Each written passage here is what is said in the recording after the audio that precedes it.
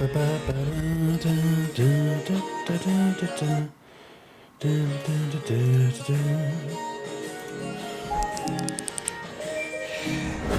evening, ladies and gentlemen. My name is Jay, and you are very welcome to this lovely Wednesday edition of Comfort to Today's Day for the personality.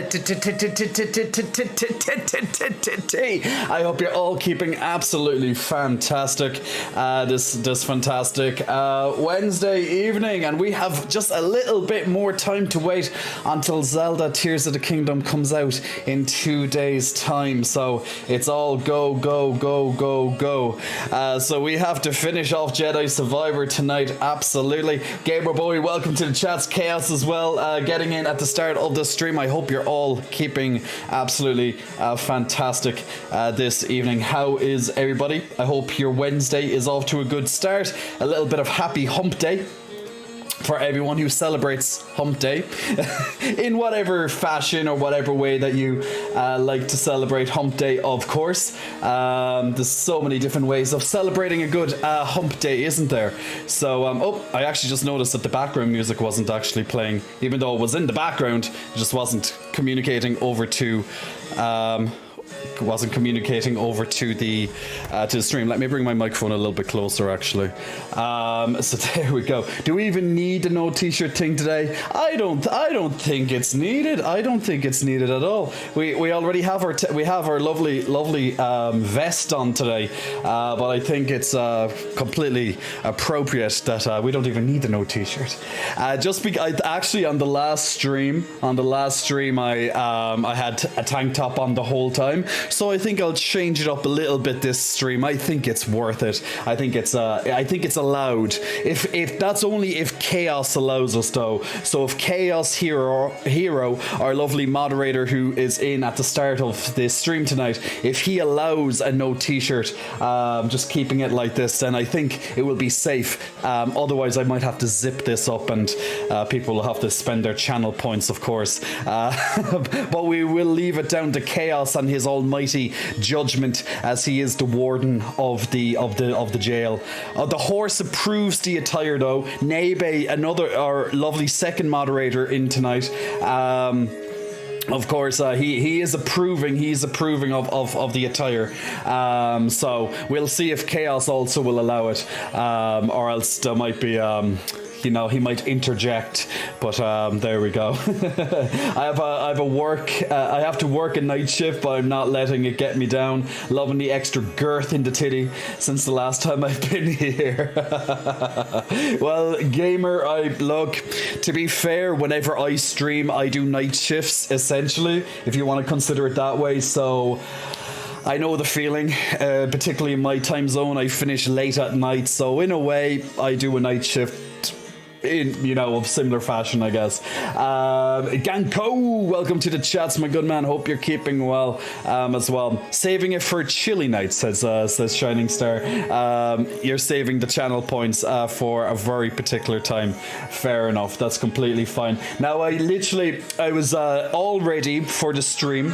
And then I goes, you know what? I'm going to lie down for a moment. And then I had a eureka moment. And I said, I'm going to put a quick new video up on Instagram. So there's a new video up on Instagram at the moment. If you want to choose which it's time for which peck are you choosing, guys?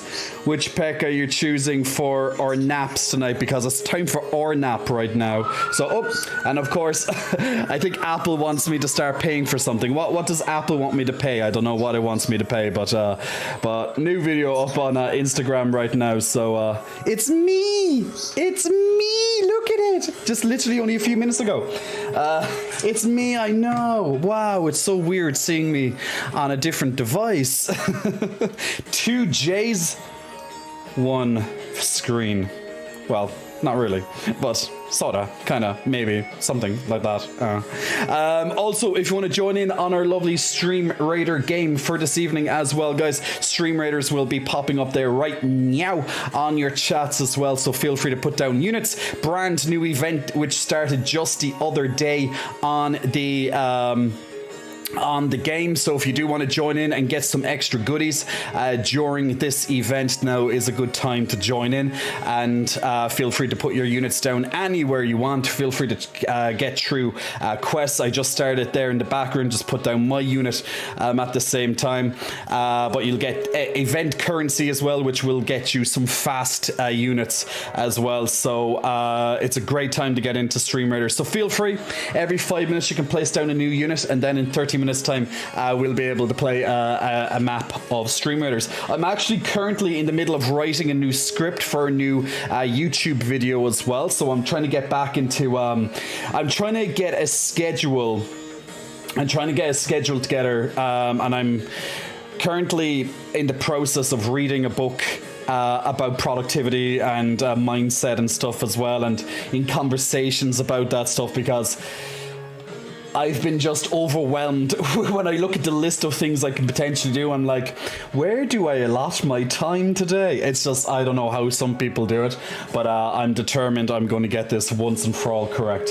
But hopefully this book that I'm getting into will unlock this mindset that I need, because I actually wrote down a list of all the little things that I do on a day-to-day basis, or want to do on a day-to-day basis, etc.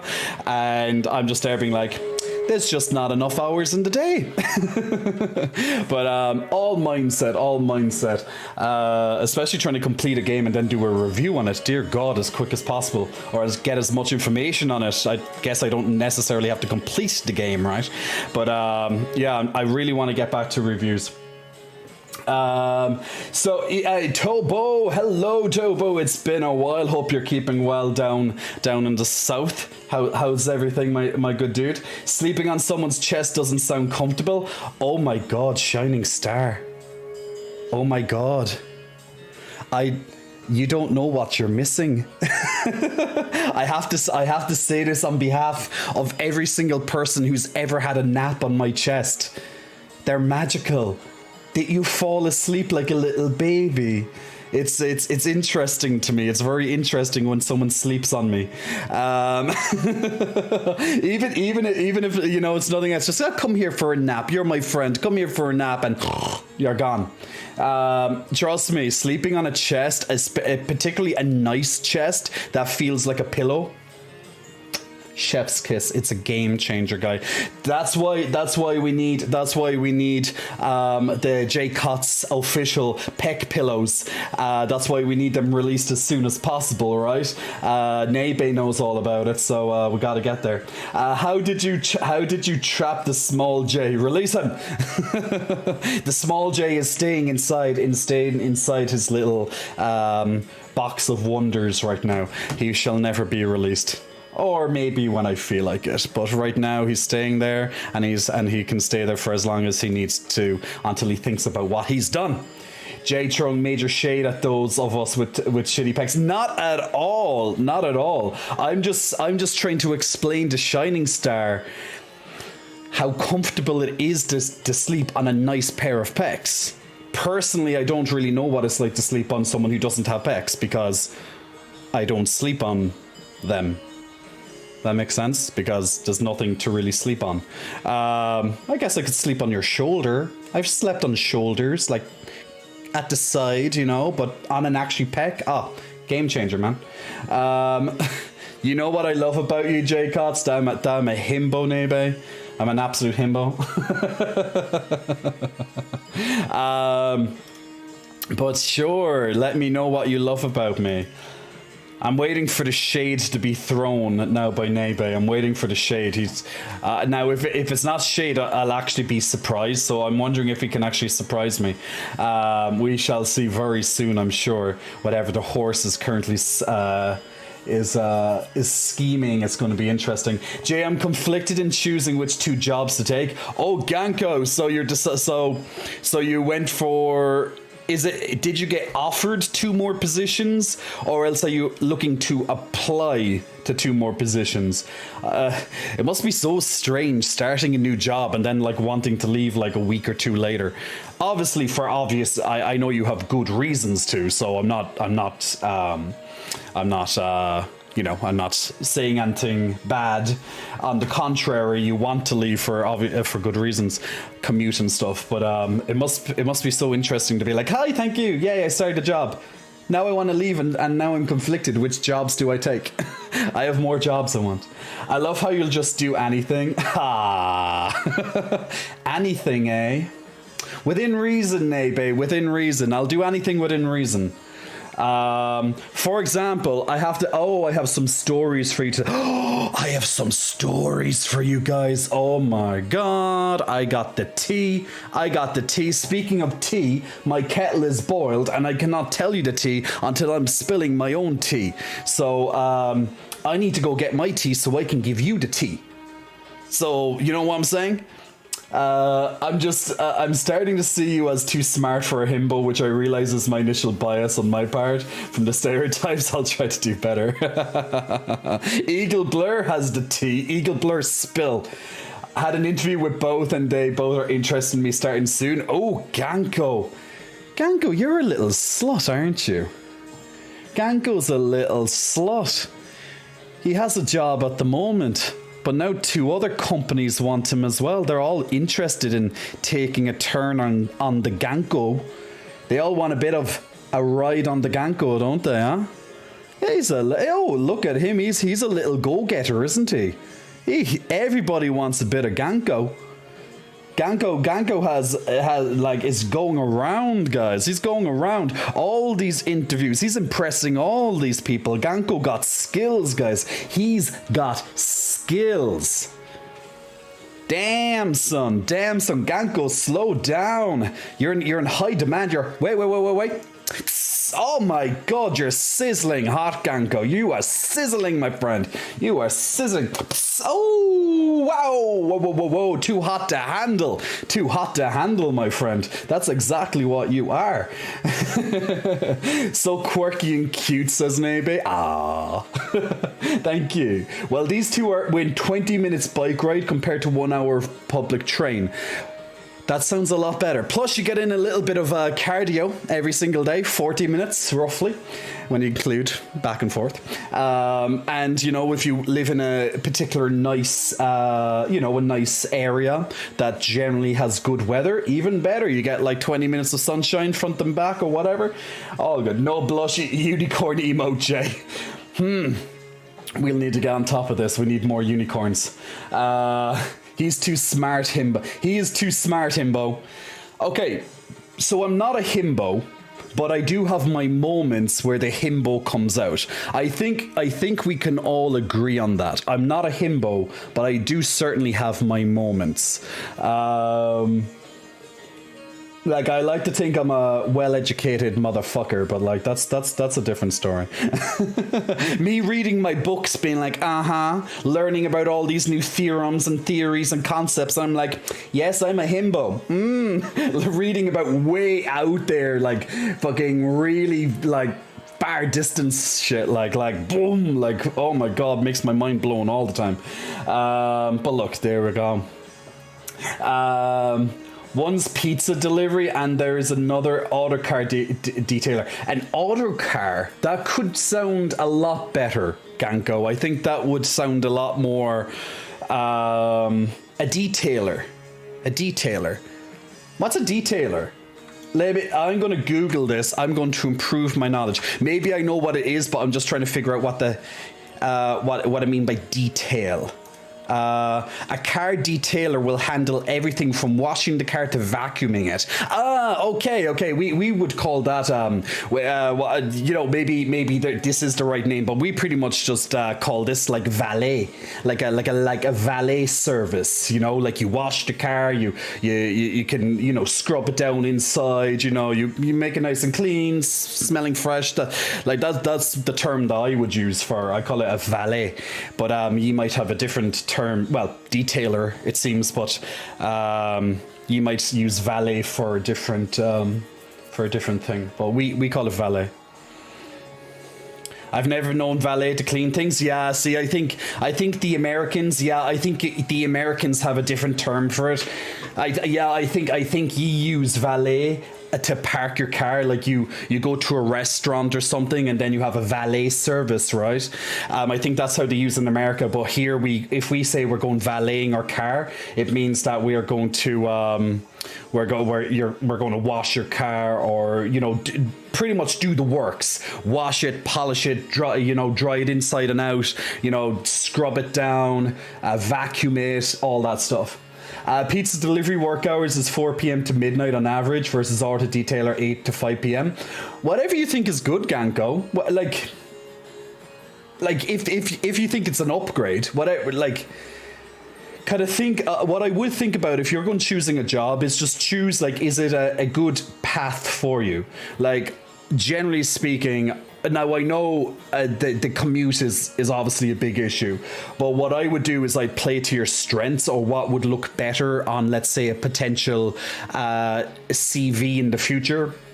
What do you call a resume? We call a CV, curriculum vitae. The CV for short, but you'd say resume, I think, over there. So whatever you think kind of looks best, well, not only looks best for your CV, but also for your, whatever works for you, But, you want to, for future, because you're going to have another job after this, So whatever looks good for your CV. That's how I generally look at it. How do we know the himbo isn't the true you? Well, okay, I'm going to tell you the truth, Nebe.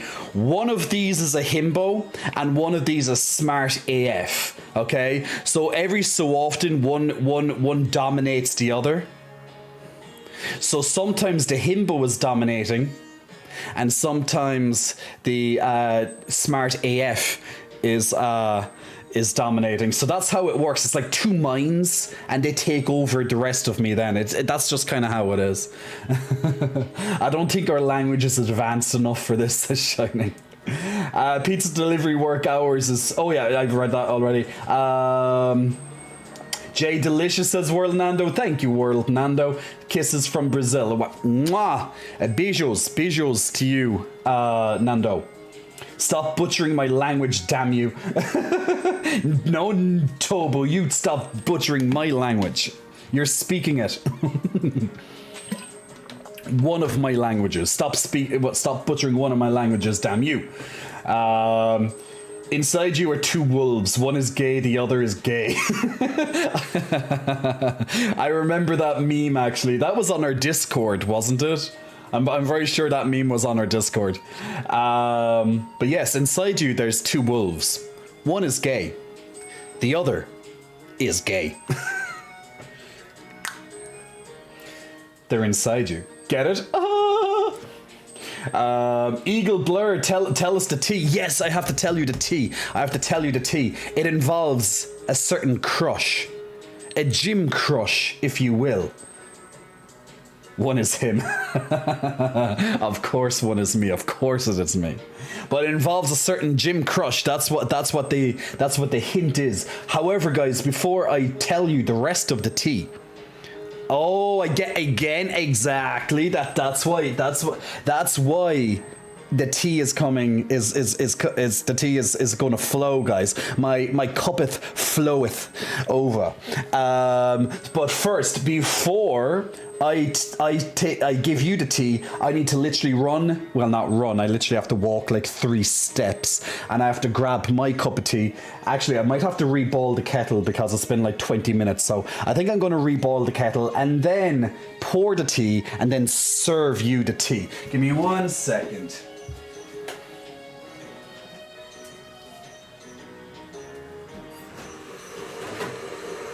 Yes. Yeah, see, that since it's boiling right now, that means it definitely would have been a little bit too cold to serve. But it was ready by the time the stream began, but then I forgot to actually get it. But once the tea is here next to me, which is in about 20 or 30 seconds, we will spill the tea. Now, once again, guys, if you want to join in on our stream Raiders tonight, click on the link that you'll see on your chat every so often.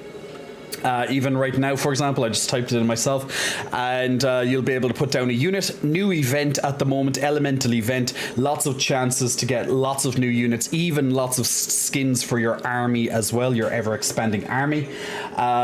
We love a good serve. And every 5 minutes you can place down a new unit, and then in 30 minutes time we'll we'll begin the battle. Now tonight, of course, we're going to be finishing, hopefully finishing Jedi Survivor. And also, just as the stream was beginning as well, guys, we have a new video over on Instagram at the moment, so if you want to check out a very short little video that might make you smile, then check out the Instagram as well, as we have a new one and a new story update. So if you want to check out and put in the option for the poll, check that out too. So new content right there, and if you want to have a check out, and anytime you want to feel like you just want a little snuggle, look at that, and there we go. I have a new idea for a new J for P video that I really need to do, because it's been a long time since I've done this particular type of video, and it got great feedback and commentary the last time I did this particular one, and it pretty much, it was like a boyfriend moment. I don't know if anyone can remember this particular video, but maybe some of you might. But there was a particular boyfriend moment where I was treating you like the prince that you are. So it was a POV, prince like you are. So don't know if that might ring any bells, but there we go. Vol Call, Big Muscle Flexing, welcome to you. Thanks for pressing the follow button. Oh wait, sorry, you're demanding the chest flex, not arms flex. Dun dun dun, boom, there you go. Chest flex for you there, Vlo Cole. Of local, maybe. Apologies. Okay, so what was that? Okay, so the portmanteau of himbo can't be modified, as it's etymologically derivative of bimbo. Situational stupidity has no thesaurus entry, and just saying daft beefcake is redundant, as it invents himbo, and I don't know how to make a word out of it with Greek or Latin. I don't know, just call it temporary himbo-ness. I'd we don't have to get too technical, but we'll just call it temporary himbo, or himbo-ness.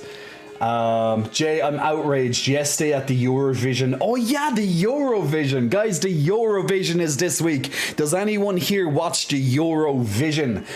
Or even if you watched the semi-final yesterday. I actually was playing a game last night. I watched it after, I watched the semi-final after it ended, so I went back to watch the repeat of the stream on YouTube. So I can flick through the ads and all this, unnecessary stuff that I just can't be asked. Instead of waiting 40 minutes for the results, I'm like straight to the results. Easier. So there we go. So if anyone watches the Eurovision or has any interest in the Eurovision, let me know. If you have any favorites. The second semi-finals is tomorrow, Thursday, and then the finals is on Saturday, which is, I'll most likely watch it, because I do like to watch the Eurovision, at least, if nothing else, at least the finals. I kind of just flick through the semi-finals just to kind of hear some of the songs, but I don't really particularly care about the semi-finals. But yeah, Jay, I'm outraged. Yesterday at the Eurovision semi-final, Ireland was eliminated. This year, it's only public votes, no judge. In this essay, I'll explain why democracy has failed us. Well, Ireland, the song was okay. It probably would have been better than some of the people that got through, but at the end of the day, public voting. If there's no judge and it's only public votes, then we'll see if there's any politics going through, because it's usually politics run the winners of the Eurovision.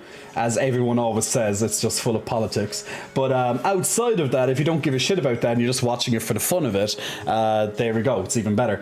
But Ireland rarely gets through to the finals, and if we do get through to the finals, usually speaking, we do very bad. Now, in saying that, we used to be good, because we are the only country that has won it 7 times, although the last time was in the 90s. We won it 3 times in a row. row. So we do have a little bit of a, we do have a bit of a history for winning, but it's been a very long time since we actually did decent. Now, many would say that's because of politics and not necessarily against Ireland, but other countries voting for their best friends type of thing, particularly since the Eastern Bloc in particular got bigger in the Eurovision. So a lot of them kind of vote for each other and they kind of leave the Western Bloc out of it. That's why, France, Spain, the UK, Ireland, etc. usually we do quite shit, usually. However, last year for Spain and UK, they did fantastic, but they had great songs, so that's a different story. And of course, Ukraine won it last year, but obviously with the war that's going on at the moment, they couldn't host the Eurovision, the Ukraine, so the UK took it over instead, and the associated costs with that too. So there you go. Shining Star. Oh yeah, Eurovision is still a thing. I think they tried starting it with the Americans too. I don't even know if the Americans can actually reproduce what the Eurovision is. It's just such a. It's such. I don't know how to call it really. It's just such a paradigm in a way. I think if Americans do it, they'll just ruin it for themselves. But lots of Americans do watch it, of course. So yeah, it's just total different vibe.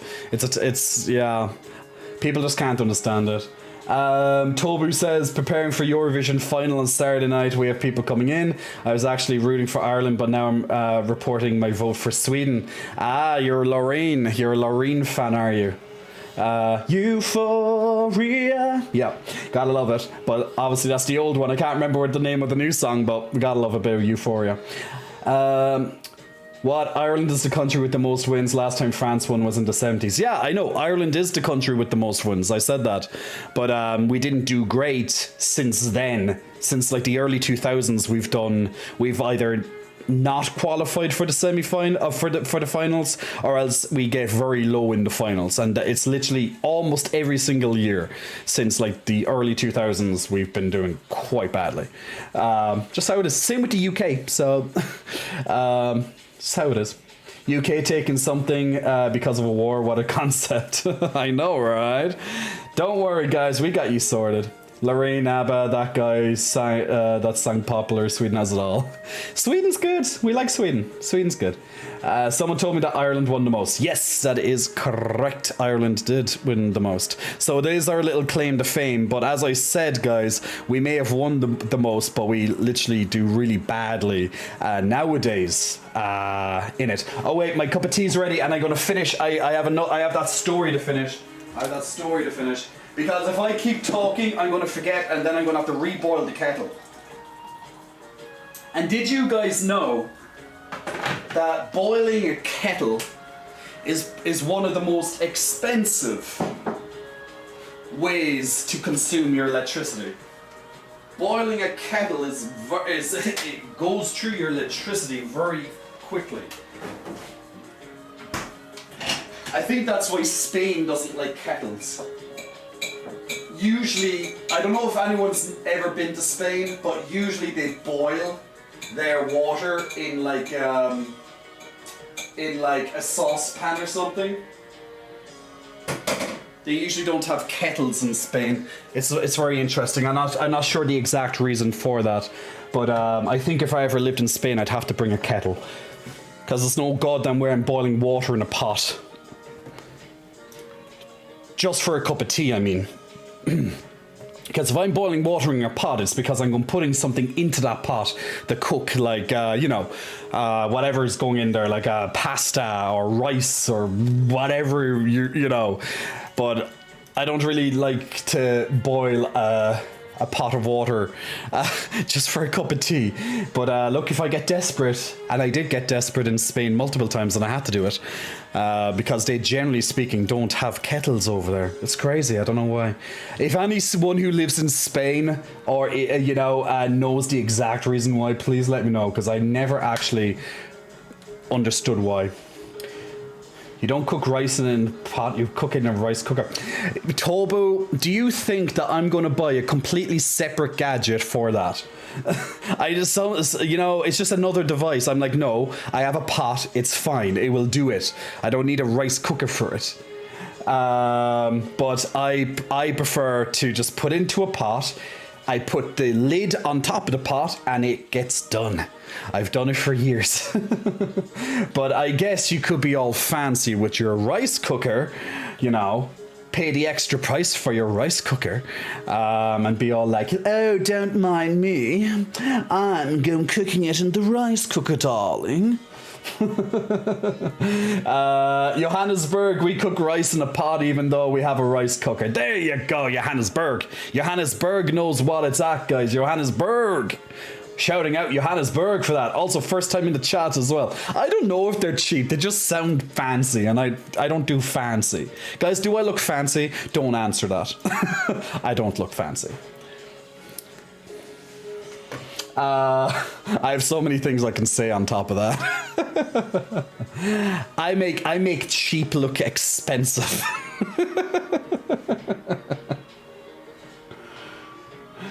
Sounds like someone who never had rice cooked in a rice cooker, says Tobu. Okay, Tobu, you know what you're going to do? You're going to come up to Dublin and you're going to bring your rice cooker and you're going to make me rice in your rice cooker, and then we will see which is nicer. Okay? It's better, laugh loud, less likely to burn. It's expensive to look this cheap. It is expensive to look this cheap. Dear God. You look like an expensive bitch, to be honest. Well, is it that obvious? Come on. Shit, why is my hair long? Guys, I need a... Shit, I have to get my weave. I have to get a weave, guys. I need to do a flick. I need to get a flick. I only got the kind of bangs going on, but I need to get some flicks going. I'm like, it's so expensive, bitch. I'm a rich ass bitch. I wish. To be fair, I do I try not to be I try to be very considerate with my money. I'm getting a lot better with it. I know I've spent it on lots of things, but it was generally my face and teeth and all that over the last couple of months. Like, I've been getting microneedling done, hydrofacials. Like, that's why my skin is just beaming in general.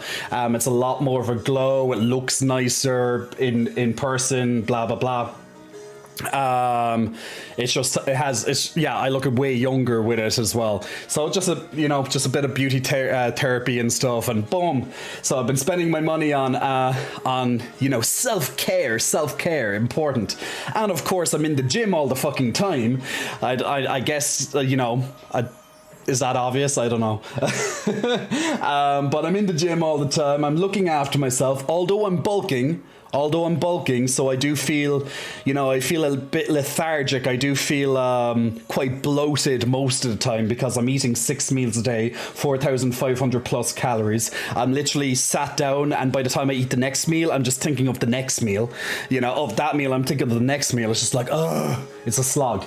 But hopefully by the time it comes to the end of the bulking cycle, the bulking era, whenever I decide that's going to be, then we can go back to cutting down and carving out how I always consider it to people who don't understand the concept of bulking and cutting and stuff.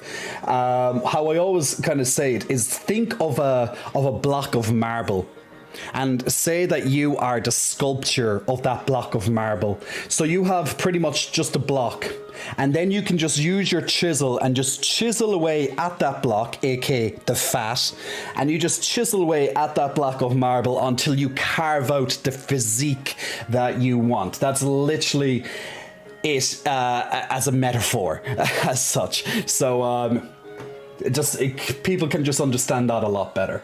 So just think of it, you have a different slate, you put on more marble, and now you're carving it where you want it, so to speak. I know it doesn't directly translate that way, but in essence that's what it is.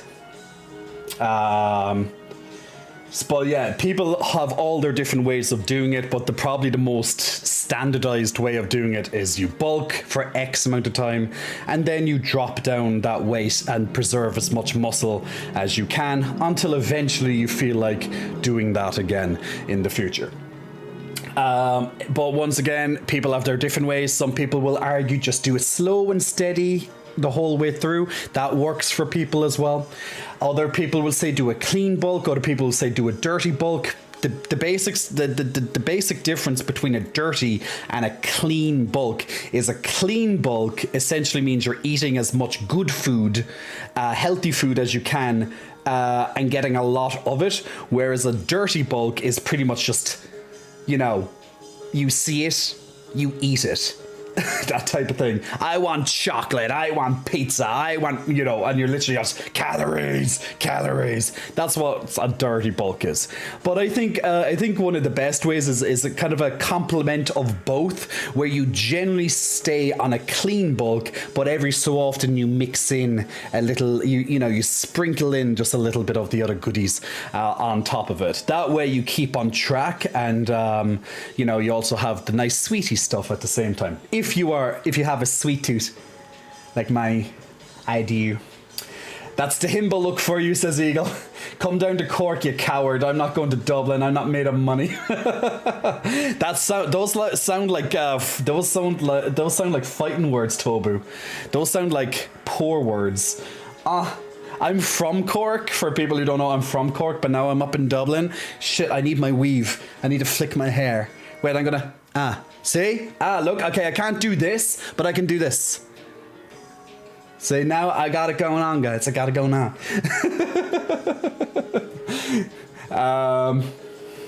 Now there's a himbo look for you. Fluter Programmer, hello. It's been a while since I've been on Twitch chatting. Hello, Fluter. Welcome back to the channel, my man. Hope you're keeping well. Now, guys, we have our Stream Raiders in the background as well. I'm just going to quickly switch over to it.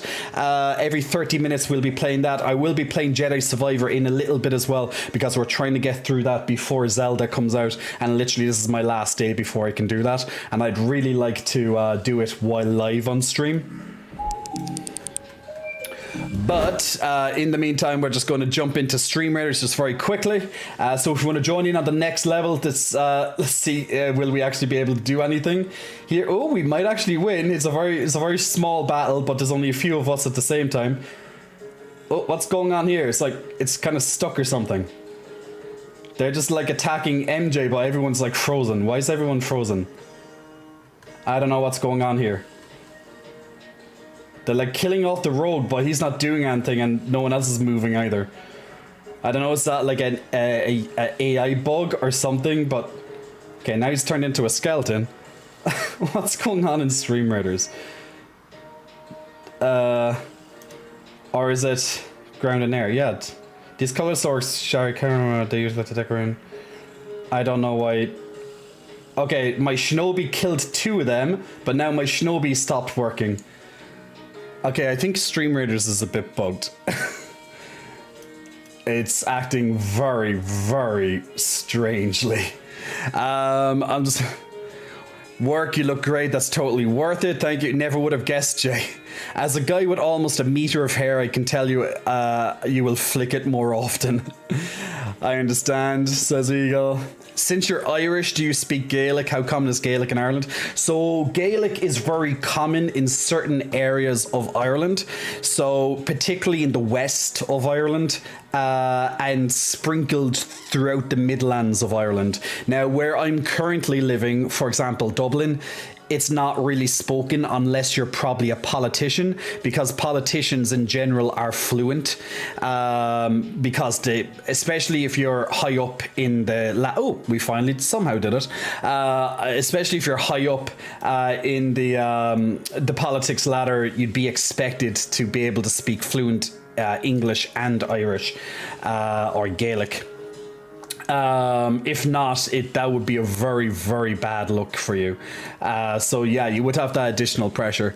Guys, if you want to join in on Streamer, just put down your units now, and we'll jump to this battle. Actually, I should have put him a little bit closer to the fire crystal, to be honest. Yeah. Well. Don't do what I did. Do as I say, not as I do.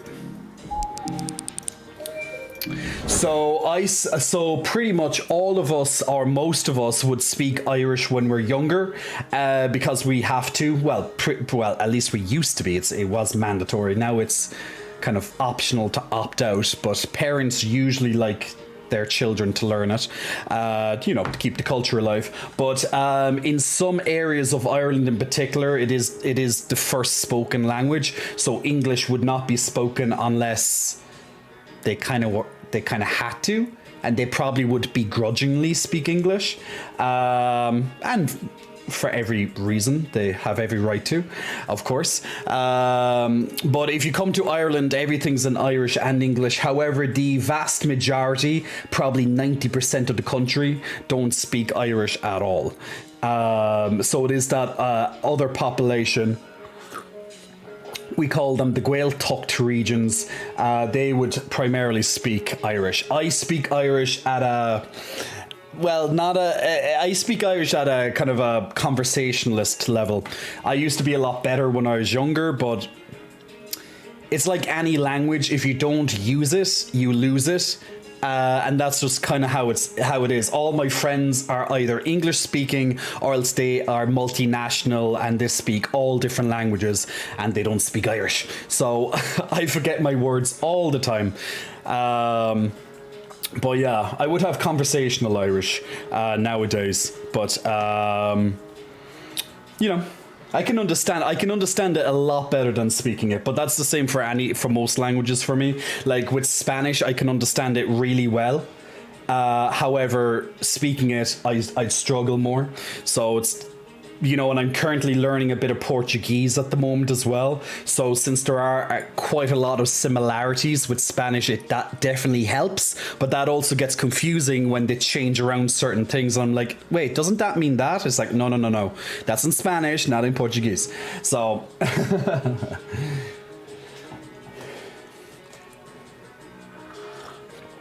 Oh yes, I have my tea to tell you guys. Okay, let me read this first, and I have my tea to tell you.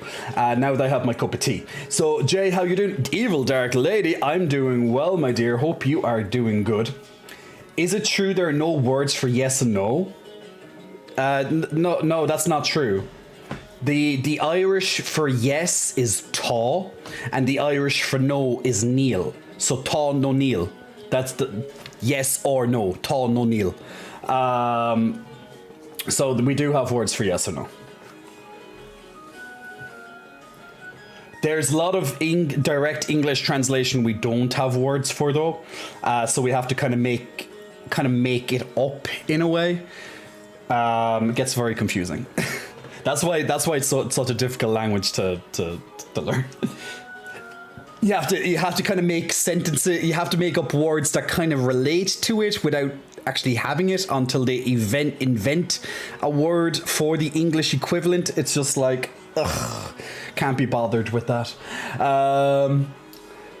Fluta program, never knew politicians need to learn Gaelic. Yeah, so there's certain professions in Ireland that you would have to have a high proficiency of the language, particularly politicians, because how it pretty much is. Let's just put it this way, Fluta. Let's say a politician who is your let's say your arch nemesis, it's the opposing party leader or something like that, like I don't know, think of it, the Democrats versus the Republicans in the USA.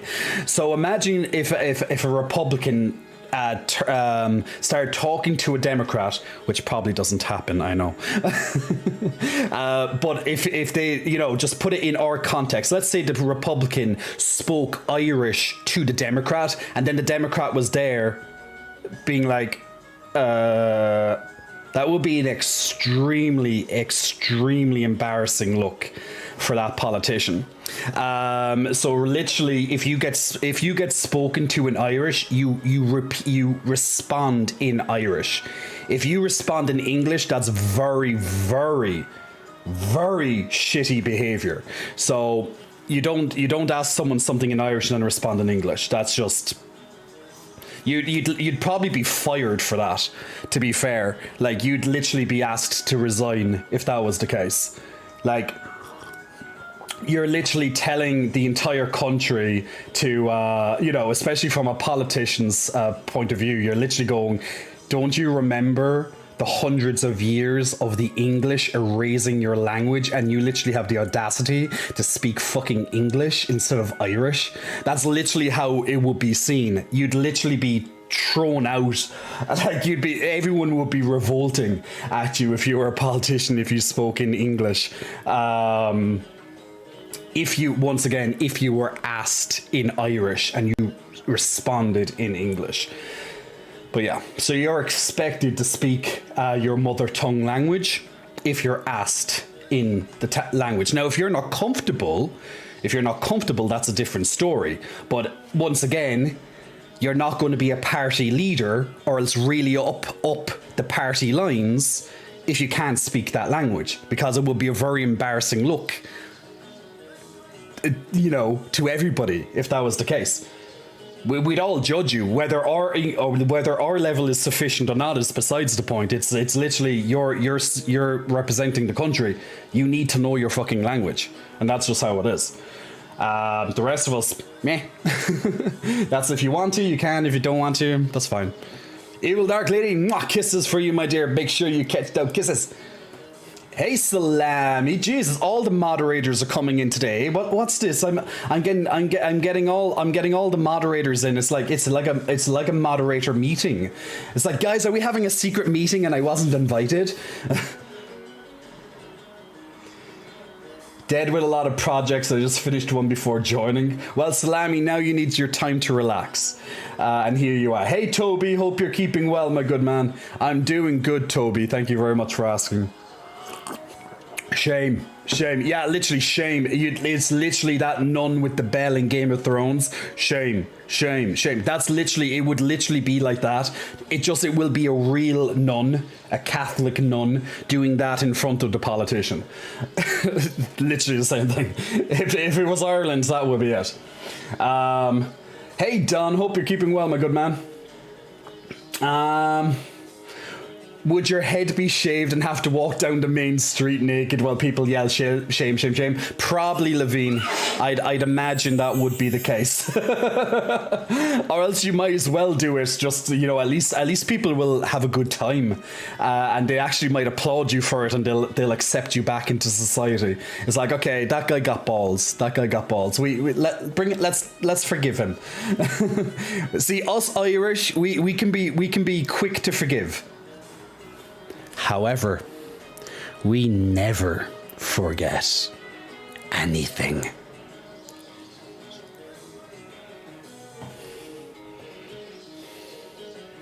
Hey Cannabis, hope you're keeping good as well. Evil Dark Lady is tired.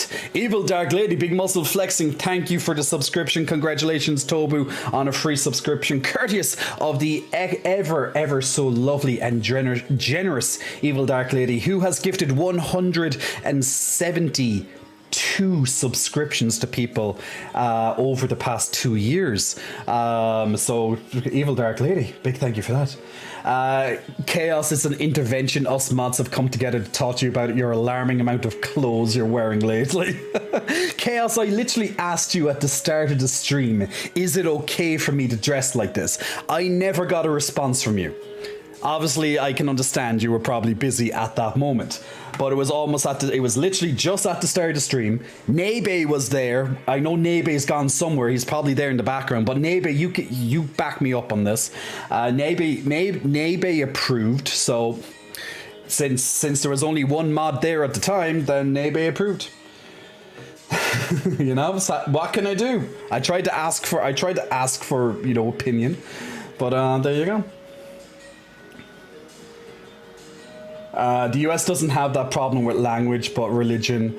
Almost all of them are Christian, but that's very different. Do you know what I think about that, Fluta? Is I don't okay, they are Christian, okay? I believe they are Christian. However, I sincerely doubt the vast majority of them practice Christianity. They like to float around terms like, oh, Jesus wouldn't do that. That's not in the Bible. Blah, blah, blah, blah. They throw around this stuff when it suits them. But outside of that, I bet the vast majority of them don't go to mass on a Sunday or certainly pray. However, However, from an outside perspective, when we look at the USA, all we see is that the USA keeps asking for prayers, and somehow that's going to stop bullets. And there seems to be a disconnect that the bullets will not stop with all your prayers. And it's for obvious reasons why that is. Action. Action is louder than any prayer will ever be. So what America needs to do is get off their knees, unless they're sucking some dick, which is fine. But, you know, unless you're doing that, that's, you know, we don't really accept you be on your knees unless, you know, it's something of a good cause, I suppose.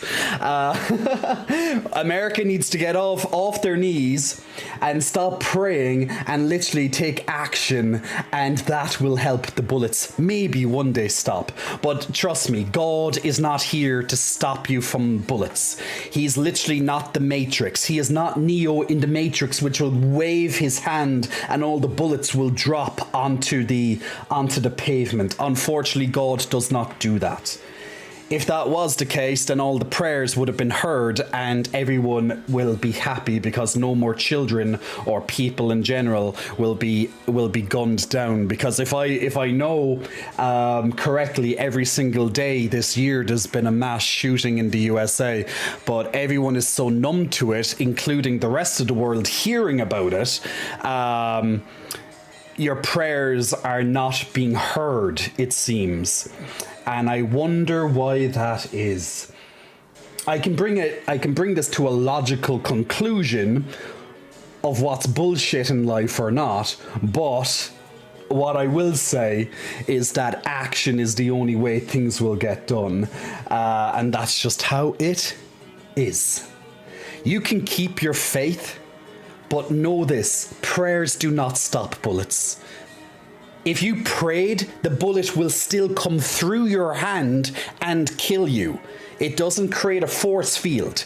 I think any logical, sane person would understand a prayer does not stop bullets.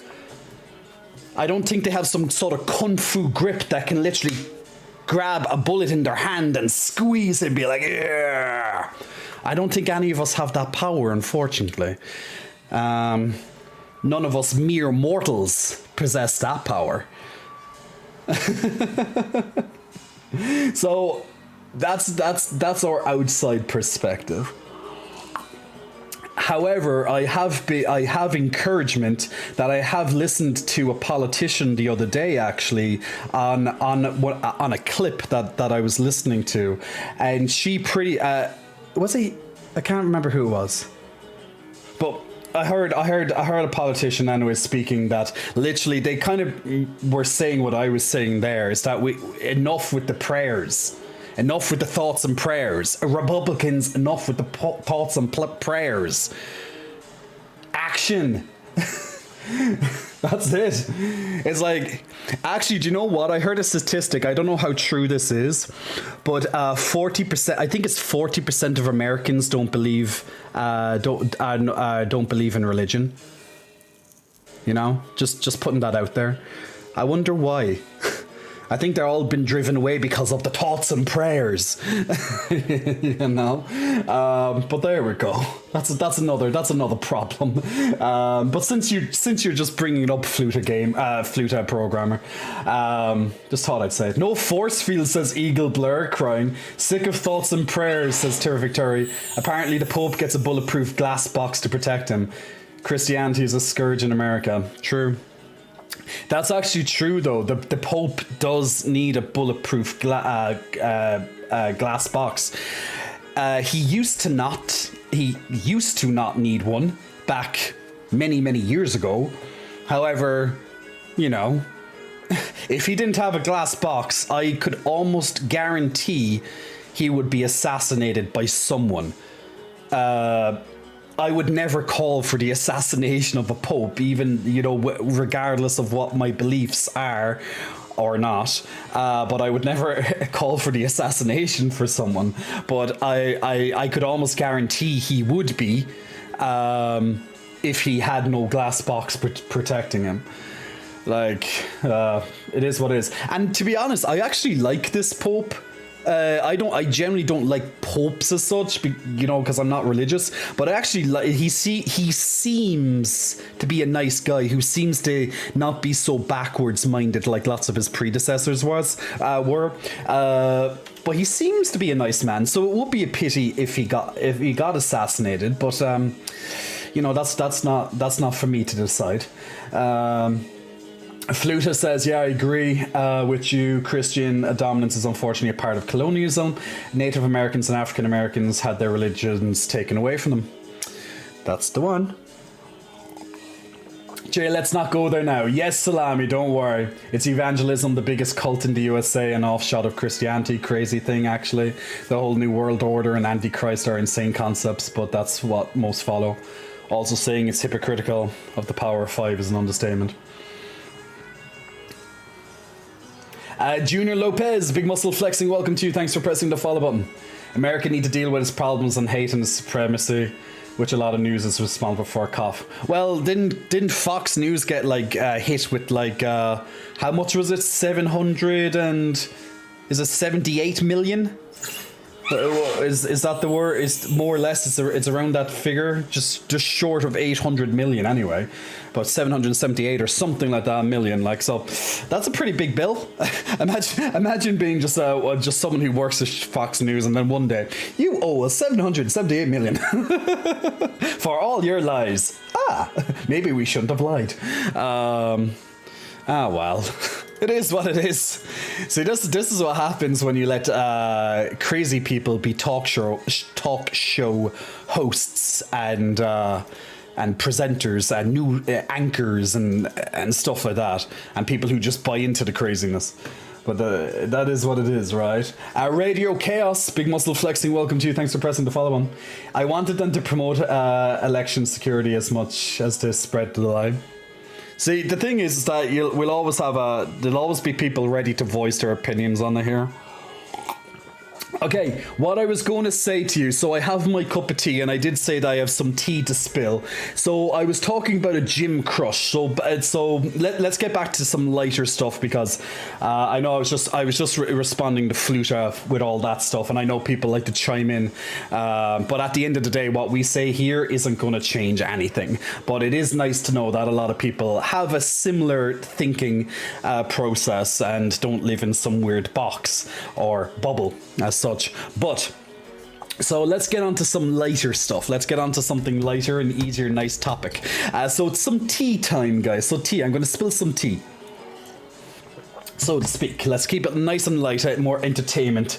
It is nice every so often, of course, to talk about real talk, real stuff that's happening in the world. It is nice to talk about that stuff, and you do get a conversation flowing. But it's also nice to spend most of it talking about light stuff and be entertained and just look at my boobies and as I flex them. So there we go. There's everything we can always agree on, right? So outside of that, and obviously gaming time, which we have to get to shortly. So what I have to say is we had a little bit of tea today. So if people can recall, I used to, now this is my ex. Now I don't mean my ex as in an ex-partner of mine. I mean an ex-gym crush. So I had a gym crush for quite a long time in the gym that I generally go to. I don't go there all the time, but it's let's say it's my primary gym. Okay, it's my primary gym. So I had an ex-gym crush there. And for quite the longest time, just watching this particular big ass of a big man. He's quite cute in all fairness. I think he has a lovely face. I just like him anyway. But of course, he's a hookup gym. It's not a hookup gym. But nice to look at. He's nice to look at. May or may not be the brightest brightest spark, but or light, the lightest, the brightest star in the sky. Let's just put it that way. But however, so I did have a gym crush, and I remember before telling you guys, oh, I have a gym crush, and I had this gym crush for ages. And then I reported to you guys that I got an update about the gym crush. And that's when I got turned off the gym crush. So I don't see him the way I used to see him anymore. And the reason for that is because one of his colleagues told me that he was quite dirty. And I mean dirty as in he's a bit of he doesn't clean up after himself. Quite immature, that type of thing. And look, I'm a grown man. I don't got time for someone who can't clean up their stuff. A slob, yeah, mommy's boy. I don't got time for that shit in my life, guys. Like, I need someone who's, somewhat mature at least. So anyway, I started to kind of reel in my gym crush. So I started to look at him more normal, let's speak, out of the lens of the gym crush. Because when you have a crush, you see someone differently. They shine and they have this special aura about them because you're like, fantasies and daydreams and stuff being like la la la la la in a nice happy land. However, unfortunately, the shine had dissipated. The veneer that I had for him of that aura just decimated around him. He no longer was this shining beacon of gym crushness like I used to have. So we have another update. About 3 weeks ago, I'm doing a timeline here, guys. So about 3 weeks ago, we spoke to each other for the very first time. Me and the gym crush, we spoke to each other for about 2 to 3 minutes, actually. About 2 to 3 minutes. First time ever. And I always wink at him. So a lot of people nod at each other or say hi. I usually wink, and that's my kind of way of saying hello. I either nod or else I'll wink, and I usually wink at him when I'm saying hello. So anyway. Guess what happened today? Yeah, an actual conversation. I know, so scandalous. So we were literally just talking about gym stuff and him competing and him getting ready to compete and blah blah blah. Right? No, he normally gets nervous. See, the thing is, whenever he sees me, now I don't think it's just me, as in I don't think it's just me thinking this, okay? But whenever scandalous, but anytime we walk past each other, he always seems to get nervous. I don't know, there seems to be this thing that he just gets nervous when he walks past me for some reason. And he's a big guy. He has no reason to, whatever. Like, we're both big guys, but he's a competitor, so he's like very muscle bound, whereas I'm softer because, well, I'm not a competitor. So he gets very kind of nervous. It's called gaydar. So I get this kind of thing. He gets very nervous around me. He starts to have this kind of, his demeanor changes. You can see that there's definitely a hesitancy or nervousness when he walks past me, right? And I have no idea. I don't know. Has he a crush on me? I don't know. Is he even gay? I didn't think he was. But now I'm thinking maybe he's not. Maybe he's like curious or something. I don't know. Because, guys are curious. They do, of course. Or maybe he's straight, but, from me and my big, lovely twins, maybe he's extra curious. Who knows? Anyway, guess what happened today? We touched for the very first time. Guess what happened? I was sitting down. I know.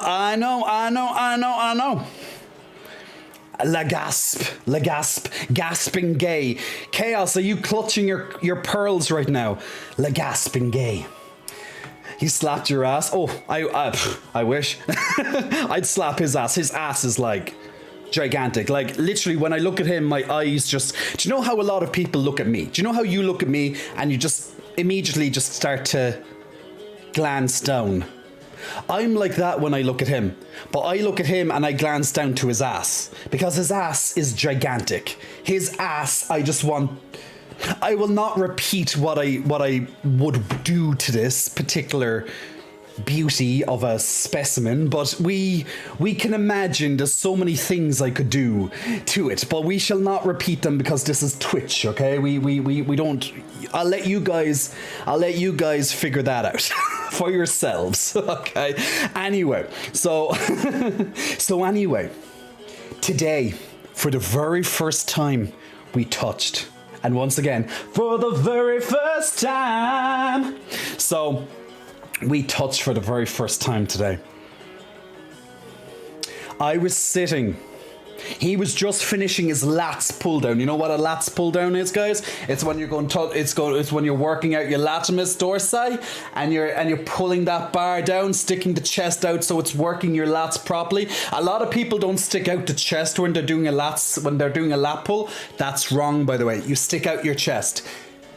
It activates your lats more. There's a little free gym tip for you. So he was just finished doing his lats pull downs, okay? Now maybe you have a different term for it, but lats pull down is the name of the exercise. So he was just finishing a big set on his lat pull down. I was directly across from him. And I was just finished my booby workout. I was just finished my twins, so I decided to finish off with a couple of sets of a couple of nice. You know what these are? Well, there's lots of different names for this particular exercise, but anyone want to give an idea of what this particular exercise is called before I say it? Let's see who has a little bit of gym knowledge here. Anyone know this particular movement? Flies, exactly, chest flies. So I was deciding to finish off my chest flies, or a pec deck if it's on a machine, yeah. So I just, a pec deck is this, yeah, but very similar. So I was just finishing off my chest flies on the machine. So I just put it down so the boobies were nice and clenched, put it down. He was just finished his lats pull down and he got up. He was finished. And he looked over to me. And I looked over at him as well. So we both looked at each other, longingly, gazing, questioning ourselves, possibly questioning sexuality. I'm not quite sure, but something happened. So we both just happened to have a look. And then obviously as normal we look away because it was a fleeting moment. It's when someone just has a quick look around and your eyes just lock just for that millisecond. And you could feel your souls coming together, uniting. Yeah. So we looked at each other. All right. And then I went to grab my bottle of water. I picked it up like so, drank, and then as I went to put it down once again, he started walking over to me.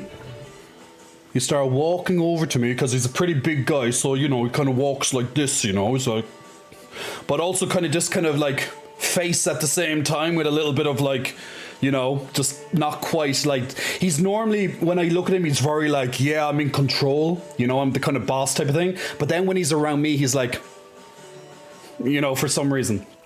Anyway, so he starts walking towards me, and we touch. For the very first time. So what he did, he just stood right in front of me. All right. He put out his fist, guys. He put out his fist. And guess what I did? And he's like, how's your workout, bud? And walked on. Our fists. We fisted, guys. We fisted. We fisted. Yeah, fist bumps. But fisted sounds a lot better, right? We fist bumped, we touched. The very first time we ever touched, we fist bumped to get guys. Rah! You're awfully excited about this considering he's an ex-crush. Got something to say, Jay? Someone making a fanfic of Jay and his gym crush. It's not a fanfic, it's real. It's real, bro. It's real. No flash dance of pouring the water over your head. I had a little bit of dirty dancing coming on at the same time too. I know this might be preposterous of me, but do you think you might be overthinking this? I don't think I'm overthinking anything. We all would pray to the chest. But we need more. Yes, but look, guys. 3 weeks ago, we had our first conversation. Today, we fisted. Fist bumped. Just sounds so much better when I say fisted. But we fist bumped for the very first time. So, you know what that means, right? You know what that means. We got the first base. We're going up through these bases, or whatever base we just did. I have no fucking idea what base it is, but we touched. Okay, that's a lot. And yes, just to come back to Ganko's, we need a pic of him first for science. Oh, I'll try and get one day, but I'll have to be very sneaky. You know, like. You know when you're in the gym and you want to take a photo for one of your friends, or you're somewhere, you don't even have to be in the gym, you just see someone hot or something, you're like, I need to show this to one of my friends, and you kind of like it's like click, hoping the flash doesn't go on at the same time. Because if the flash goes on, oh fuck, it's like, oh shit, I turned on my flashlight. Look, I'm like, if the flash went on like it is right now, what I would say is like, oh shit, I'd like announce it. Oh shit, my flashlight went on. Oh wait, oh it's off. Whew. That's fast thinking there, guys. You can use that one. You're welcome. So anyway, we fist bumped for the very first time. So we definitely got somewhere. Oh yeah, and Ganko, to answer your question, it's like that you seem awfully excited about an ex-gym crush. Well, he might be an ex-gym crush, but at the same time, I would. I would. I'm a human, I would. What's this? Let me put this on in the background. What's this clip? Oh, it's American Dad clip. Okay, what's Steve going to say to us? 1 second. Let me. Oh, and StreamYarders is ready as well. Let's see this.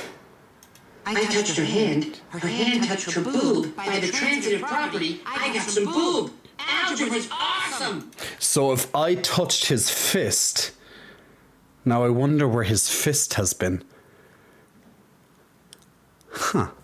Where do people put their fists? What do fists touch?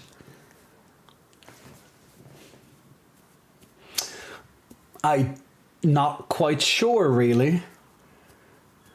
We might need some scientific evidence for this one. Not near a soap, apparently. Don't ask gays that question. But I shall. I have need to know answers. There's need to know answers here, guys. Someone has to ask these hard questions in life. Okay? Someone needs to ask these hard questions. Well, since you know he's a slob, you not want to explore that to watch twice. Well, you never know. He might be, he might have a good routine there. I highly doubt it, but I just won't go there. Okay, like that's I can live with that. I can live with that. It's fine. Guys, the game is talking to me. Guys, the game is trying to tell me something. Ganko, I think it's trying to tell me something right now. Why? Even the game is saying it. Everything reminds me of him. Just how it is, guys. It's just how it is. Crush. Now remember, guys, if you want to join in on the next battle of streamers, click on the link that will appear on your screens in just a moment. Plenty of new daily quests up for grabs and event quests as well. So if you want to get some nice and easy and fast units, then definitely put down those units on the screen next, and we'll join in 30 minutes. Remember, every 5 minutes you can place down a new unit. So there we are. So yeah, that's the tea that I have for you right now. Actually, I have more tea as well, but it's not going to be as good as this tea.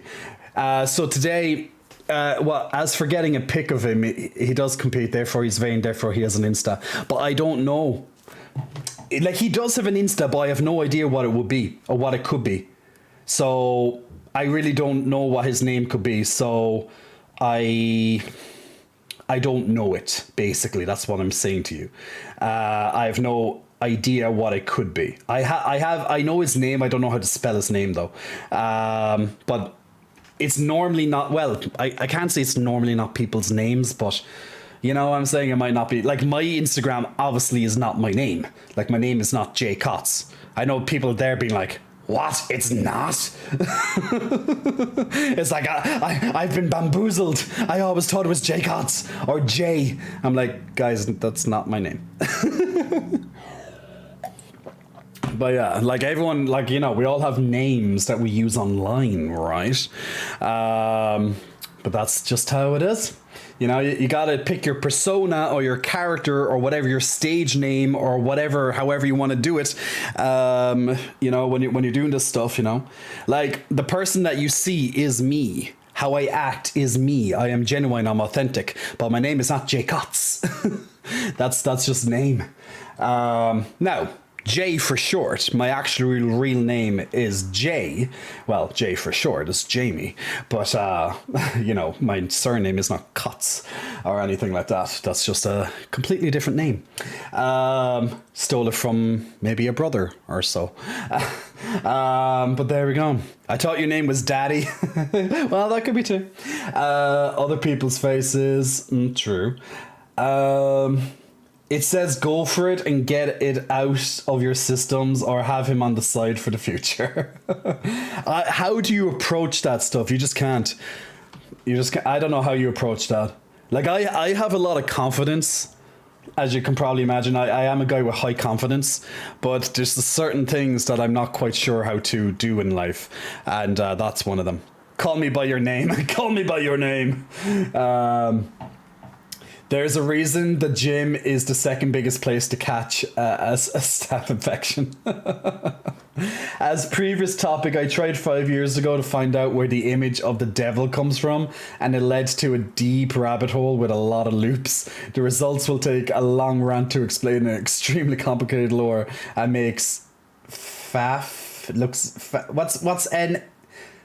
FNAF? I'm not sure what it is. Look easy. Shortly, it's the most misunderstood characters concept ever made. Probably. That's why they always like use a goat or something to represent it, right? Represent Satan and things, but yeah, like, they have to come up with these images from somewhere. So, you know, I know that they only use a goat sometimes, but where their whole red devil man with pointy stick thing is trident, I don't know, whatever the hell it is, poke thing. Five Nights at Freddy's. I see.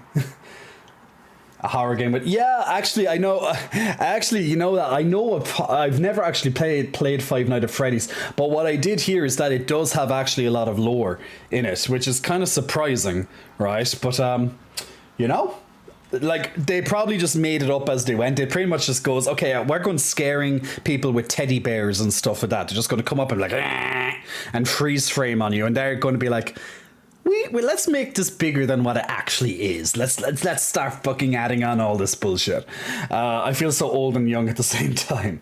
I don't know what FNAF was. I know what it is now, but I didn't know that was the the acronym for it.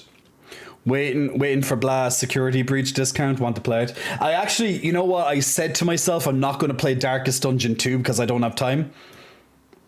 Guess how that turned out? I'll give you a hint. And now I have Darkest Dungeon 2. Okay, so but yes, I don't have time. Well, actually, I'm making my time. I'm actually going making a video on it. Well, that's the plan, because it only came out the other day, so that's a good time to get in a review or something like that, and kind of go through changes and thingy things.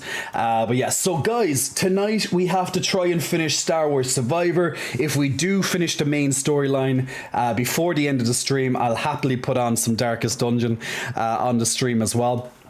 But the main focus for this evening is to try and get through the finale of this game. We're definitely in the final.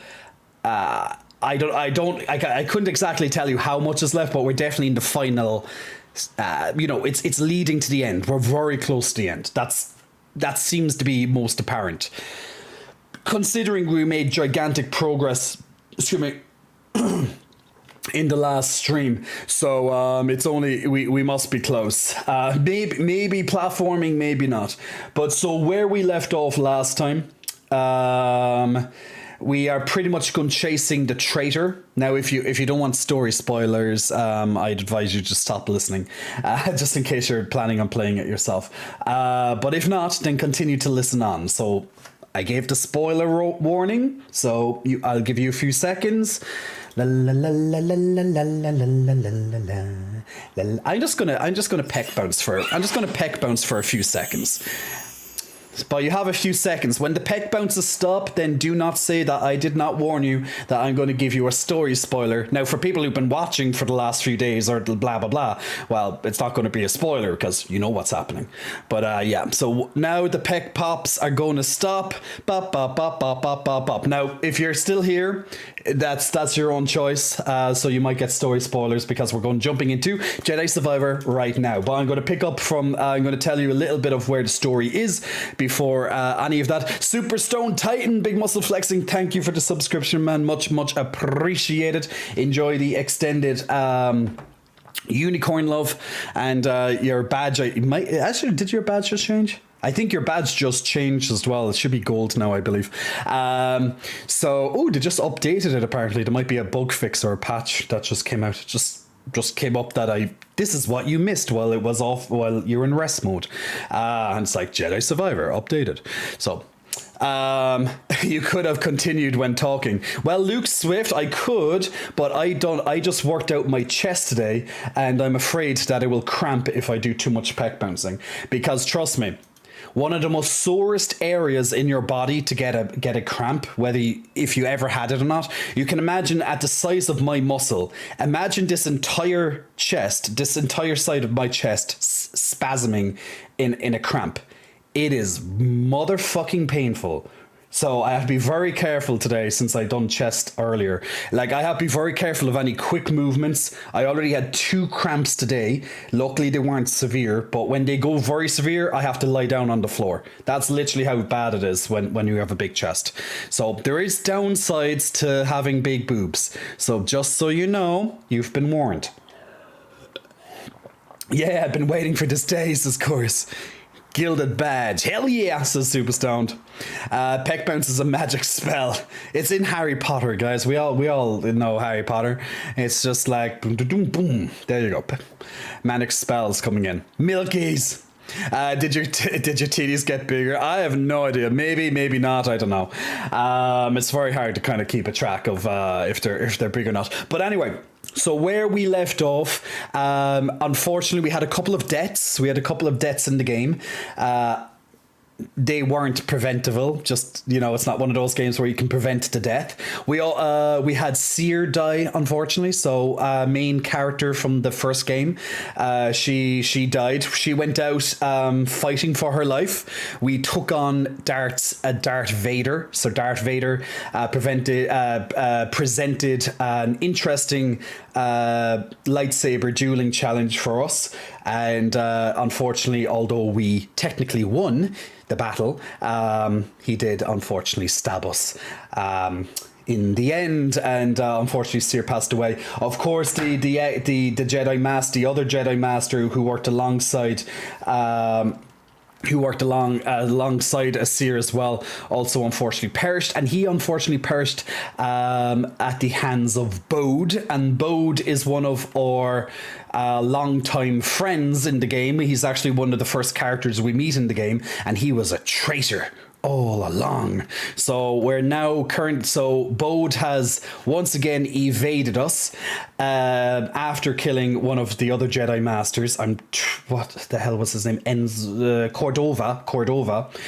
So Cordova and Seer died. Cordova was shot by Bode. So we had to go to another planet to find Bode, because we found a beacon, like a homing beacon. So we found out where he was. We went to that entire we went through the entire place, killed every single motherfucker on that place. We actually started to explore the dark side of the Force, so much that we literally gained some some Sith powers for a moment there, while we lost ourselves, while we literally slaughtered through the Imperial forces looking for Bode.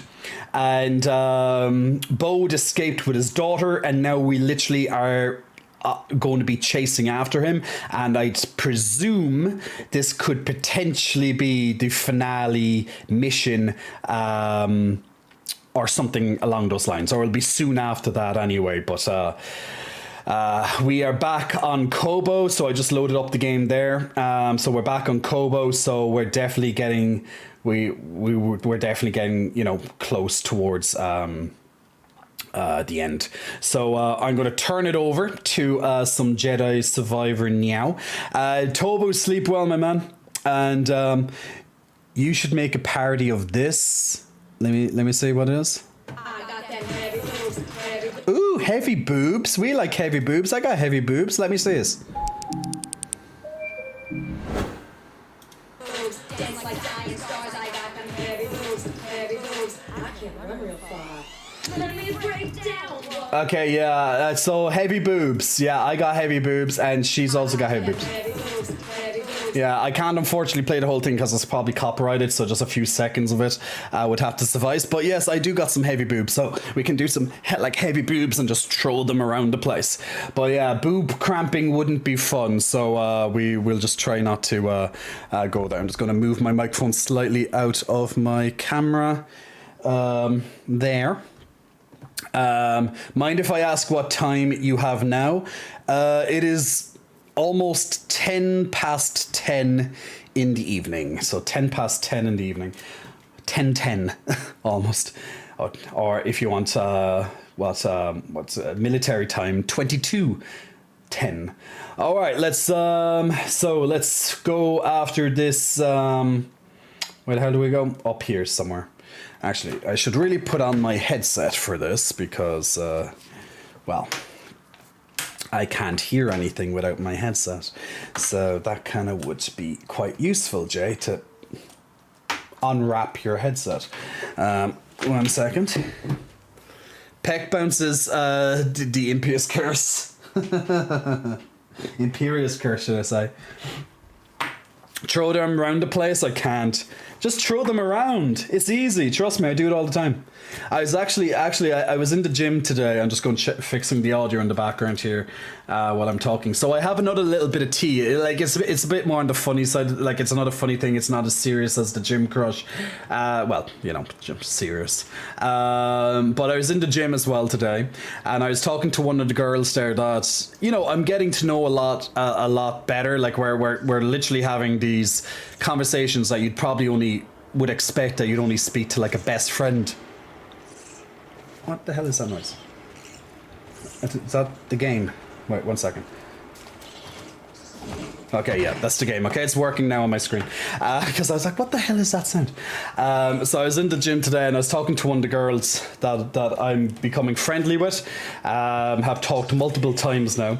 But I'm one of those people that when you start talking to me, you just know you can talk to me about pretty much anything. I give that, that sense of security and stuff when people talk to me that they literally can just talk about anything. Which is nice to know. But I was talking to one of the girls and we started talking about OnlyFans in the middle of the gym floor. Just talk about in general. And she was talking to me about one of the girls that she kind of manages her account to help her out. So she'd help her by looking at her DMs, responding to people, that type of thing, because I'm sure women in particular get a million messages on OnlyFans in particular. Why do I keep thinking I'm Zelda and I can just run up everything or climb everything? I don't know why. I literally just, yeah. Or Link, should I say. Well, in 2 days' time, I will be able to climb up everything again. So, anyway, I was talking to her in the gym there today, and we were in the middle of the gym floor, and literally talking about OnlyFans in the middle of the gym floor, and she was talking about this girl that she helps out for, and she was just talking to me about some of the weirdest stuff that she gets asked in her DMs. Some of the weird requests that, guys would ask her to do. And apparently, I didn't know this, but apparently one big turn on, I knew the first part of this, food is a big turn on. And now we're not having a mukbang stream, guys, I'm sorry, it's not going to be mukbang related. But basically, it's pretty much buying something, let's say. Look. What the hell's going on? What's he doing?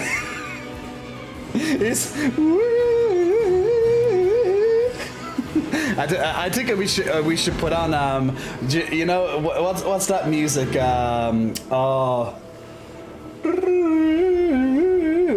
What's that? What was that very famous soundtrack?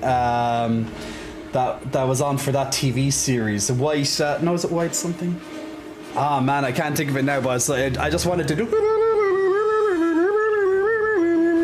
I just want to literally do that while he's doing it right now, because I think this would be the perfect moment. He's literally dancing to it at the moment right now. But there we go. Windmill. Doing the windmill. But yeah, he's having a bit of fun there. Maybe I should just blow him off or something. Oh. I think he was... well, I kind of just ended him since, he's kind of got stuck in the... I think he got stuck in the terrain or something. Now he's like the Wizard of Oz. I think I should steal his shoes. There's no way home. There's no way like home. There's no way like home. 3 times, guys. 3 times. Remember, take the Wicked Witch's shoes. So anyway, so that girl, the girl that I was talking about, so she was saying to me about some of the weird things that she gets DMs about when she reads her friends, when she has, she's kind of moderating for this person. And she said that she gets a lot of her friend gets a lot of requests for food. And I'm like, okay, yeah, like food. Okay, I get that. People do get turned on by food. Not necessarily the food, but stuff you can do to food. And she was on about cheesecake in particular. There's other food items she started listing about certain things, but apparently cheesecake is a big one. So for women, apparently, at least in this girl's case, is that she would have to sit and rub a particular area. It's another word for cat. I'm just going to say that, okay? It's another word for cat. Is that she'd have to rub it up and down a particular area. So in a way, you're kind of getting a lot of sugar in that bit on your cat. So that doesn't sound too really pleasing, but apparently straight guys love it. So I kind of wish I was a woman now and I could just like shove such cakes on my cat and just sit down and just smush it with my cat. You know what I'm saying? So yeah, straight guys are weird. They're quite weird. I thought gays were weird, but no. I thought we were way more fetishy than straight people, but no. Straight people just have another thing altogether. Like, I'm all up for fetishes. Like, everyone has fetishes, and I do applaud people for recognizing and exploring their fetishes because, you know, it's just a bit of fun. But cheesecake and rubbing it against her cat, and smushing it into said cat, riding said cat. You know where I'm going with this? I just thought it was quite an interesting and apparently very common request, and not just cheesecake. It could be other items as well. Another interesting one that I heard was cheese. A block of cheddar cheese, apparently. So you could also rub against that. I think that would be a bit stinky, but look, I always kind of thought cats smelled a bit stinky anyway, but it was a particular type of smell, but now it could be cheese too. Interesting, right? Interesting facts about women and their cats. Some people literally just joining in the chat right now literally think I'm talking about a cat, but it's a euphemism, guys. I'm using it for a different term that women have. I'm just trying to not be so vulgar about it.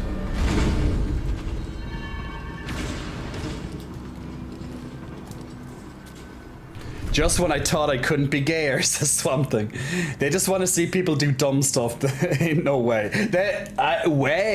They pay big money for this stuff. I'm telling you. They pay money for this. As in, like, they're DMs, so they're like private messages, right? So it's not just stuff that she would put on her front page type thing for everyone to see. Like, it's literally requests.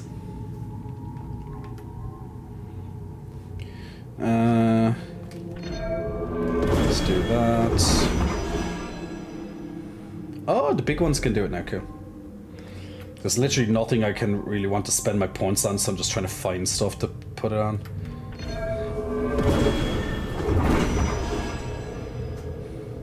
That looks fun, to be fair.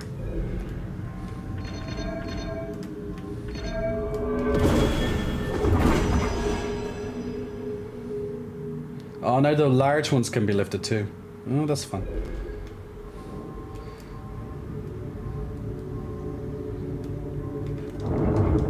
Okay. I mean, our cheese is an unclean, uncut, but their cheese is cheese.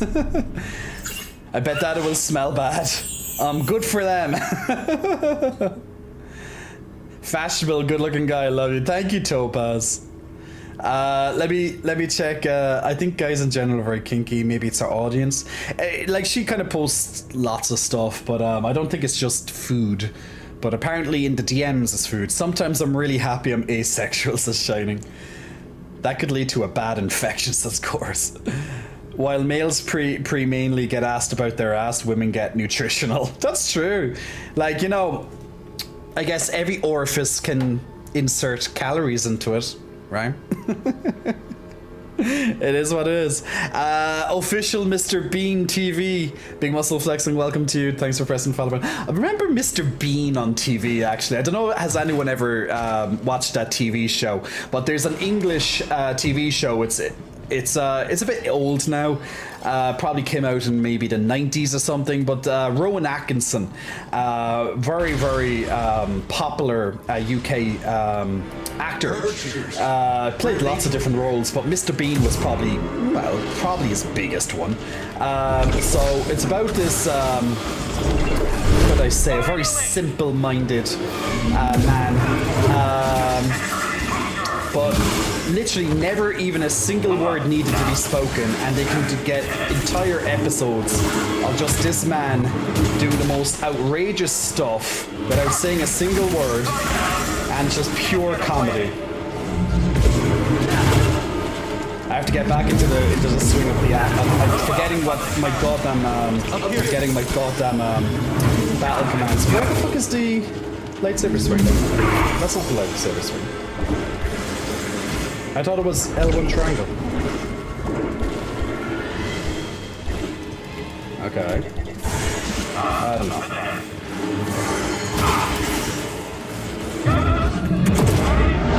Like from the last stream that I was on to now, and I'm literally forgetting how to goddamn play the game.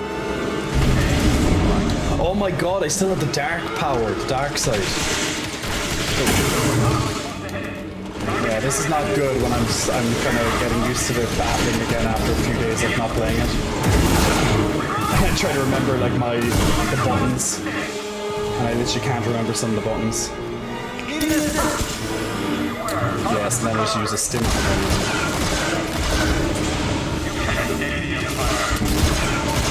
You can't escape the Empire? Well, kind of just really.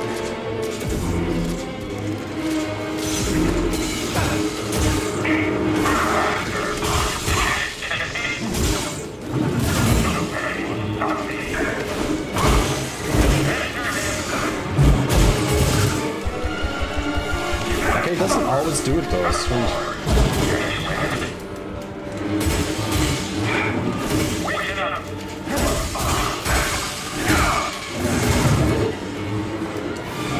Come on.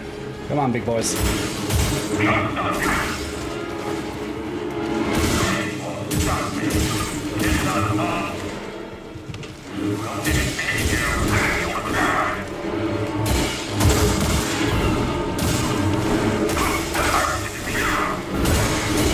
hate when they regain all their block before you get a chance to take them out. It's so weird why he doesn't do the throw most of the time when I press it. It's very strange.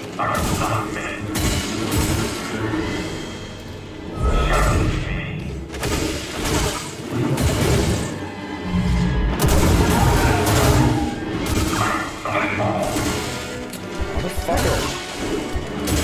God, I suck today.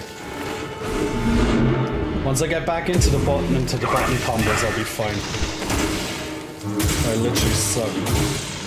Like the last one, I killed multiple bosses in that stream, and now this one I'm struggling against normal enemies. That's what happens when you don't play a game for a few days. Like, it's not like he's hard, but Jesus Christ.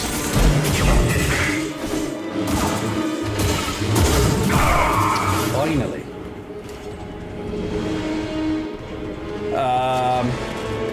What do you mean on a bit? More? Motherfuckers.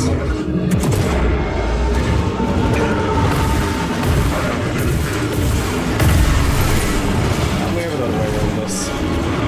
We use the dark side.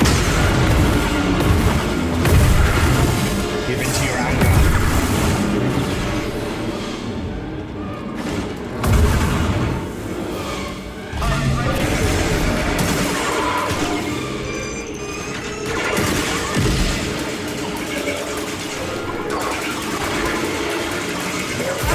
Turrets are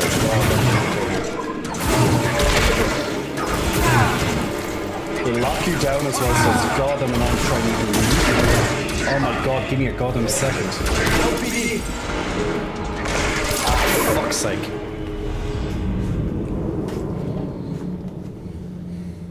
Stormtroopers are kind of fine. Is it safe to come out? Yes, it's Eagle. Ah, Eagle's traumatized. YouTube has a Mr. Bean 24/7 channel that just streams them back to back, really? Mr. Bean was huge in Canada as well. Do you get any boob compliments at the gym? All the time. All the time. Gravitational mastery combined with spread attack would be awesome. Don't worry, Jay, if you suck then I'll swallow. Oh my god. Fairest. Alright, let's do this a bit cleaner this time, please. That would be awesome.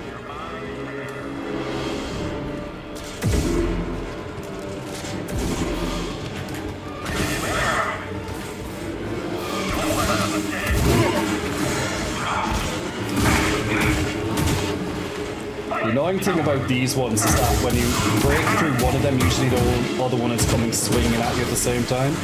So it's usually annoying. One of them does the unblockable while you're attacking the other one. So. Well, sometimes they might give you a chance. Like this one seems to be giving me a chance this time. Shit, unblockable from the other guy then. But he comes into the unblockable. Oh, just missed that.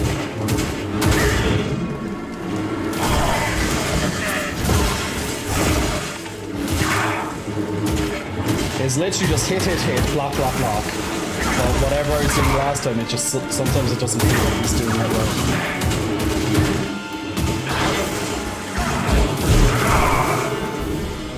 Much cleaner that time, though. Now I know that these words are coming this time, so I'm ready for it. So I have to get up there, right? Hit me to stop me from there. See, the thing I really hate is that you get stunned when you get hit, whereas they don't, generally. I don't know why I have to get stunned when I get hit, but they don't get stunned when they get hit.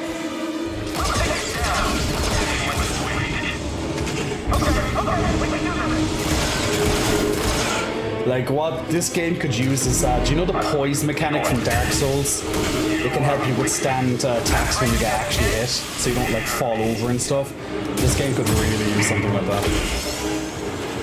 I know you could argue that's like, oh, but it's punishment for, like, getting hit, but the thing is that sometimes enemies just hit you anyway. Even when sometimes they shouldn't. Like, case in point, Darth Vader, he was a bastard for that. Just like, oh, you're slicing through me. Don't worry, I'm just gonna hit you when I'm getting sliced. It's fine. Because I'm Darth Vader, that's what I can do.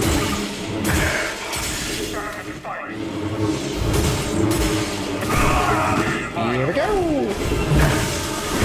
I only got hit a few times this time, so much cleaner attacks. Like, I still have like 7 bars of health left, so no problems at all.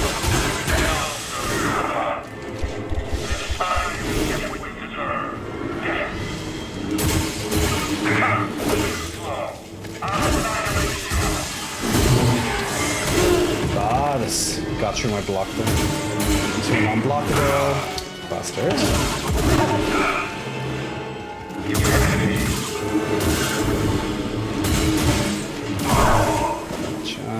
Now these two are going to come out. So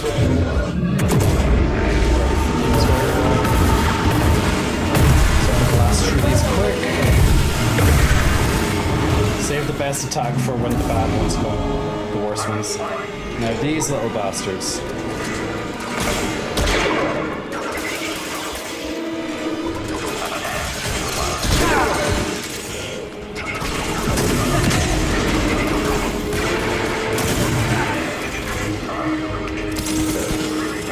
So I have to like blast them to it.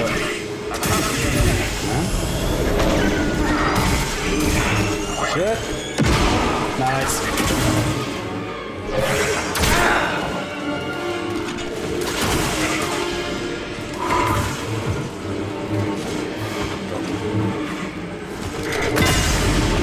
Yay, we did it. All new ones, yay.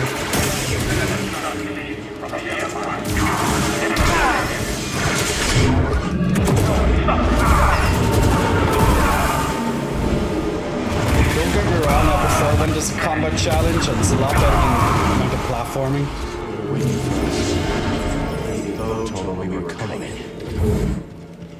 Okay, now it's done. Okay, awesome. Nice little combat challenge there.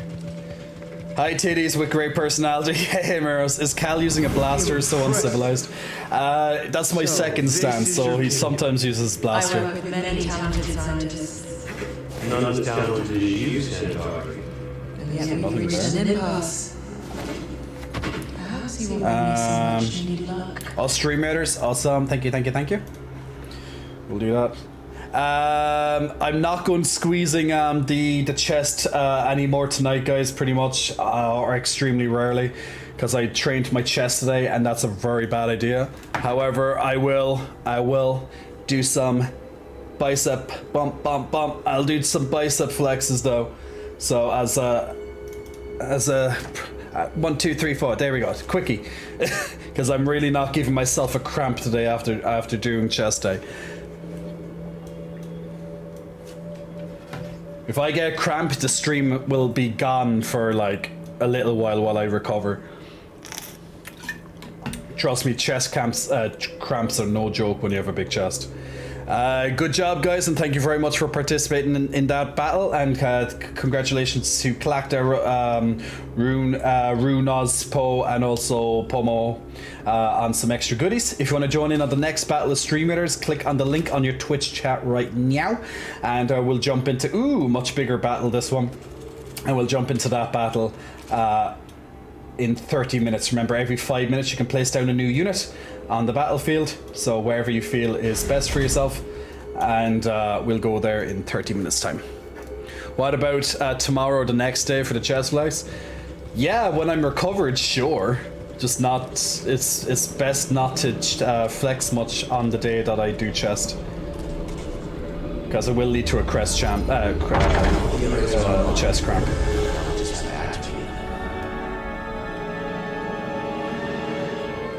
Oh no, Hermeros, that would be against Twitch's rules.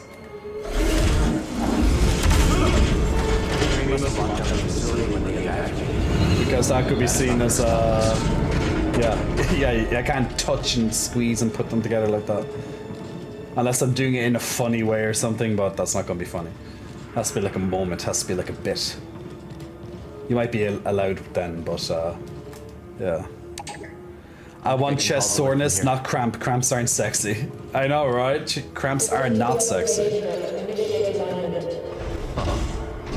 I love what you're wearing today. Thank you very much, Tobas. They need rest. We don't want to lose them. True.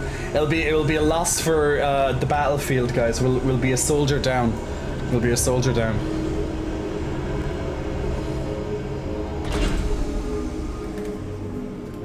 Meow. Are we here? Is this it? Where do we go from here? Maybe it's this button. Can't use this lift from here. Okay. Can't we go out the door? No.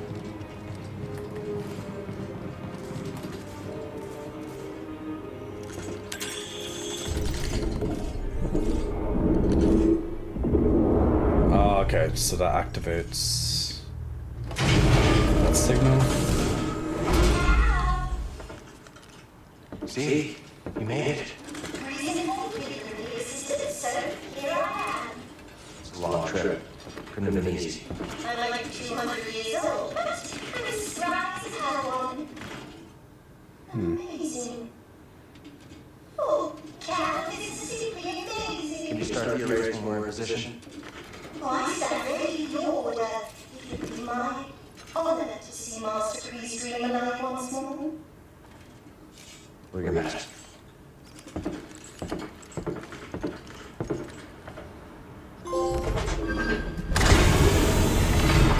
Okay, so Talonor.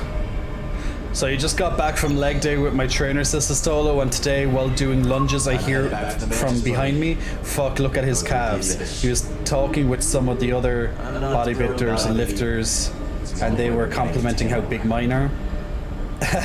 Day made and motivation granted. His Stolo! Congratulations on the big calves comment, man. Especially from other big lifters anyway, it's even feels like an even bigger achievement, right? Feeling good, my man, feeling good, well done. Gotta go now, I have to get up early, bye. Hey, Hermolo, sleep well, man, sleep well.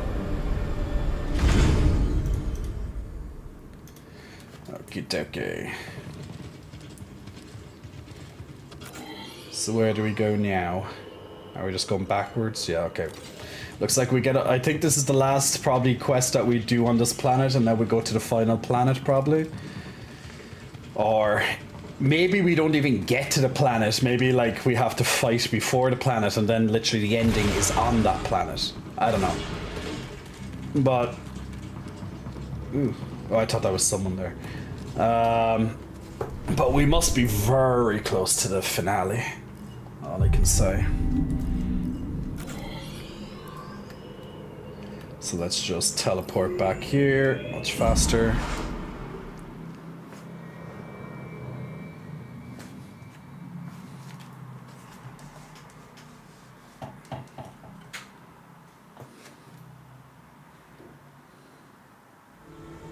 And remember, we have our Stream Raiders in the background as well, guys. So if you want to play in our community battlefield game, every 5 minutes you can place down a unit, and then in 30 minutes time we'll pick it up and begin that battle. If you've never played it before, nice easy game to get into. Doesn't require much focus at all. And it gets more strategic as time goes on when you get greater access to more units and such. But very straightforward game. Okay, access to the final planet of the game, which we may or may not even land on. Maybe we get like a space battle or something. We shall see. Looks like our HUD's glitching out there for some reason. Well, it was. Very silent, aren't they, all the characters for some reason?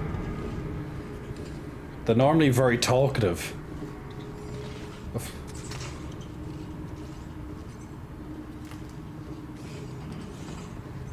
Oh, Breeze is ready for a bumpy ride. Why do I have to interact with the holotable again when I just did? Oh, it's going to give me a cutscene. We're heading to the abyss now. Fire up the arrays.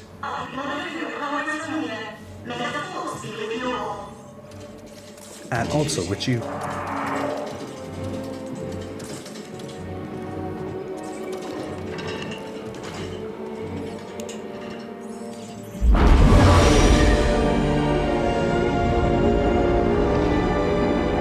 That looks pretty cool, to be fair. Well, what do you think is taking so long? Dagangar was the only person who lived through what we're about to do. At least we will die together. Hey, great talk, kid.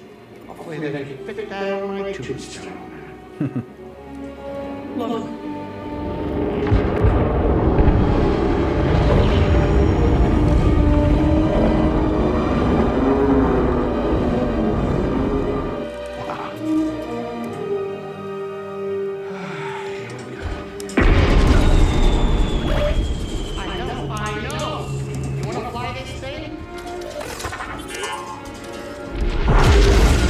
Getting an echo shining.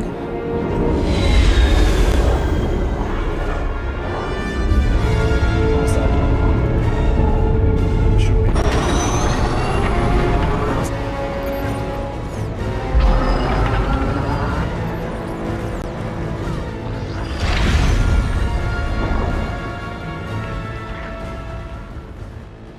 It's beautiful. Oh, yeah. I'll bet that's what all the other poor saps said right before they were torn into Vortex Chow.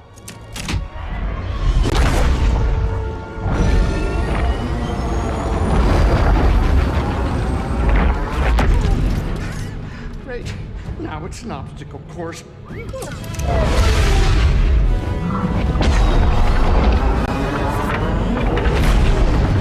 the echo should be fixed now if you were getting an echo measure. Apologies. They're coming too fast. But you are faster.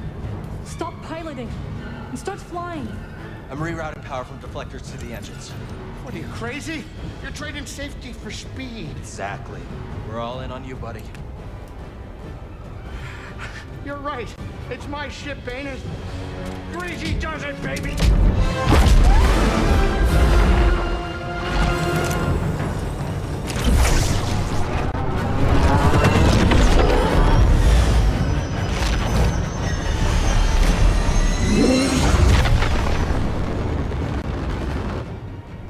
Hey, wait a minute. Is it me, or is this tunnel getting a tad cozy? It's not just you. Z, what's going on? The arrays are overloading. There's nothing I can do. We need to go faster. I'm going as fast as I can. Wait a minute. Are you crazy? If you jump into hyperspace blind, they'll be picking up pieces of the Mantis all over the outer rim. Do you trust me? know I do, Cal. Let her ride.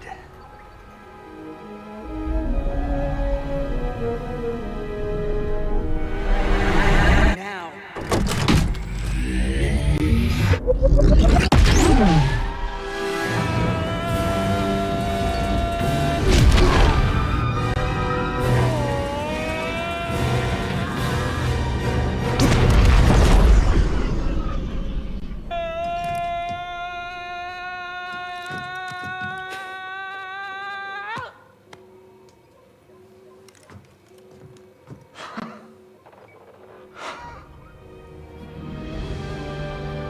Talador. You did it, you three-armed son of a Gundar! Well, at least none of us lost our cool. Huh. Wow. I hope it's worth it.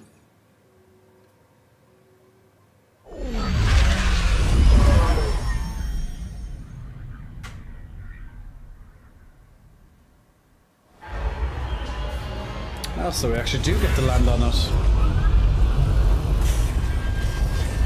That's a pretty cool scene, to be fair. I wish Star Wars movies were actually like that. You know, good. Unfortunately, they no longer are. So, this is it. Tanalorr. You and Marin be careful out there, okay? Yeah, you too, BD. We'll all be okay, Grease. I'm gonna Let's hold you to explore. that, Cal. Yeah, so I it don't looks like a plan on living very out my small days on this area. rock, especially not with that So this is probably the back soon. finale. So there'll be probably a bit of battling, a bit of platforming, but this without a doubt has to be the finale, I'd say.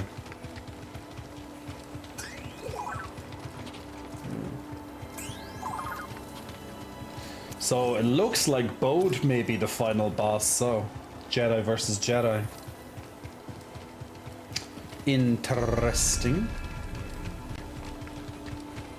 I still want to chop off his head and chop off his daughter's legs. I'm still not forgetting what I said on the last stream. So this is Tanalorr. Not what you were His expecting. daughter's legs I need don't to know be what I was chopped expecting. off. So much has changed since We I need first heard its vengeance. name. The temple's this way. Dagon and Centauri Khri planned their future here. And look where it got them. This is pretty this is pretty cool looking so far. I like the colors. Verdant Gardens. Pretty cool.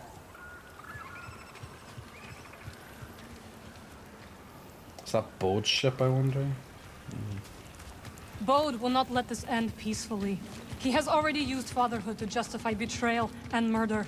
Now we have him cornered, with nowhere else to run. He will kill or be killed. Then we say kill him. Fuck him. Say something! You're right. But what about Kata? She's not much younger than we were when our families were taken from us. I know. You and I will carry that loss for the rest of our lives. But Kata still has a chance. Yes, Chop she off her does. legs. Very well. We will give Bode the choice to stand down. For Kata's sake. And ours. Nah. I don't believe, like, personally, I don't believe Bode deserves a second chance. Technically, we've already given him a chance. So he can go fuck himself. But that's what I say.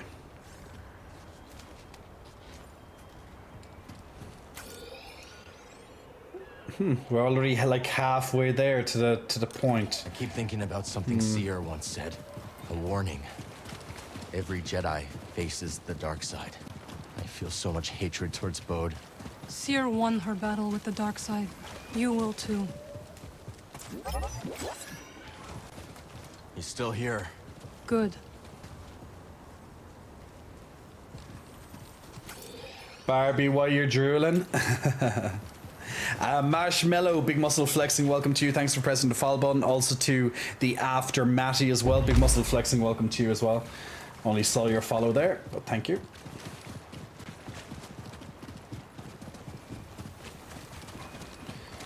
Echoes. There must be Bode or something else. Fall back to the temple. The Nile are enveloping our position. Old times. Master Gera, that is an order. The Last Stand.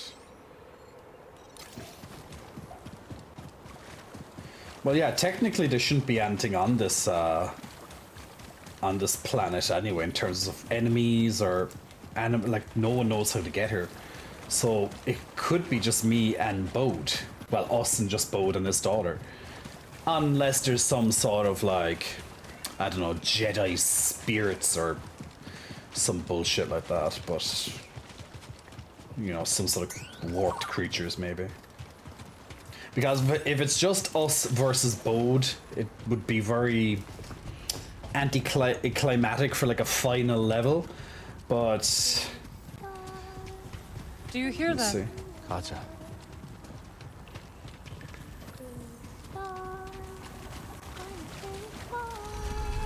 Oh, cute.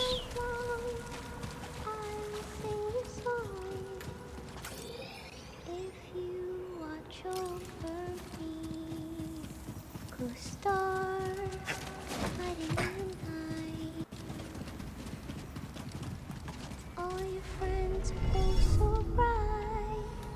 When the sky is clear, I can sense you're near. Looking down on me. Ghost star, silent in the sky. Now I start to wonder why. Show me your light. I've waited all night. Ghost star, won't you sing with me? Hauntingly beautiful. I didn't want to interrupt the song, so I just stayed back and listened to it. Because I'd imagine this cutscene would interrupt it. That's weird pathing going into that cutscene. Wow. They should really fix that. Hey, Katja. This is Marin. She's a friend. I'm sorry Papa hurt you. Yeah. He said I'd never see you again. What are you doing here? Killing your Kata. papa. Your father stole something very important. We're gonna ask him to give it back. Will you show us the way?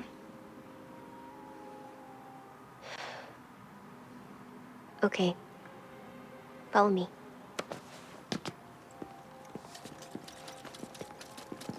It's a trap. I don't like it here.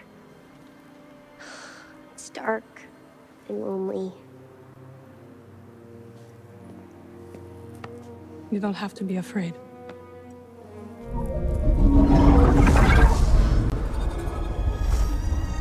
Better?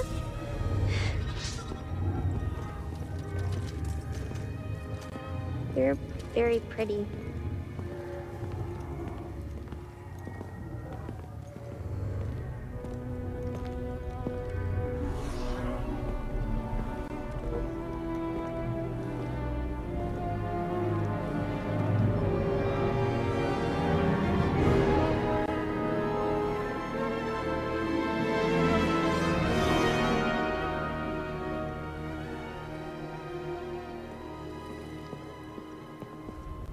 There he is.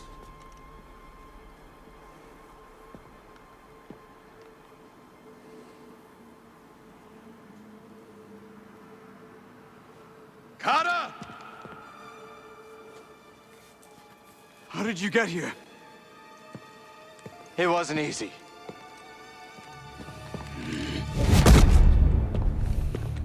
You shouldn't have followed us. Papa, don't! Stay back, Kata.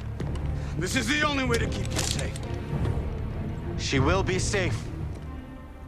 I promise, Bode. But listen to me.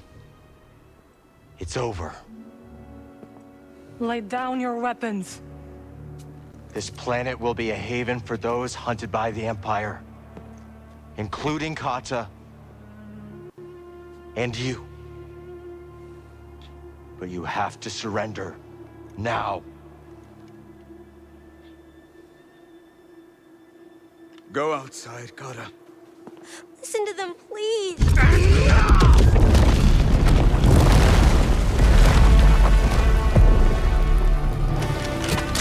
I will decide what's best for my family. Here we go. You cannot escape.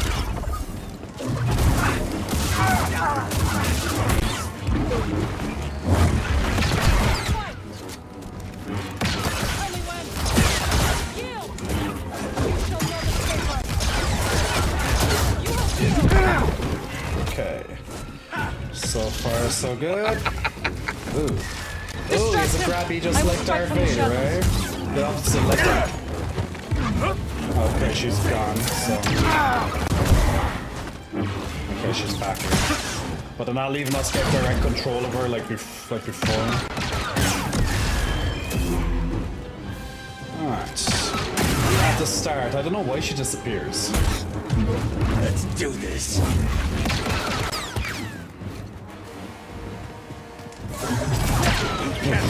Cal, BD, Stim.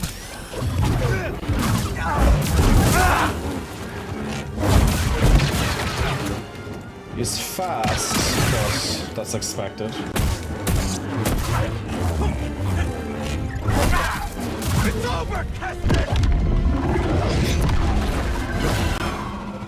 What's this? Ooh, Mirren's teleporty thingy like before.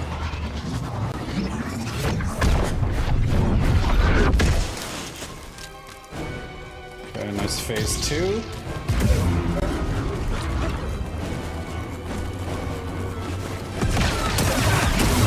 So he's a homing lightsaber. Interesting.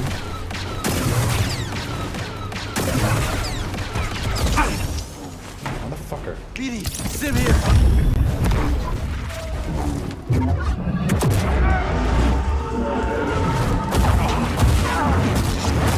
It's funny how it can, like, this ability literally can cut through an entire army in just a few hits. But him, obviously it doesn't work like that.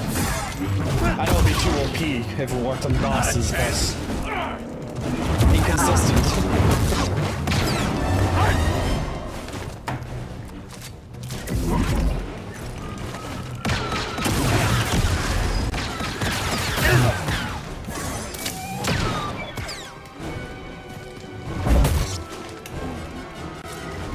Stay away from Kata.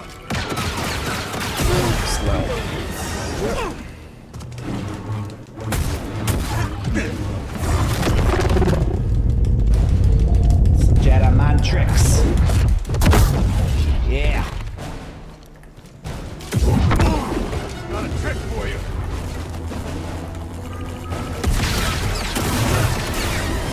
Come on. It's over. Oh wow. Fun. Die. BD, Stim here.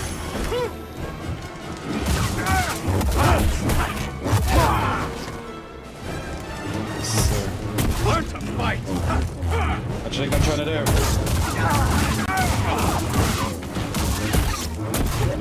Thought you should take your advice there, but just saying.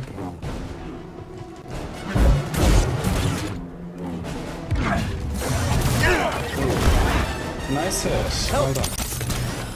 That hurt. Fucker. Gotta love new grab mechanic. At least it's not as bad as Darth Vader's one anyway so far.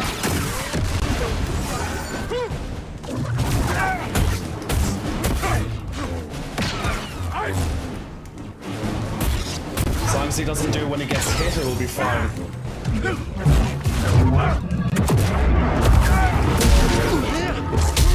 Of course that's interrupted it. Okay, phase 3.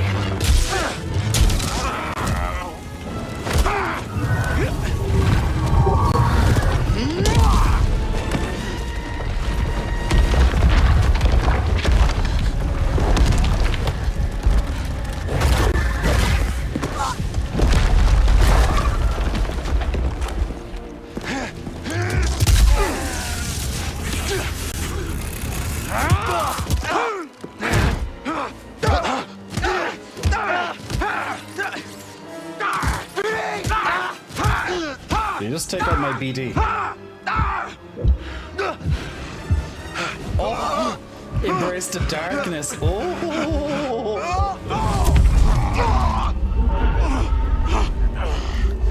What's gonna happen here? Can you just like snap his leg or something? Snap his neck, snap his neck. I'm so violent, aren't I? I stopped him from his rage anyway. The problem is though, I'm giving into the darkness a bit too much, so... What the hell? Toss it!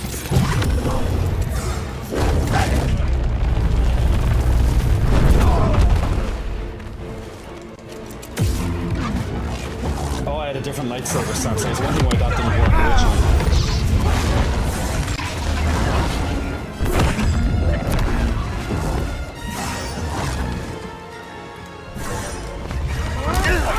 Oh, that's fun.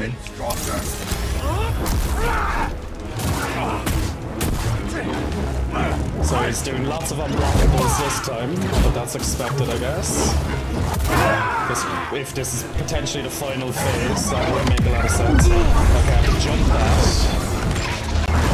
Block that.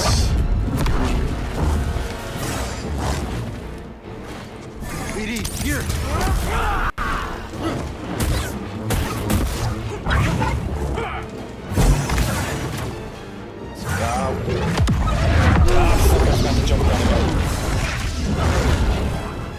At least I have a good idea of his abilities this time, so just in case I do die, I'll know what to expect.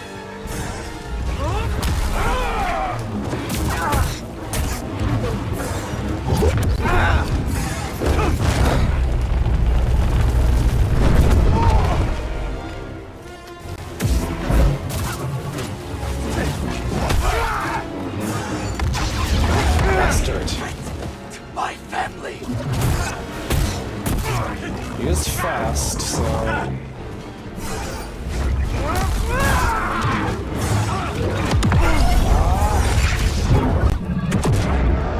Help! Sim!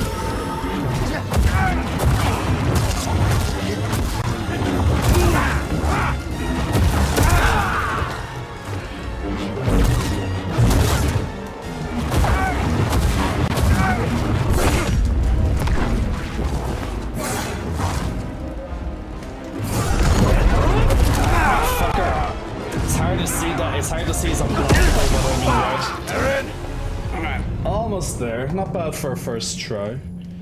At least I know what he's doing this time, so it should be a lot better. There probably isn't an option to not use the dark side. But at least I'm a lot more aware of his attacks in phase 3, so that's usually the hard part, so I know what to expect. Our decision is final. Master Ancesis, please. Not bad for a first go, though. He has the will to fight. He's a lot And easier I than Darth admire Vader, it. Honor, I can tell It that. is not Tell you that only much. his life he would risk. The ship is leaving. Nice, just go straight into like Ultra mode. Join us.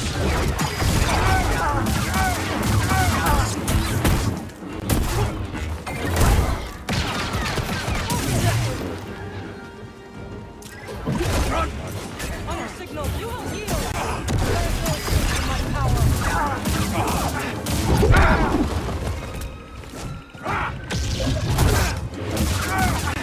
Distract him. I will strike from the shadows. Okay, now she's gone. At least the first phase ends very quickly, at least, so that's, you know, doesn't take that long to get back. Like sometimes it just lasts too long. But shit.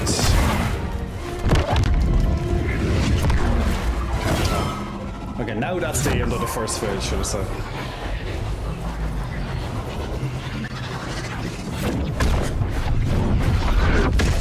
And you can't skip these either, so it's annoying, but I need to go and get my...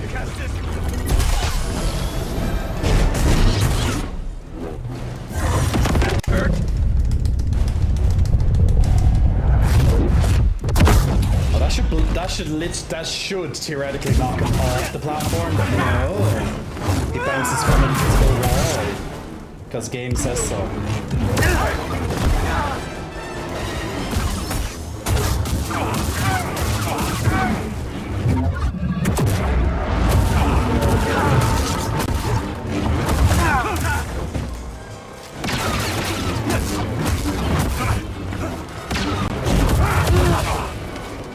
Little help, bud.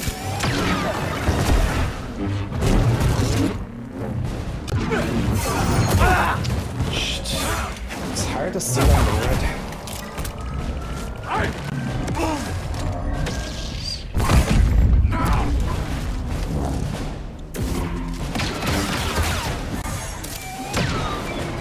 Throw it. Oh, come on, it did it twice. I was meant to do it twice, that was a waste.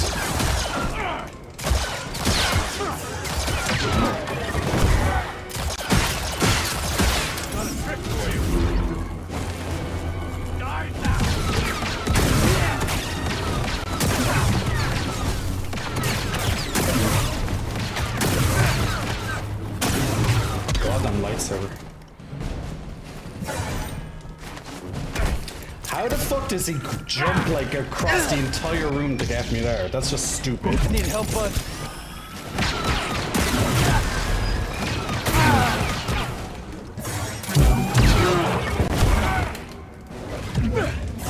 That's it.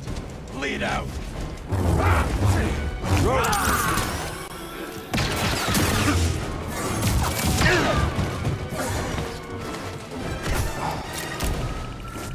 Again. Resist.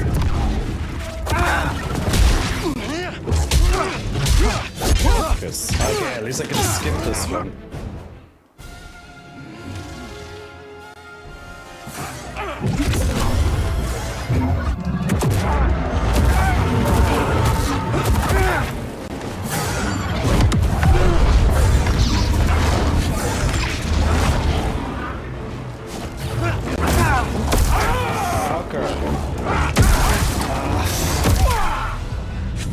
I'll be very careful if I go into red that it's very hard for me to see the red that he does.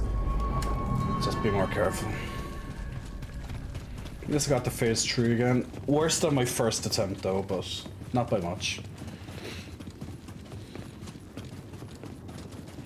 No, sir, you've lost my business. Well, let's see, is he gonna begin the battle with jumping right at me? Because that's what he did last time. I went in for it.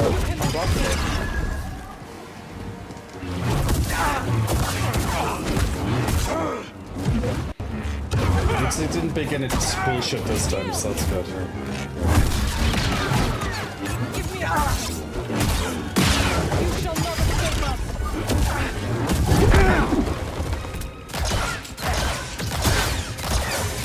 Stay away. Distract him. That move I will is strike from the fucking shadows. stupid. He just literally jumps across the entire goddamn platform. And it's an unblockable, so I really need to wonder what the range on that is.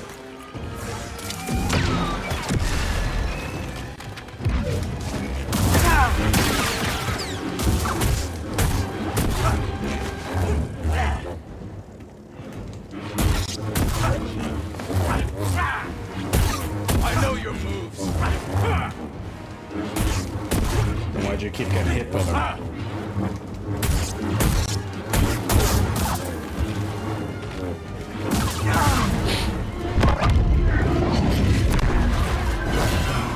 Okay, phase 2 again. My nose is so itchy today, Christ.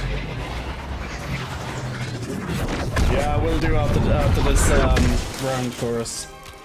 Thank you. Got a trick for you. Got a trick for you. The trick literally means get to him. Not a chance.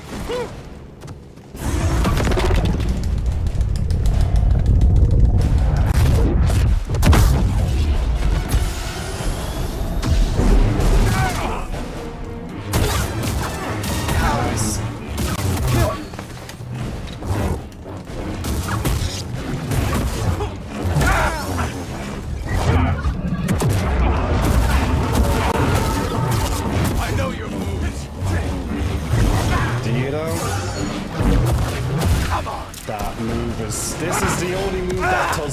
much damage to me and I still don't understand how it works.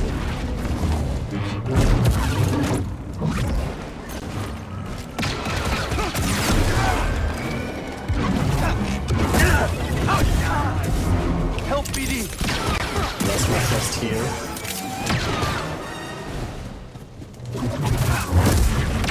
Oh yeah, he can do this just like that. That's so stupid. Help, please! No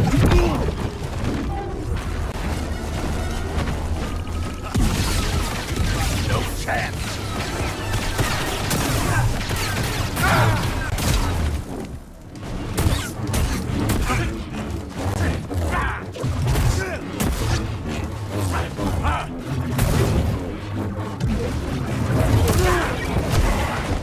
Over here!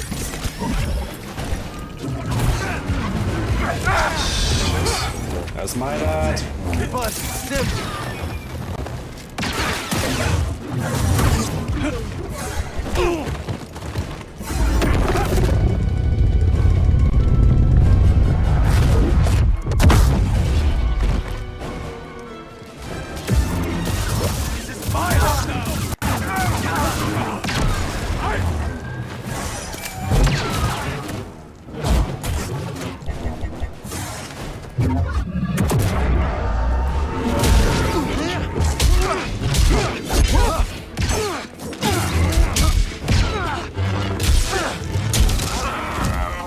Okay, phase 3 again.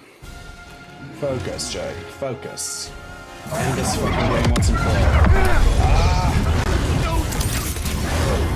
That move I have to keep remembering. Jump at that move. It's not that many moves you have to jump over in this game, but that's one of them.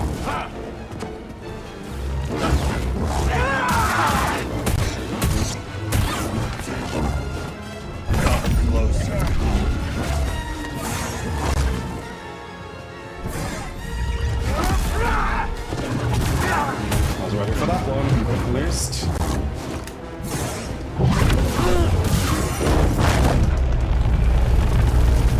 His face annoys me. His face really annoys me. Okay, how the hell did you hit him? I love how he just somehow hits me when I'm in the middle of the air there. Help me!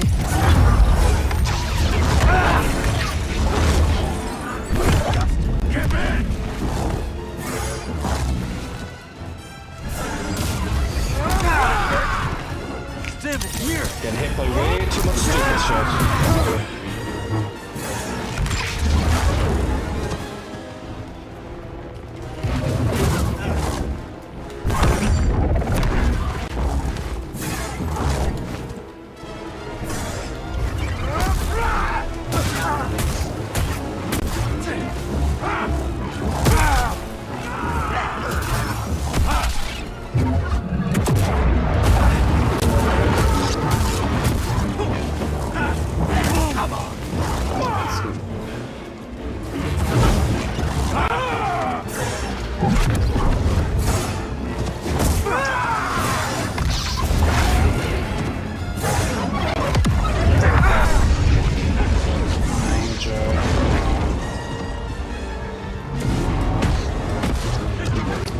This is not looking good. He's hit me too many times where I really shouldn't have. Fuck. Meh. We're so close. I just have to find the best times to hit him in that phase. Since he does like about 4 unblockable attacks, it's kind of hard to judge the best time. The main time seems to be the one after the grab. So I just have to figure out the best way to hit him there. Hey, Scrambled.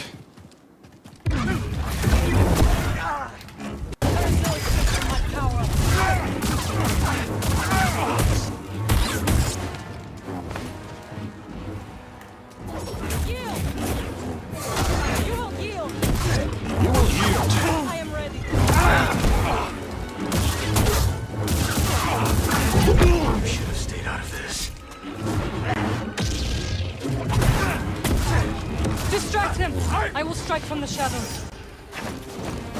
I'm surprised he actually didn't grab me there somehow in the sky. Die. He just got hit by his own mine.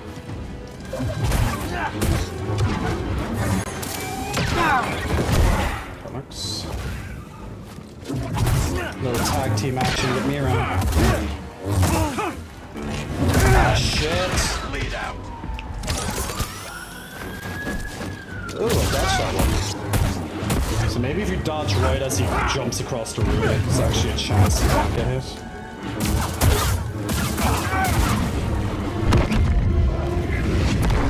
Phase 2 again. Nah, it's not as difficult as Vader, but Vader was only difficult for one attack in particular, which I died mostly to.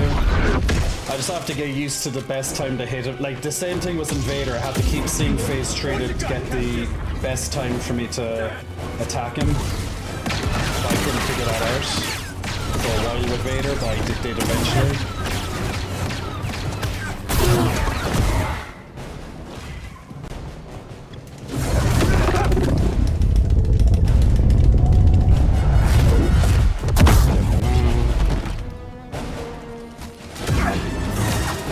I love how he has like 0 block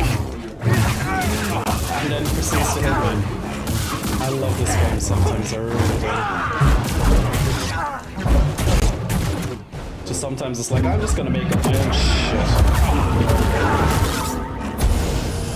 Now, full health, lovely.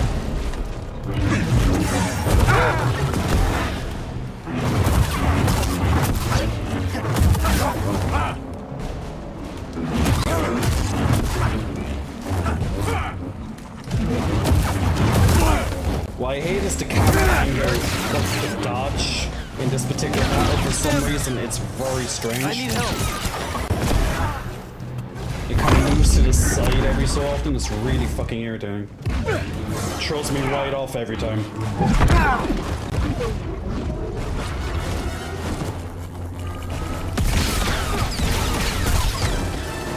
Well, actually, I figured out the best way to do that for that move now.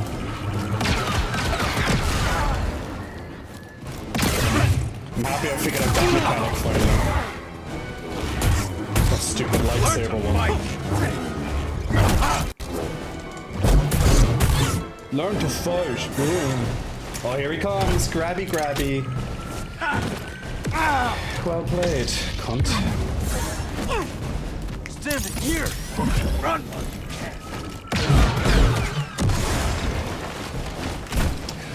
I was in the middle of the air. I was in a jump there. Oh, you fucking stupid game. Help BD. This game just makes up its own stupid shit. I love it. And I like I just need to get like one hit on him defending the phase. But I just can't seem to get that hit.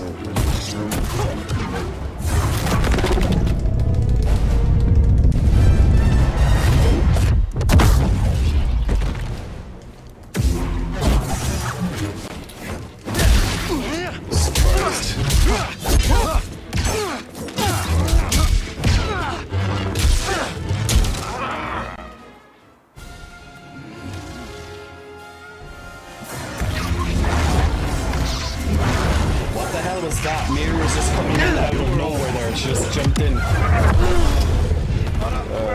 Cunt. He caught me in one and then I couldn't jump for the other. Lovely. Mirren bugged out in that one. She was jumping in and just glitched through and disappeared. Oh my god, this game and bugs, seriously. Hey, John.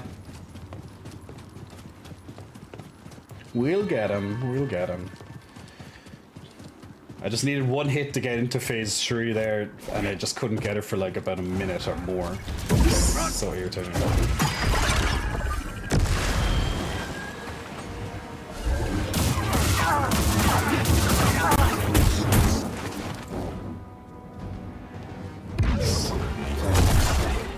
I am ready. You shall not escape us.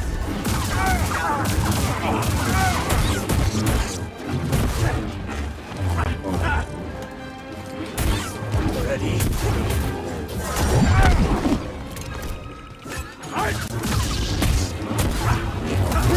Distract him! Strike from the shadows.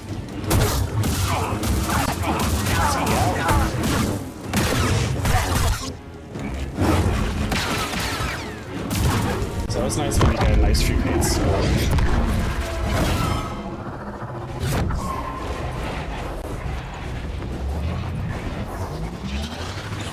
It's like that mechanic that you see only one time in the game is like finally brought back just for the end.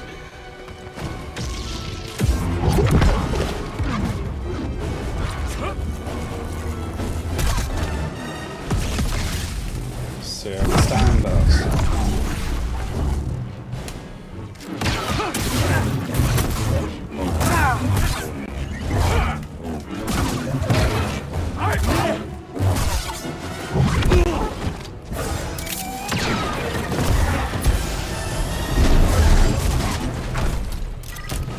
Yay!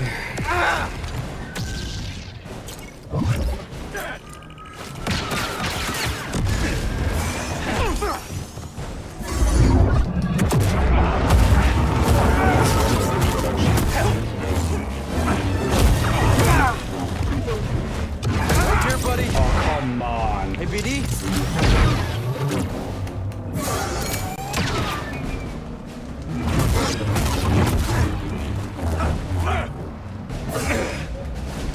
Say goodnight. Surprised.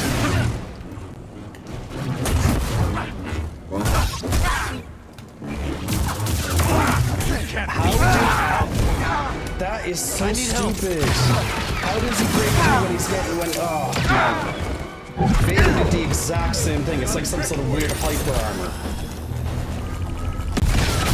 Bosses don't play to the same rules. So fucking stupid.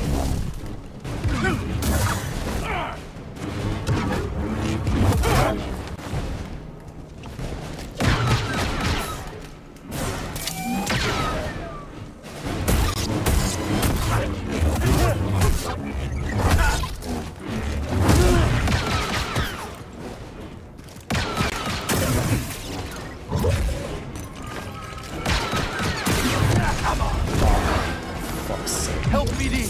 Knock me into the fucking thing. Need a stim.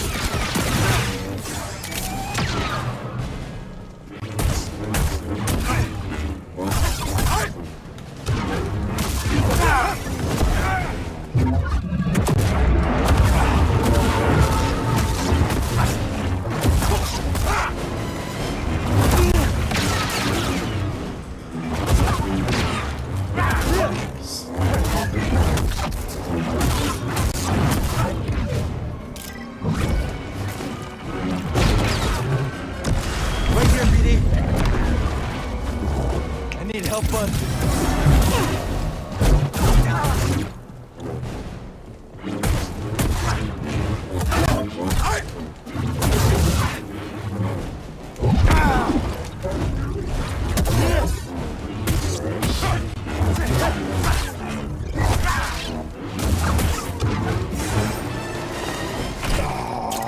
There's no way to back out that one into the jump with that timing. Fucker.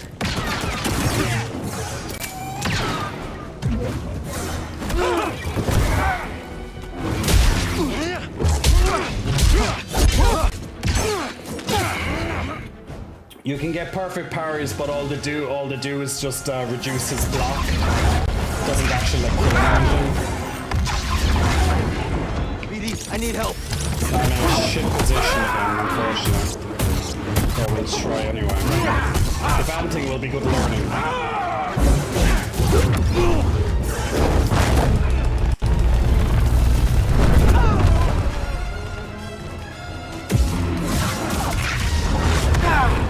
I love how he just goes straight into unblockables. I'm so sick of it. Oh, okay. If you sidestep, that actually might be the best time to hit him at that point. Have to keep that as a note.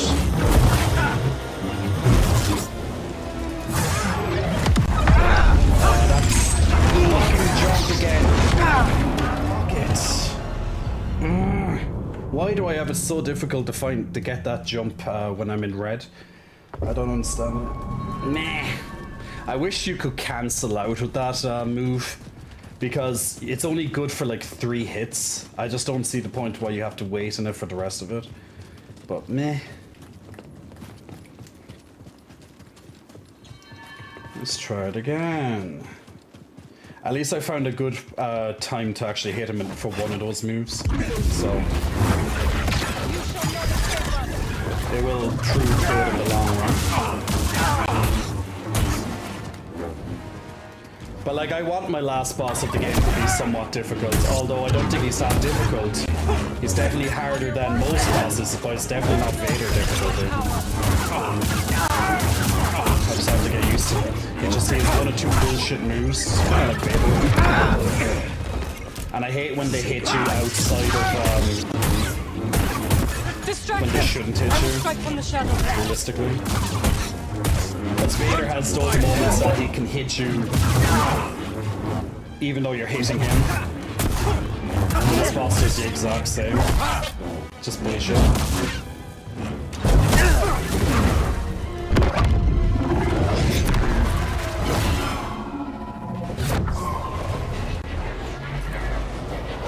But yeah, the best way to bring down his block really is to try and get some perfect deflects. As you can imagine, it's not that simple.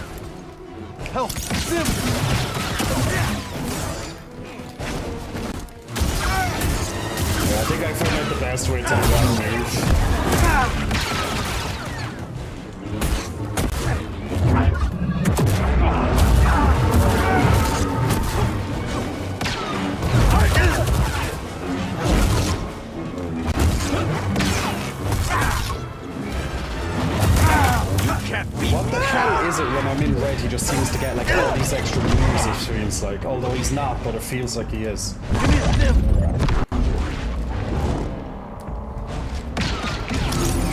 Fuck.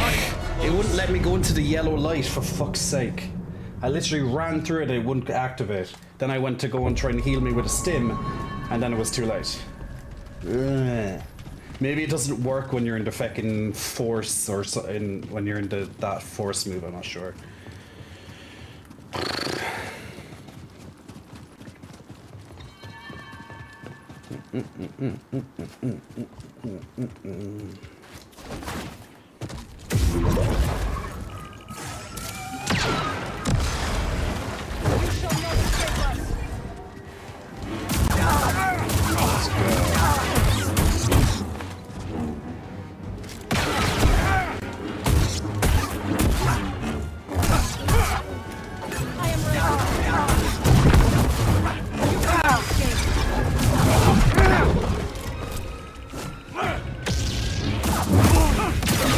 Distract him! I will strike from the shadows. What have I been doing, Marin? Come on, girl.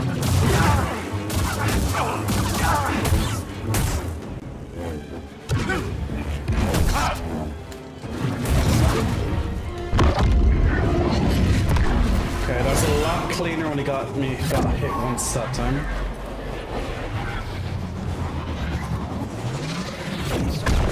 Yeah.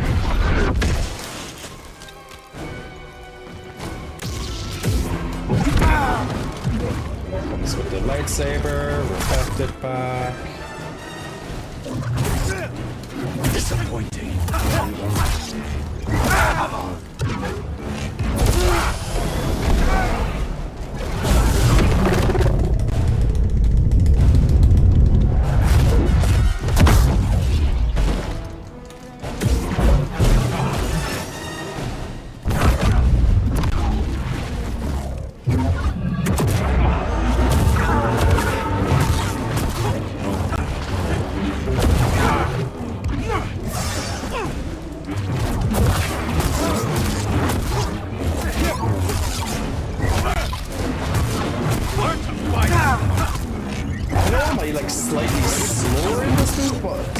think so.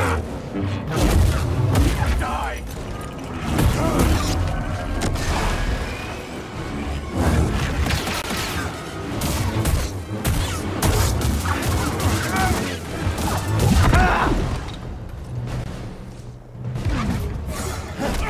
Bastard. Need a stim.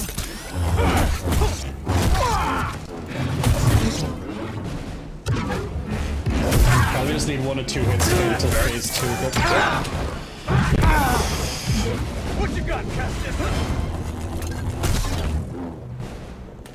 I don't know why he does that move. It's so stupid.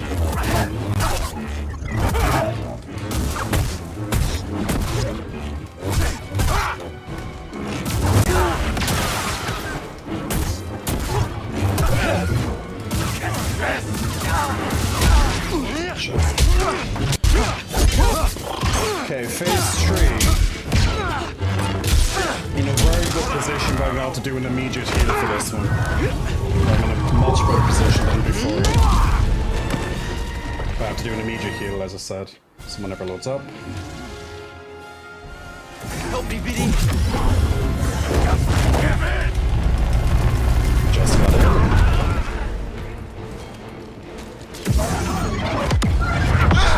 Jay, come on, you should know this move by now. Oh, come on, you know this move. Toss it.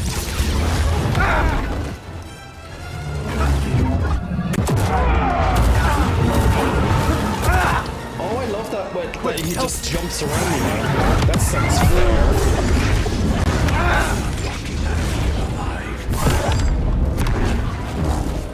Help, BD.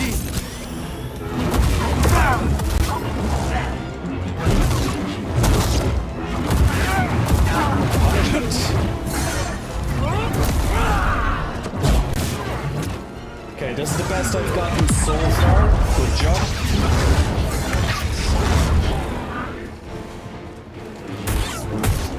Just have to lay on some. Okay, just trying to figure out the best way to do this move next. Little help.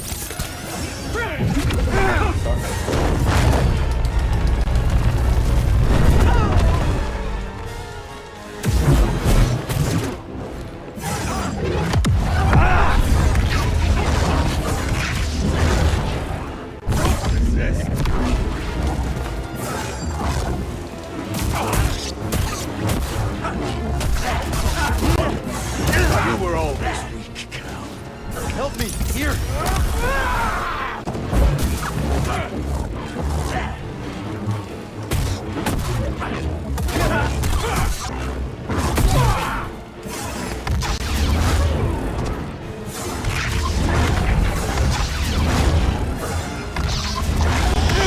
Okay, I'm finding it hard to dodge that particular one. And I don't have much block, so.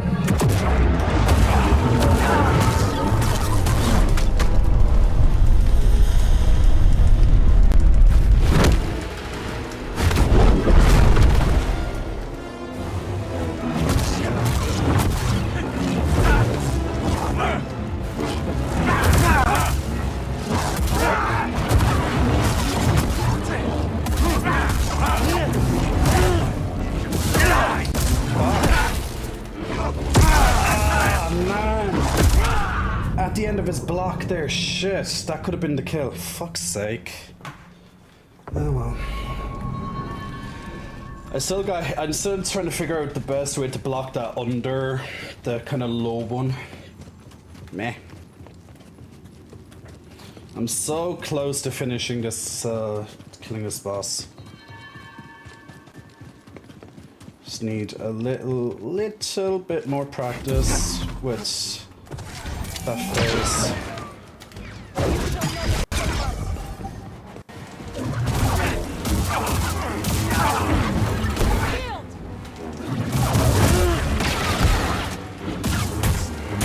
I am ready. There's no escape from my power.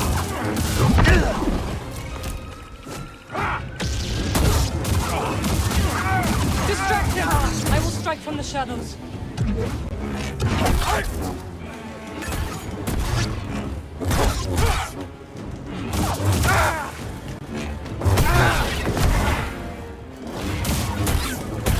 Oh, my dodge is gone.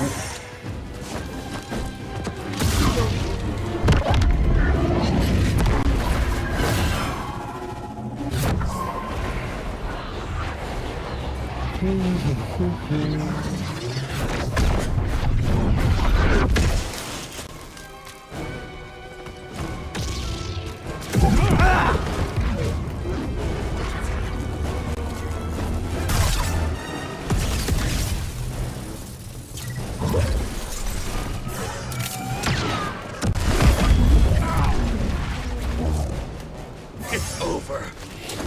Oof. Sorry, got me with the grab there. I was already kind of going, ooh, fuck. But nope. Disappointing.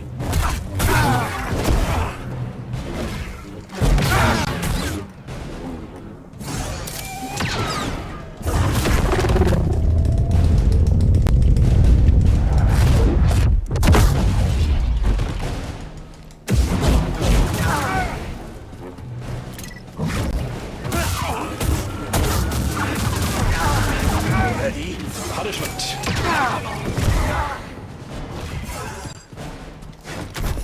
How do you even hit me from that side of it? Seriously?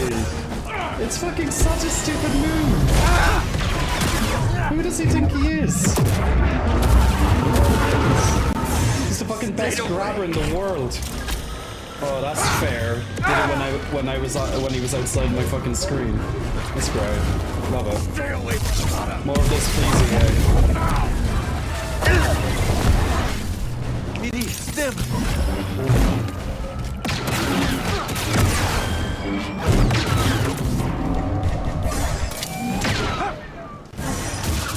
Here we go again. He always seems to do it at the worst possible time. Another.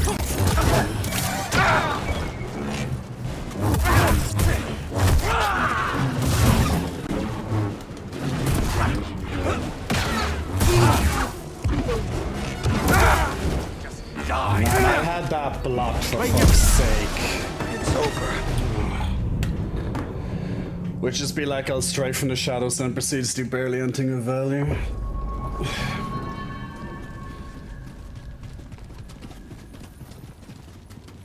Well, if she was in it the full time, it'd be way too easy, but you know, at least she helps a little bit. But that stupid grabbing move, it just has like infinite, yeah, it just has like infinite space, so I just have to make sure I'm jumped at that point. Ready? The problem is if I just finish the dodge, it's very rare that you can jump that fast. That's why my issue seems to be, so... And he seems to like to do it after I do a dodge. And the perk is gone again.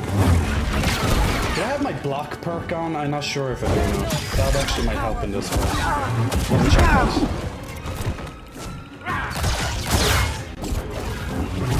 Distract him! I will strike from the shadows.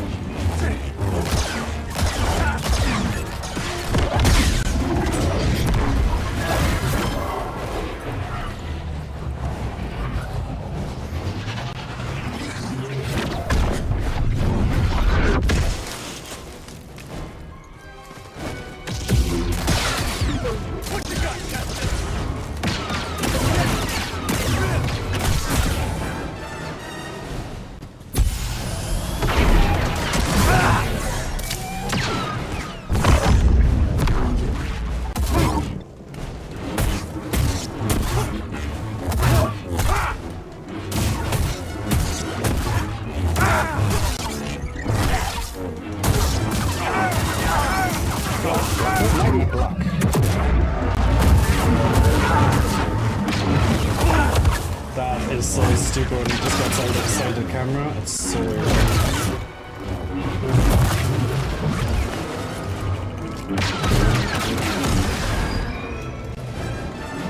Another sip.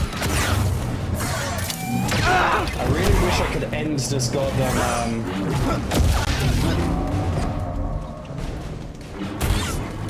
in that force mode. Nope.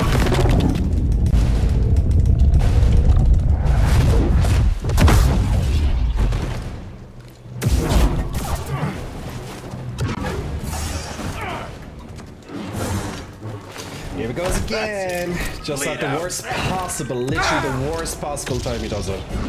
Right here, BD. When I literally just do a dodge. So I'm starting to pull under the right exact time as well. I'm out of dodge. I'm out of dodge.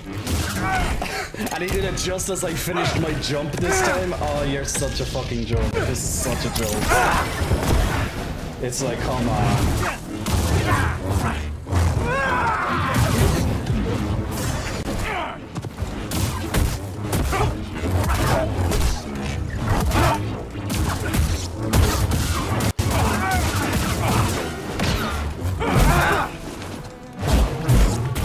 Buddy, help.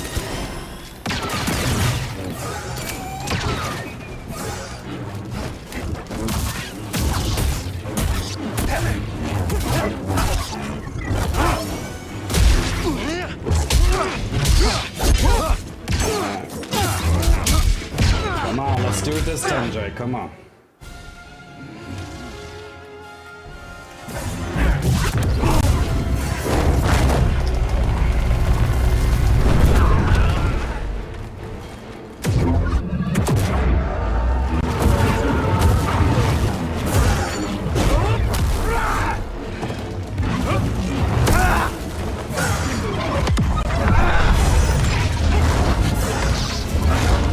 I'm hit.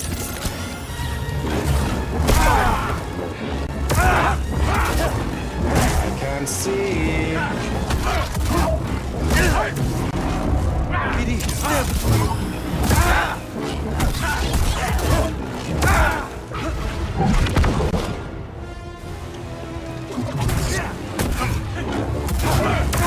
Come on.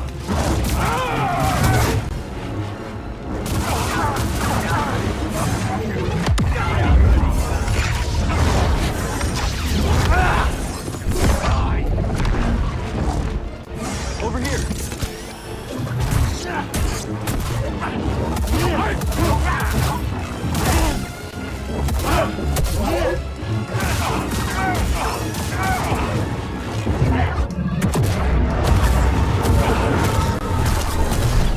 Here we go again, the final little bit. So can I do it this time? It's just parry after parry for this one.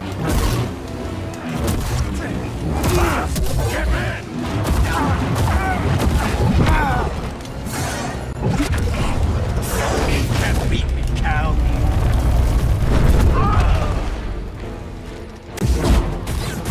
Hey, buddy. That goes back to normal.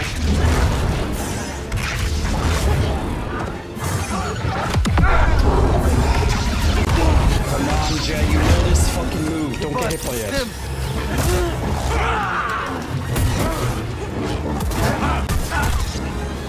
Shut him out of blocking.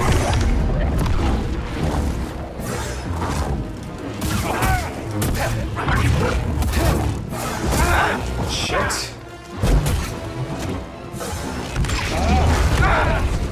Bleed out.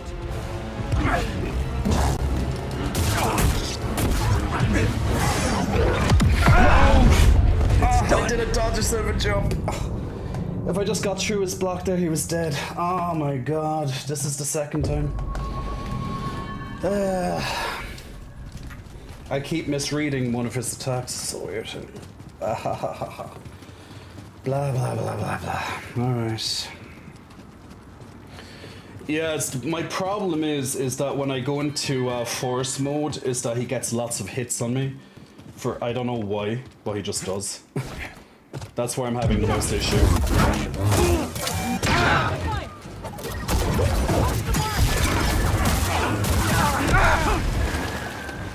that's stupid. That's not good start. Learn to fight.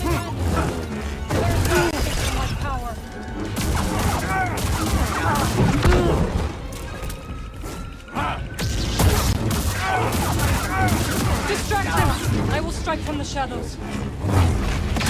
Help, please! Hit me!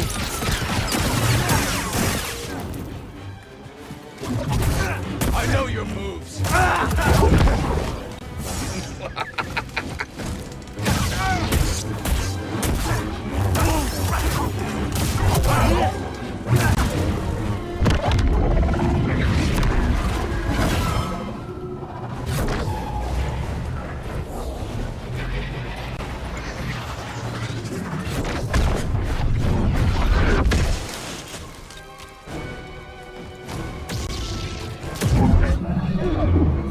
Just knocked me out of it.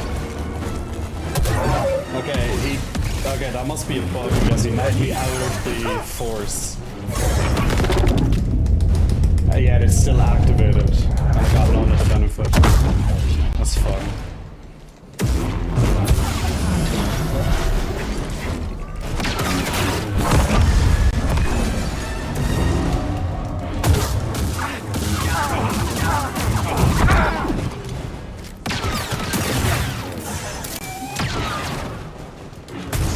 Not a chance.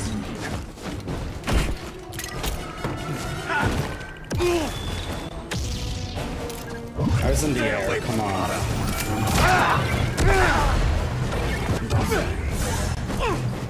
Another!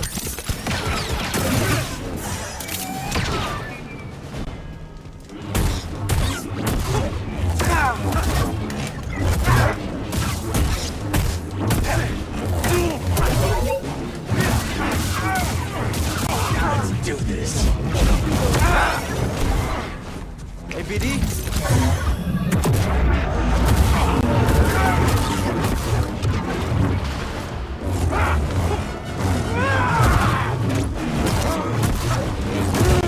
That hurt.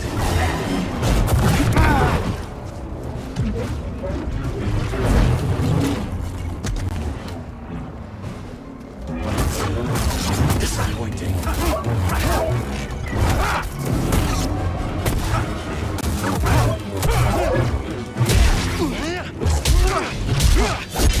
Bad. I was in a slightly better position last time though. But we'll see. As long as I just don't do the stupid move. Oh god. Little help?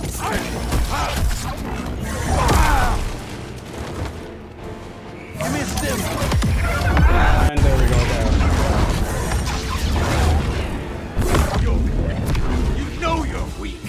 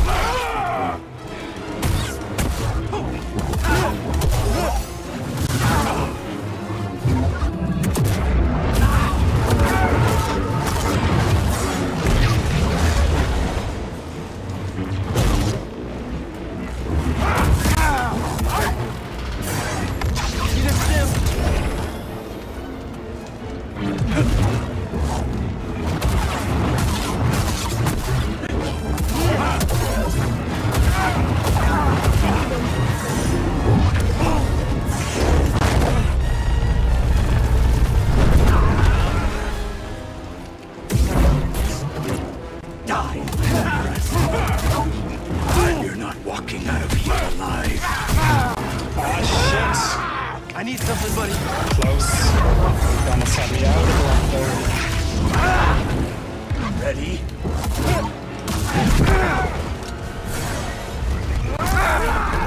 That's fair. Stim, BD!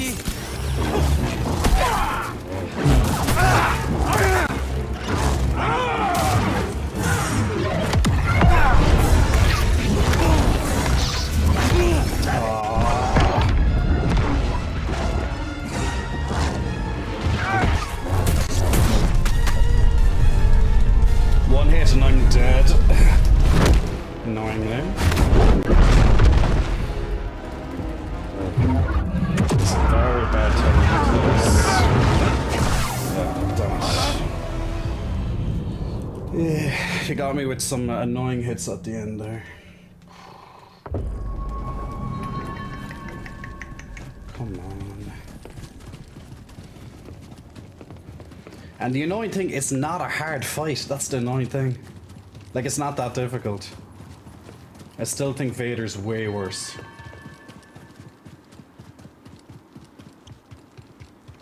Just as some bullshit moments.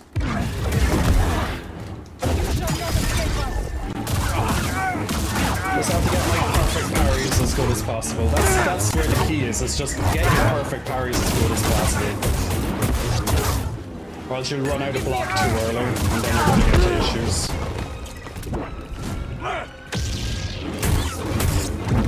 Distract him! I will strike from the shadows.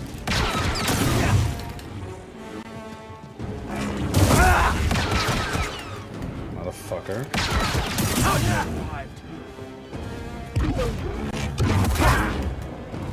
Hey, BD! Run!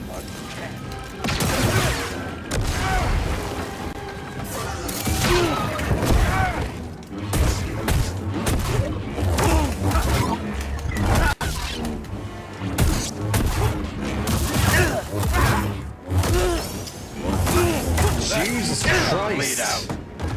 Oh, he got me into a stupid combo there. He takes too many pot shots? Yeah. See how he just he hits and then goes straight into the unblockable when you're in the middle of blocking, so you can't actually get out of it sometimes. It's all those little shots that he gets in and shit that just eventually wears you down.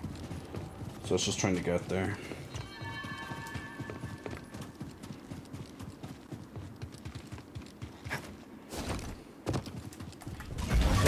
Stay away from Kata.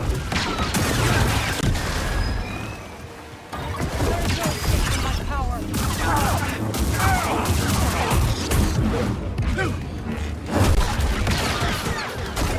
Yield! Tell me when.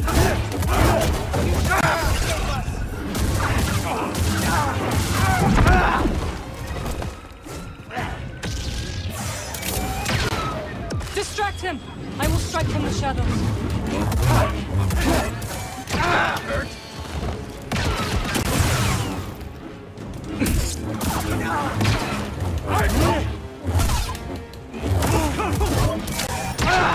Oh, that's stupid. So doesn't do that much damage, but still.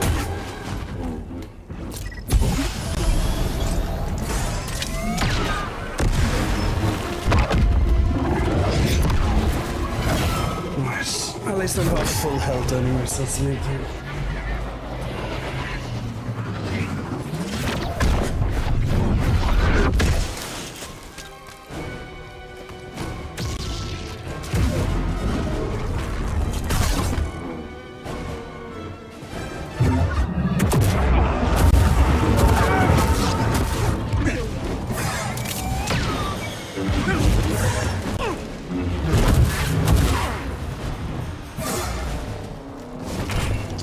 He's in the middle of jumping at that point.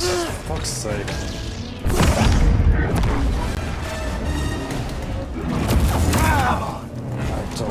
I don't know how he hits me sometimes, I really don't. At least the red face is gone, so that's usually comforting.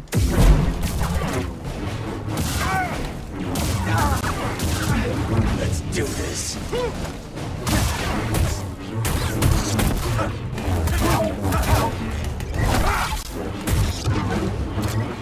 This is my home now.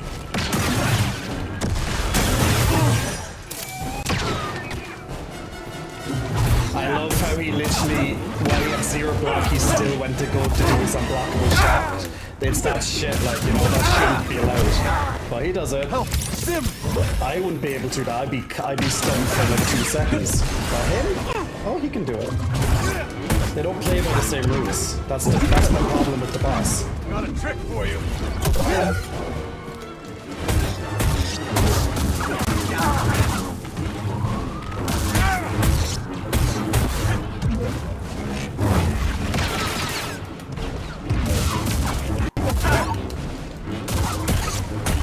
I was ready for you there, Brody Boat. Shit.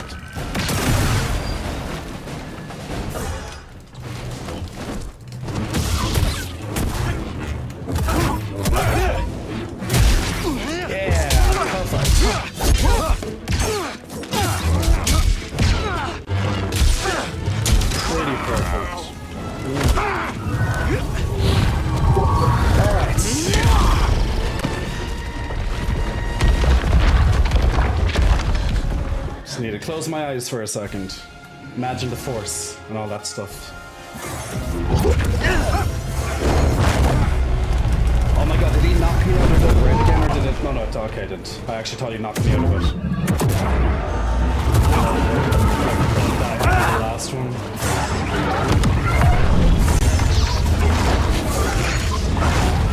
Damn it, here!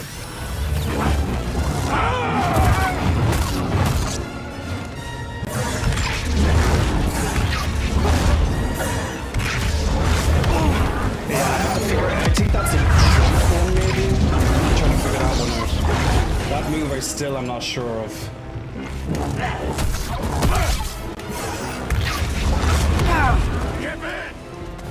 BD, here!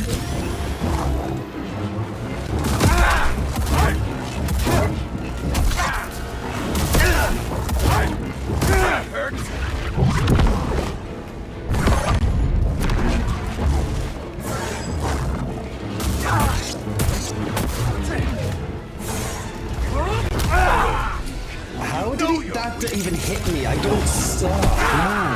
No. I don't know, is it like FPS or what the fuck? Or it's imagined where I was and then goes in and hits me. I don't know what the fuck it is.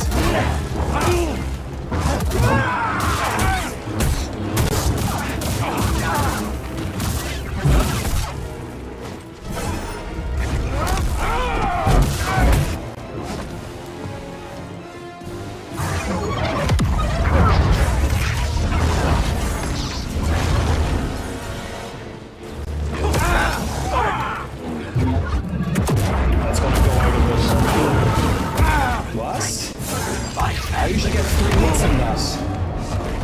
How did he break out of that? He usually gets... I don't know. Sometimes I don't understand this game. I really don't understand it. I should get 3 free hits and I only got 2. Let me check something. Get that off. Let's see, is there anything I can use here? Let's see if we just... Oh, that would actually be very good. Why wasn't I using that all the time? Okay, this should make it a little bit easier. Hey, Louise. Sleep well, Luke. Yeah, I should have really checked my perks earlier. I said that like 2 or 3 deaths ago. And I kept forgetting. But there was one perk that was kinda useless in this fight, so I just changed it. My eye is fucking at me. I keep at my eye.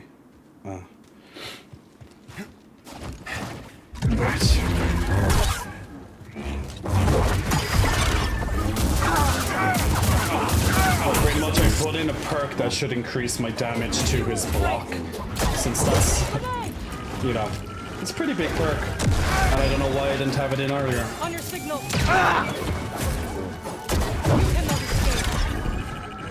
Oh, this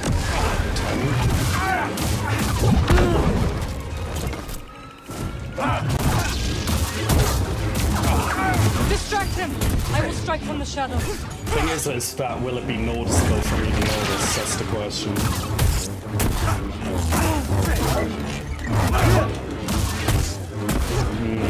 It's hard to... Yeah, I think it's hard to kind of know. Well, getting extra damage on his block gets him out of those things faster.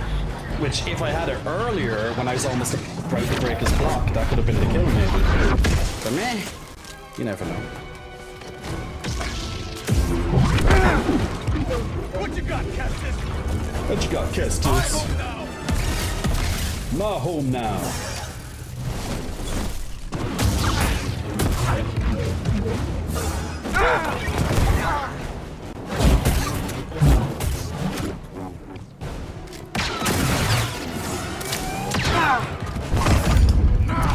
Foxy.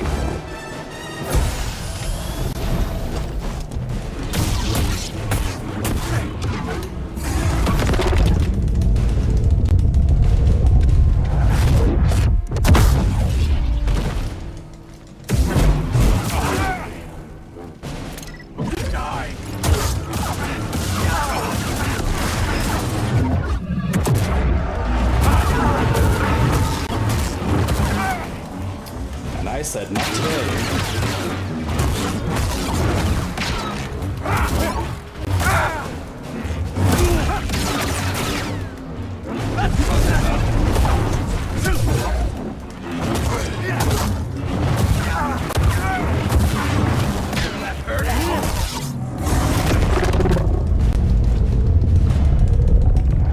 Really well, actually. I only got like 2 hits. He only got me like 2 hits times in this phase so far. Okay, how are you hitting me with 0 block? How the fuck are you doing that? That is stupid.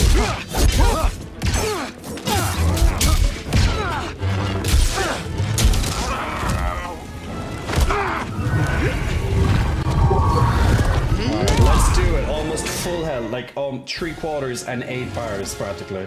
If I don't do it this time, I don't know.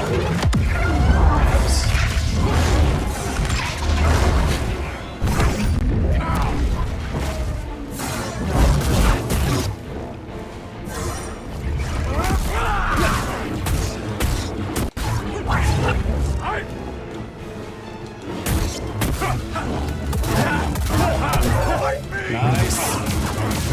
Lovely. Keep it up, Jay. Come on, keep the pressure on him. Bad. Close. That was a fucking got me in the thing there. Motherfucker.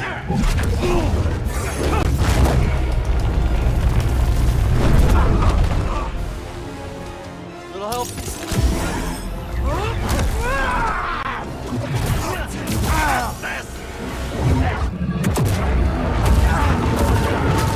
I know your moves.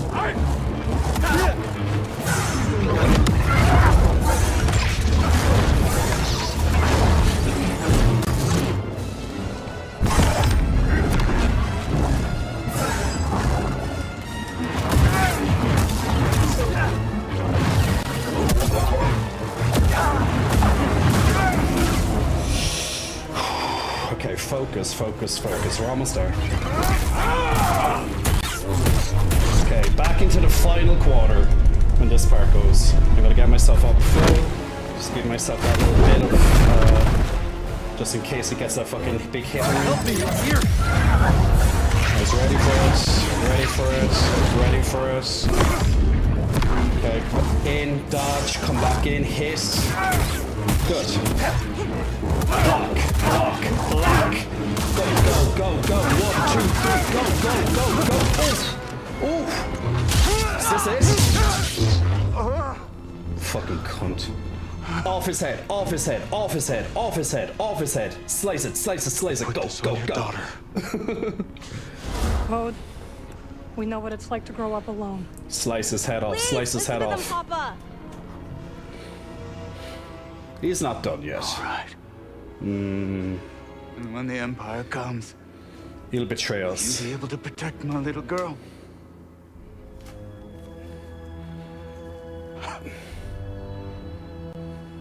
I'm sorry, Kata. It's not over yet. He's gonna get like some. See, told you. Sneaky. No, Papa. Stay back! Why is the witch shot?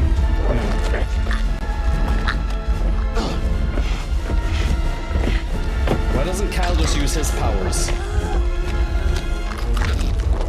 Go on, Force. Use the dark side.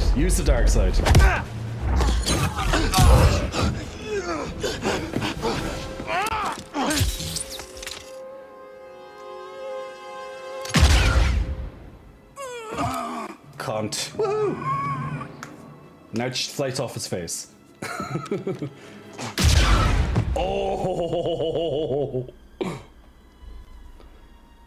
2 was not enough. More. Slice off his face. I'm not gonna be happy until the lightsaber goes literally through his face.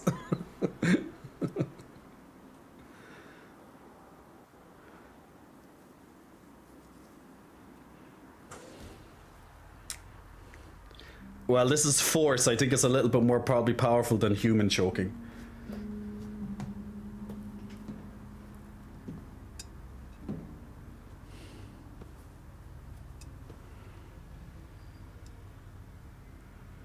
I think we're done, unless there's another boss or How are you something. feeling? Which wouldn't make sense, but you know. Better. Thanks. Good. We should speak. I'm just going to do the stream raiders off camera at the moment, off the I screen, was guys, so not it much can be older than done. you when I Because lost this might my take a father. while.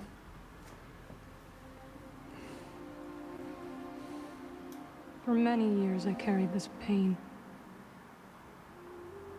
I did not want to feel better. Why? I thought Kiss if I him. let go of the pain, You want him to kiss, don't you, I guys? would be letting go of the people I loved. But I was wrong. And one day, I met someone who also lost his family. Together, we found another way to survive.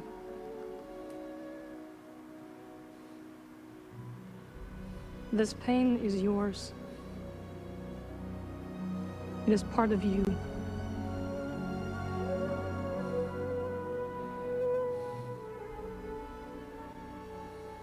When my mother died, it changed Papa. And me too, I guess. Yes. But it does not have to define you. Good job on the stream raiders, guys. And you must not let it consume you.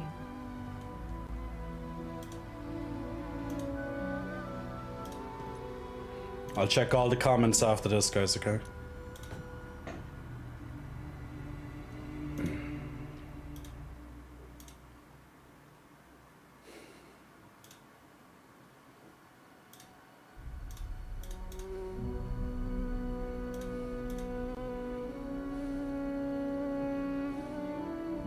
I love that music. Next battle for Stream Raiders is up.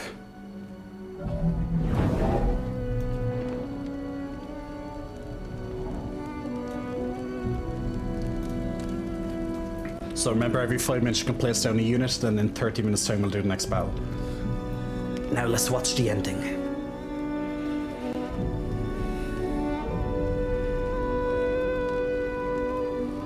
Oh, Sarah.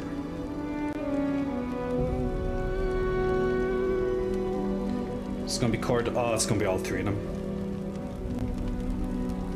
Or just two of those. Oh, it's two of those only. Okay. Sierra and Cordova.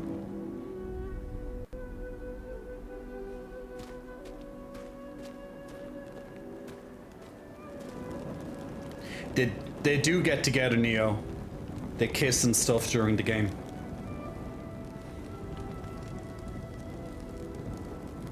Oh, and they're three. Yeah, it is all three of them.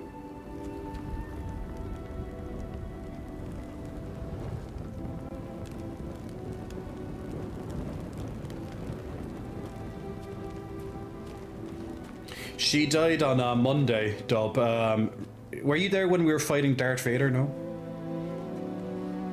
We play as her and then she dies after we kill him. Well, not kill him, but win. She stabs him. Or he stabs her.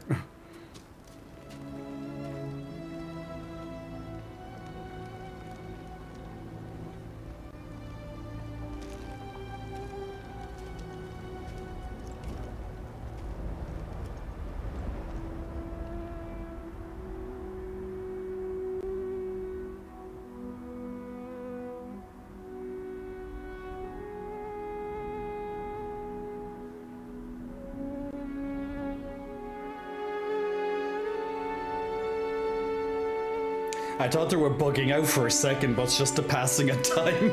I thought they were like...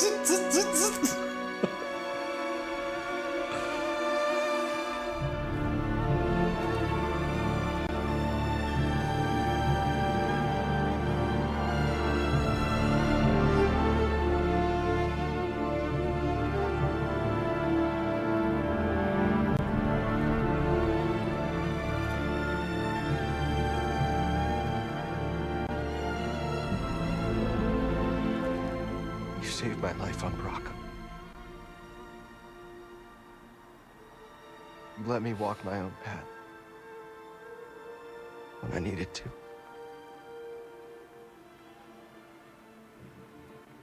You taught me what it truly means to be a Jedi.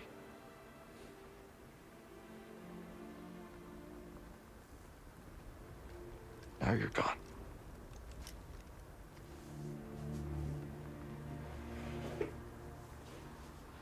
We will continue your legacy, Seer. We will build something that can outlast the Empire. I promise you that. I promise.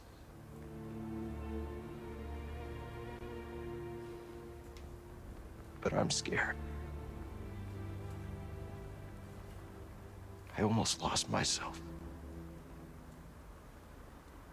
I don't know if I'm ready.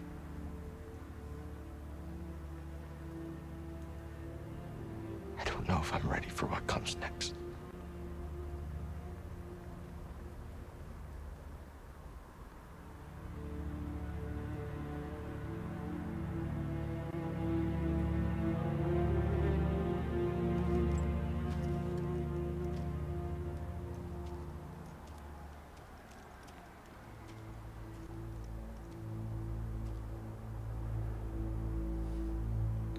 Five hours of platforming, that's what.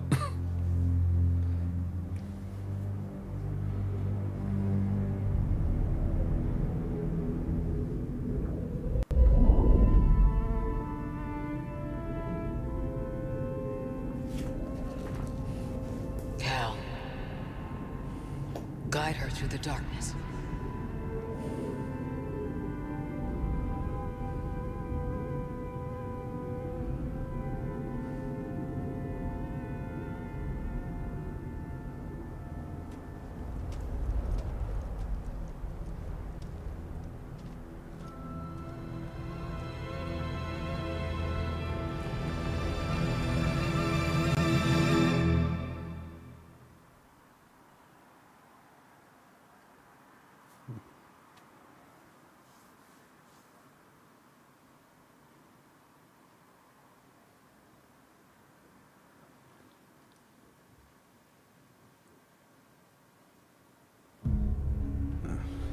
Kind of abruptly ended there. I felt just silent. But yeah. There we go. We did it just in time before Tears of the Kingdom came out, guys. Who do we guide through the darkness? Who do we guide through the darkness? All right. So I had a couple of follows there to acknowledge during the whole encounter. So let me check those. TJ Capelat, Big Muscle Flexing, welcome to you. Thanks for pressing the follow button. Also to Lonely Dreams as well. Lonely Dreams, Big Muscle Flexing, welcome to you as well. Jordan Devries, Big Muscle Flexing, welcome to you, Jordan. Thanks very much for pressing follow. 21st Century Gemini, Big Muscle Flexing, welcome to you as well. Louise, New York, thank you so much for the Prime subscription, man. 2 months, much appreciated for the support there. And Jordan as well, Jordan, Big Muscle Flexing, thank you for the support as well by gifting a sub there to Debbie Snow. Debbie Snow, congratulations on a free subscription, courtesy of Jordan.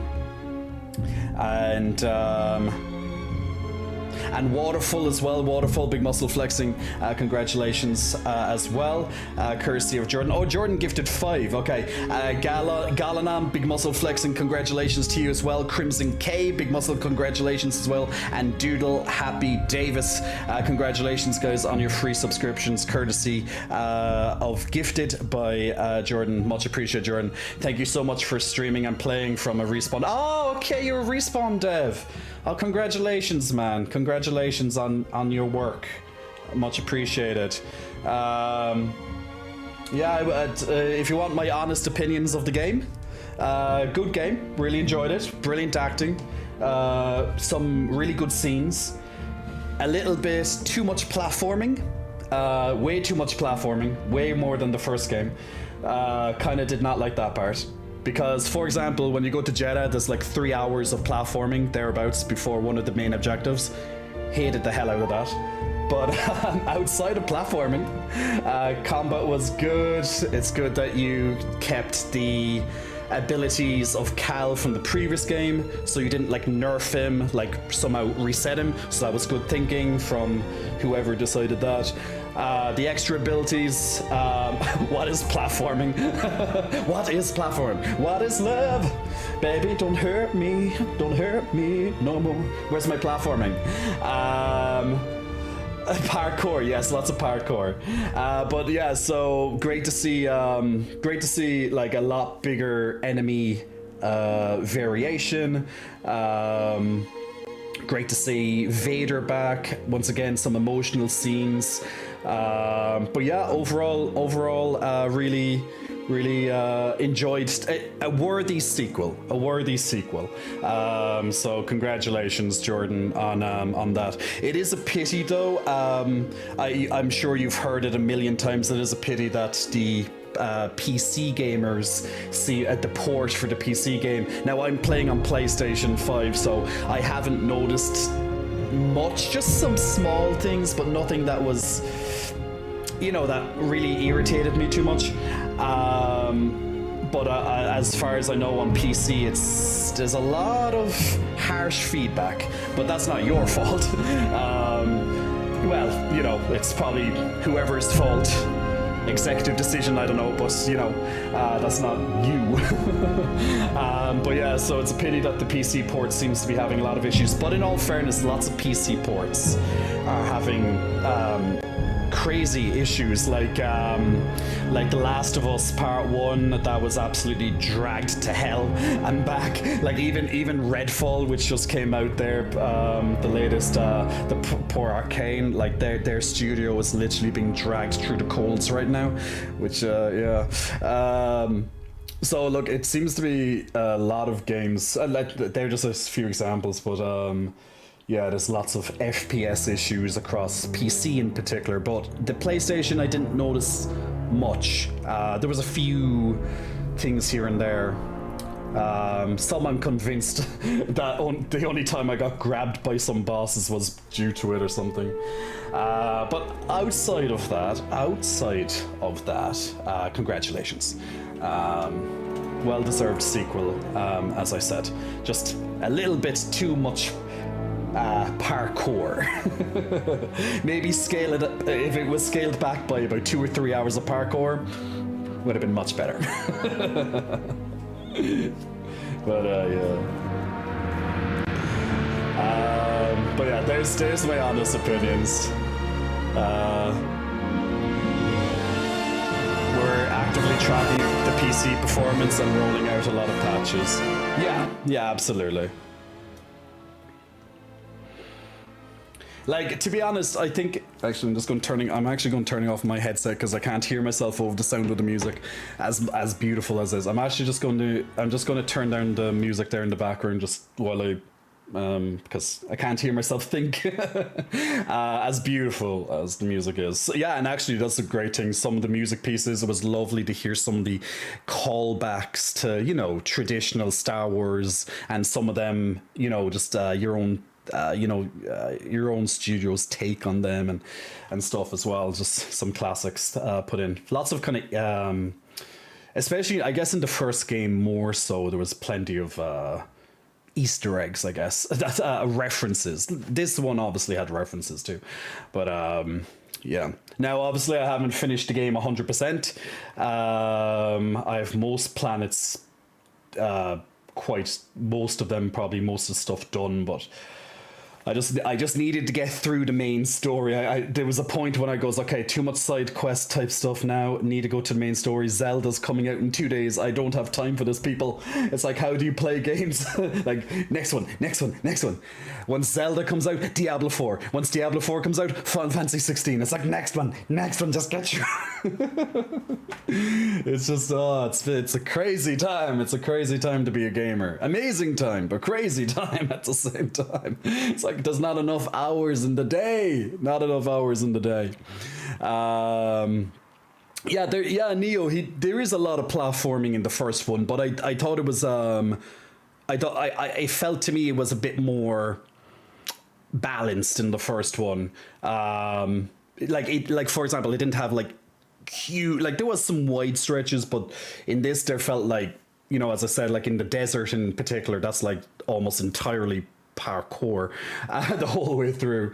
It's like, we'll do about 40 minutes of it, have a few small battles with a few stormtroopers, back into another 40 minutes of platforming. That's what it felt like. And sometimes, actually, that brings me one criticism. Sometimes it was difficult to figure out where to go next. Like, you'd be looking, the map isn't the best. It's probably an improvement from the first one. I'm trying to remember. It probably is. Yeah, most likely it is anyway. But sometimes you're literally there looking and you see the camera. Sometimes you see the lighting, which helps. But sometimes you're literally there and some of the environments, they're so blended in that's hard to kind of see, where do I jump? Do I do this? Do I do that? So sometimes I'm literally there hanging off a ledge or something and be like, I don't know, maybe I'll just jump behind me, and you never know. And that happened to be the right thing or something. It was just... there was just sometimes it just felt like it was a bit too hard to navigate where to go. I was like, nah, they couldn't expect me to do this now, surely. And it was. Now, it may have happened more than I probably would have wanted to, but, you know, it wasn't constantly. It was just every so often there'd just be a certain point and you're like, do I really go over there? It's like, no, that's not possible, surely. There's no way you get over there. And yeah, you just happen to somehow get there. But but outside of that, but that's all parkouring, so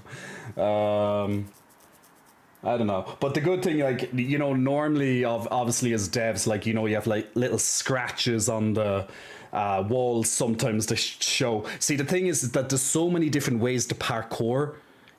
It's almost as if you have too many options, and so sometimes you're like, do I do it this way or do I do it that way? Or do they expect me to do this way or that way? You know, it's just, you're there being like, okay, I probably have like 10 plus different options of how I could, like, do I leap once? Do I do a double leap? Do I do a leap dash? Do I do a leap to a wall run to another leap dash? It's like, or do I like run up the wall, like going like rebounding against the wall? And I was just like, sometimes you're like, but at least I guess you guys as devs had more of a playground to work with, being like, oh, we can challenge you this way, we can challenge you this way. So at least it, you know, it didn't feel repetitive. You're just running to wall, jump, that type of thing. It's like, oh, now you have to do this ability and this ability and this. So I guess it does, you know, it has its benefits as well, obviously. But sometimes there was like, I really don't know how to do this part. And I'm there multiple times, I'm just jumping off and just hoping I get to the right place. It's funny. Yeah. Like, yeah, you get it. Of course you get it. You're a dev, so no. Well, other than that, outside of just minor, they're minor. Like, realistically, in the grand scheme of things, they're minor. But maybe just some stuff for if there is a third game. It sounds like there's a third game based on the ending there. We'll see in 4 or 5 years, maybe, right? Yeah, but excellent job. Well done. I applaud you. I bow to you, sir. I bow to you. Well done, you and your team. So guys.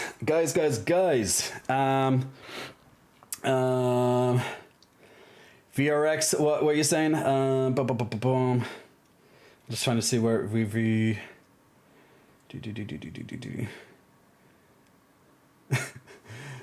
VR, you like the song at the end there. Okay. Oh yeah, these are all just comments from the fight itself, the final boss. By +75.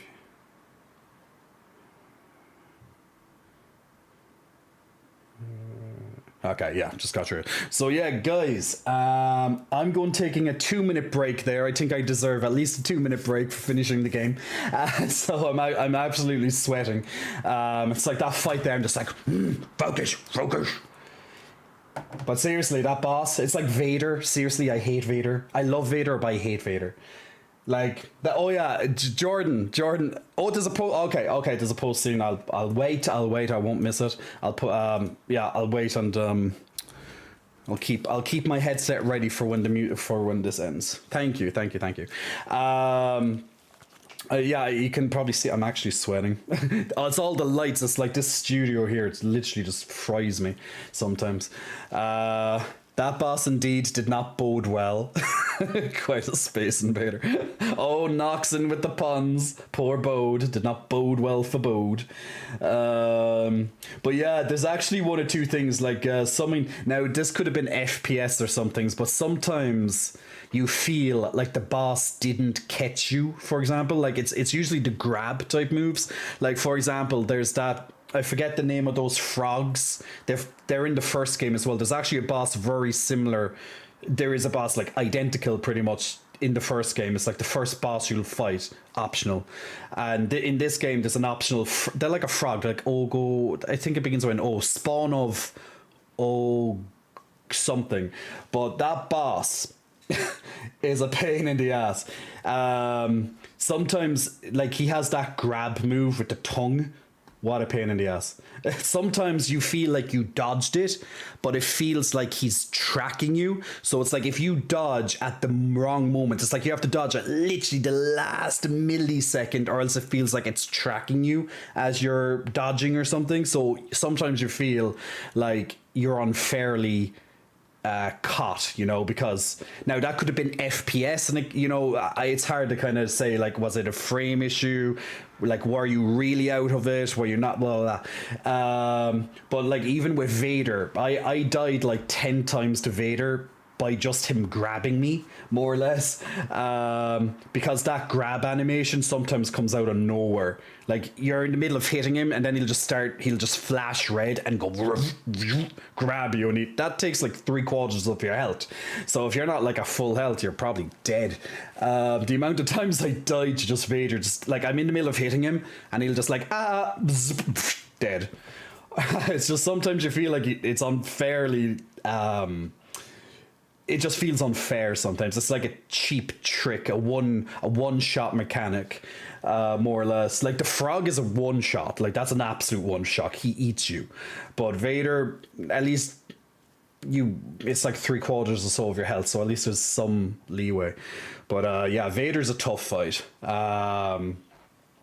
But mostly because of just one move, and that was his grab move. But I got used to it eventually, but the amount of times I just goes, nope, if he grabbed me in phase 1, I was like, takes 3/4 of my health. I'm like, nah, just kill me now. There's no point. There's no point continuing.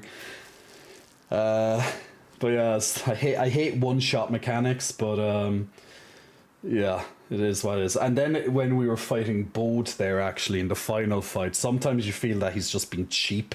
He just does something at the most like awful time you could probably imagine, like when he does his grab move. Sometimes you've just finished a dodge, so there's always that little gap before you can jump. So if you just dodged at the wrong, like you just dodge out of a move and he also happens to do the same thing, you're most likely never going to get the jump. So he's going to grab you, take off like half your health, and you're like, yeah, that's fun. It's just those type of instances. It's like, just feels cheap. But look, outside of that stuff, you know, I don't know. It's I'm not a game designer by any means, of course, but sometimes it just feels cheap. I don't know. Is it like AI script has to be changed, or is it just a timing thing? I don't know how it works. Usually it's probably an AI script, set of parameters and shit like that. But, yeah. Alright, we're probably almost to the end of the credits. I'm going to put on the music again. We're probably close to the post-credits scene. Compliance and certification.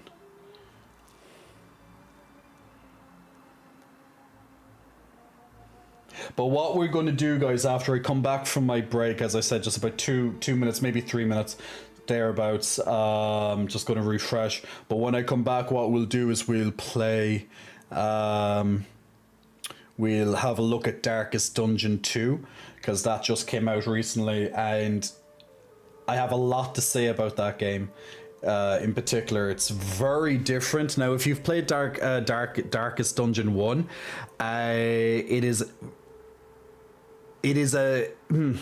it's a big departure from the first one. However, they have expanded upon a lot of their concepts, and usually for the better.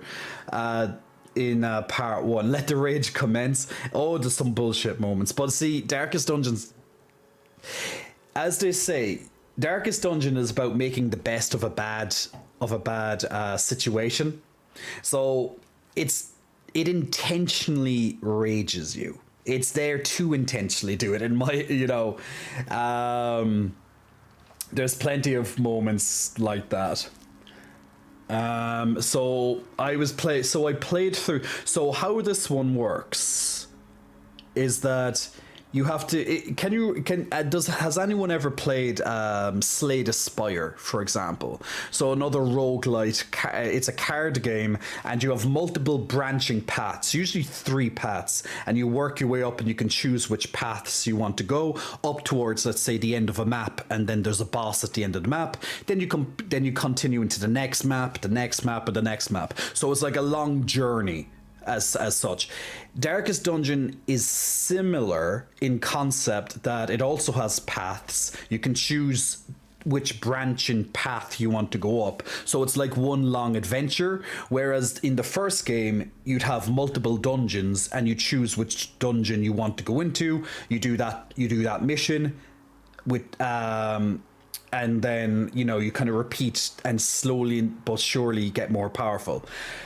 In this, it's as I said, it's just one continuous journey from start to finish, and you have to get, I get where they're coming from, because since you're outside of the original location, the hamlet, you're kind of trekking through the the countryside, let's say.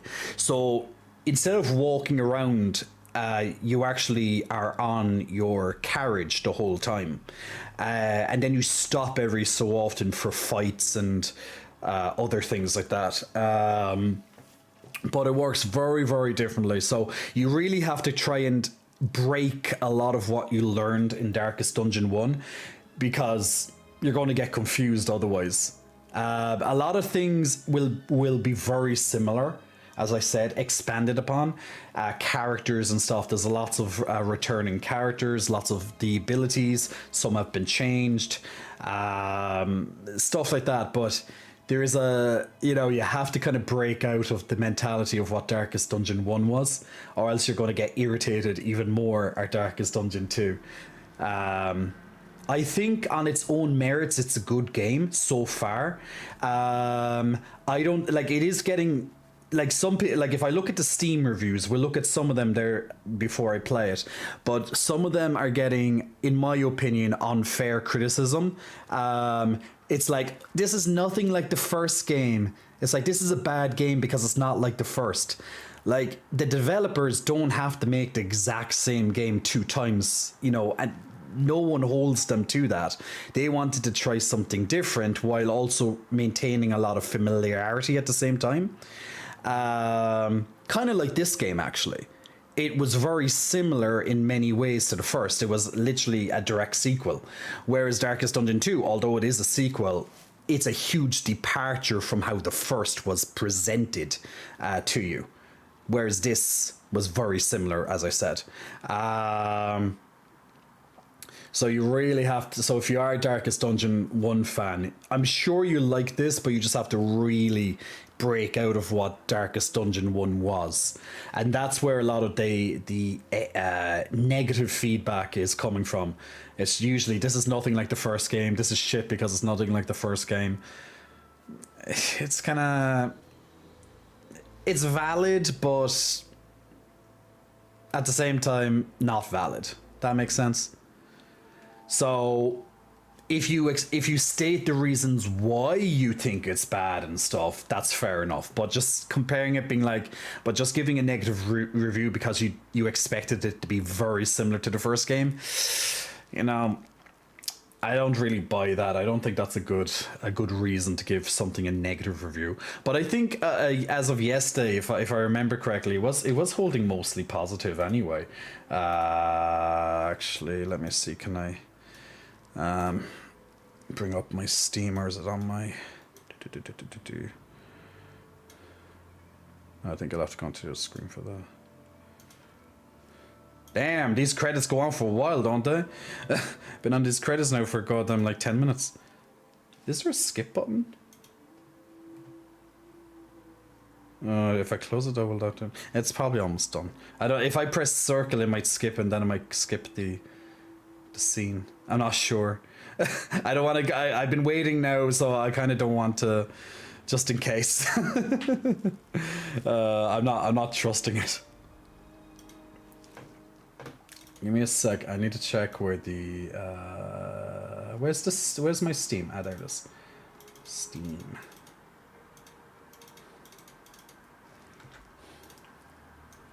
Steam.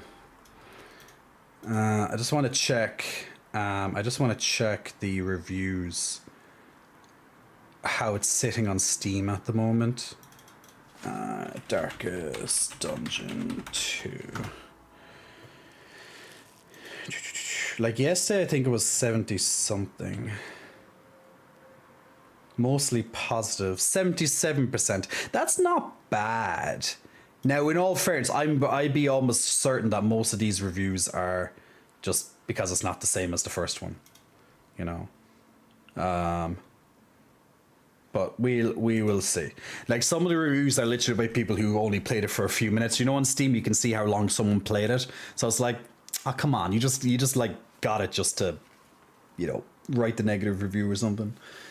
Oh, you can skip it. Okay, awesome. Thank you, Jerome. I wasn't sure. I was like, will I skip it? All right, so this is going to be the after credits or post credits scene of Jedi Survivor, guys. So just in case you weren't looking at your screens there. So I'll give you 10 seconds. I'll give you 10 seconds just in case, if you need a few seconds to get back to your computer or whatever.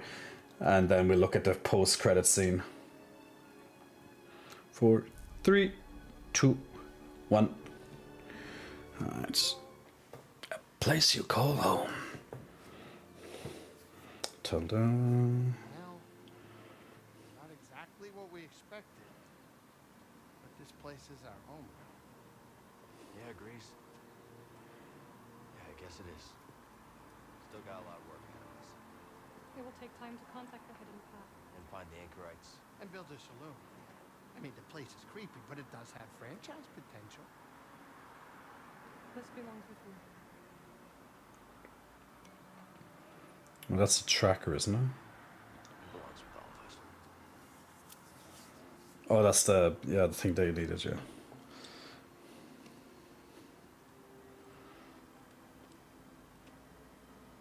do you think, kid? Should we give it a shot?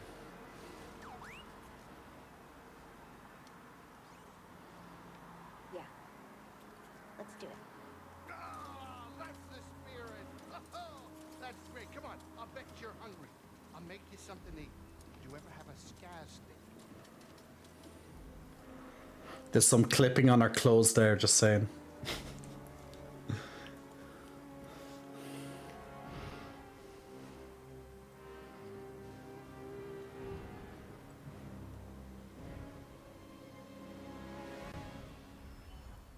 Oh, okay, and then, okay. All right. You've reached the end of your journey. However, the galaxy can be freely explored, and there may yet to be secrets to discover. Oh, yes, there is. New Journey Plus is now available from the main menu. Was the volume too low for you? Really? Oh, maybe I pressed it off by an accident or low by an accident. Sorry. All stances and cosmetics from previous games will be unlocked, along with some new perks and lightsaber colors. Any skill points will also carry over. Purity, what's that? No, New Journey and free perks. Purity grants a massive increase in weapon damage for both friends and foes. Warrior replaces standard enemies with new, more difficult combat encounters. Oh. Trendsetter randomizes your cosmetics and death. Okay. Okay. Well, that could keep a new game plus Interesting. The thing that I know I probably didn't do enough side quests, but and stuff, so I hold myself accountable for that. Well, I done a lot of stuff, to be fair, but obviously not everything. I don't have a lot of perks, for example, yet. But I don't know how many perk slots you can get. I only got like one extra one by doing one of the side quests, but I'm sure there are probably multiple hidden behind side quests. But there's just like... so I'm not sure how many you can actually potentially get, but... it's kind of hard to test them out when you have so few slots. But once again, that's probably my fault.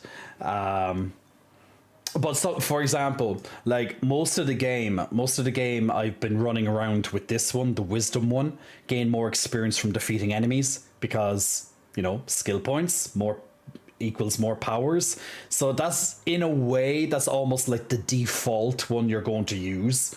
Maybe not everybody, but probably for a lot of people to see, ooh, more experience. Like anytime I'm playing Dark Souls, the moment I get that silver, it's a silver covetous ring or something, or serpent or whatever it's called, like, which gives you more experience points. I'm like, mine, like that's literally automatic equip. I think gamers usually have that kind of mentality. It's like, ooh, more experience, mine.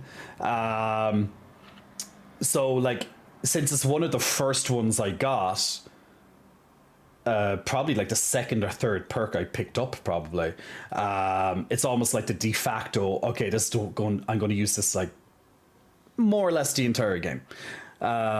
Maybe take it out for bosses or something. But so that kind of, you know, it kind of discourages, especially since there's so few slots. Once again, I don't know how many unlocks, but since I only got one by doing a couple of side quests, I got one after a bit. I was like, I don't know.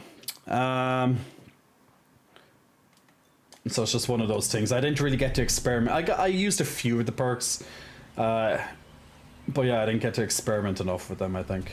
Mainly because I had the experience one on nearly, like, as I said, de facto, it's what you're going to go to. Actually, one last thing, I just want to check one thing.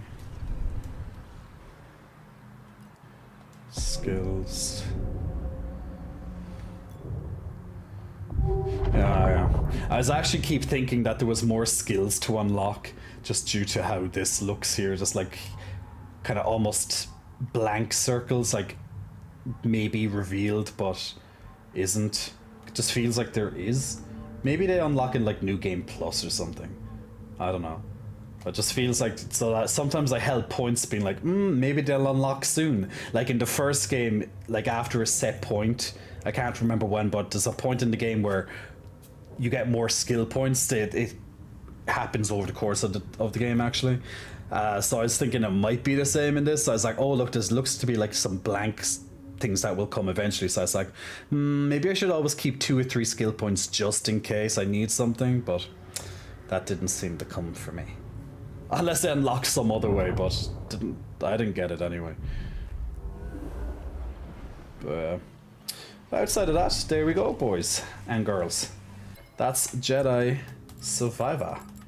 Well done. I'll get around, like, I'm very sure I have the platinum in the first game. I'm very sure I do. I need to double check that. I'm sure I have a platinum trophy in the first game. Or else, or else I'm very close to it. Jedi. Where's my Jedi? Dark Souls, Hogwarts, Jedi Fallen Order. Oh no! Oh, I thought I played more of it than I thought. Nah, must have got mixed up with a different game. I actually thought I got further than I thought with the things. Oh well. Yeah. And my control's gonna run out. Oopsies, hit my microphone.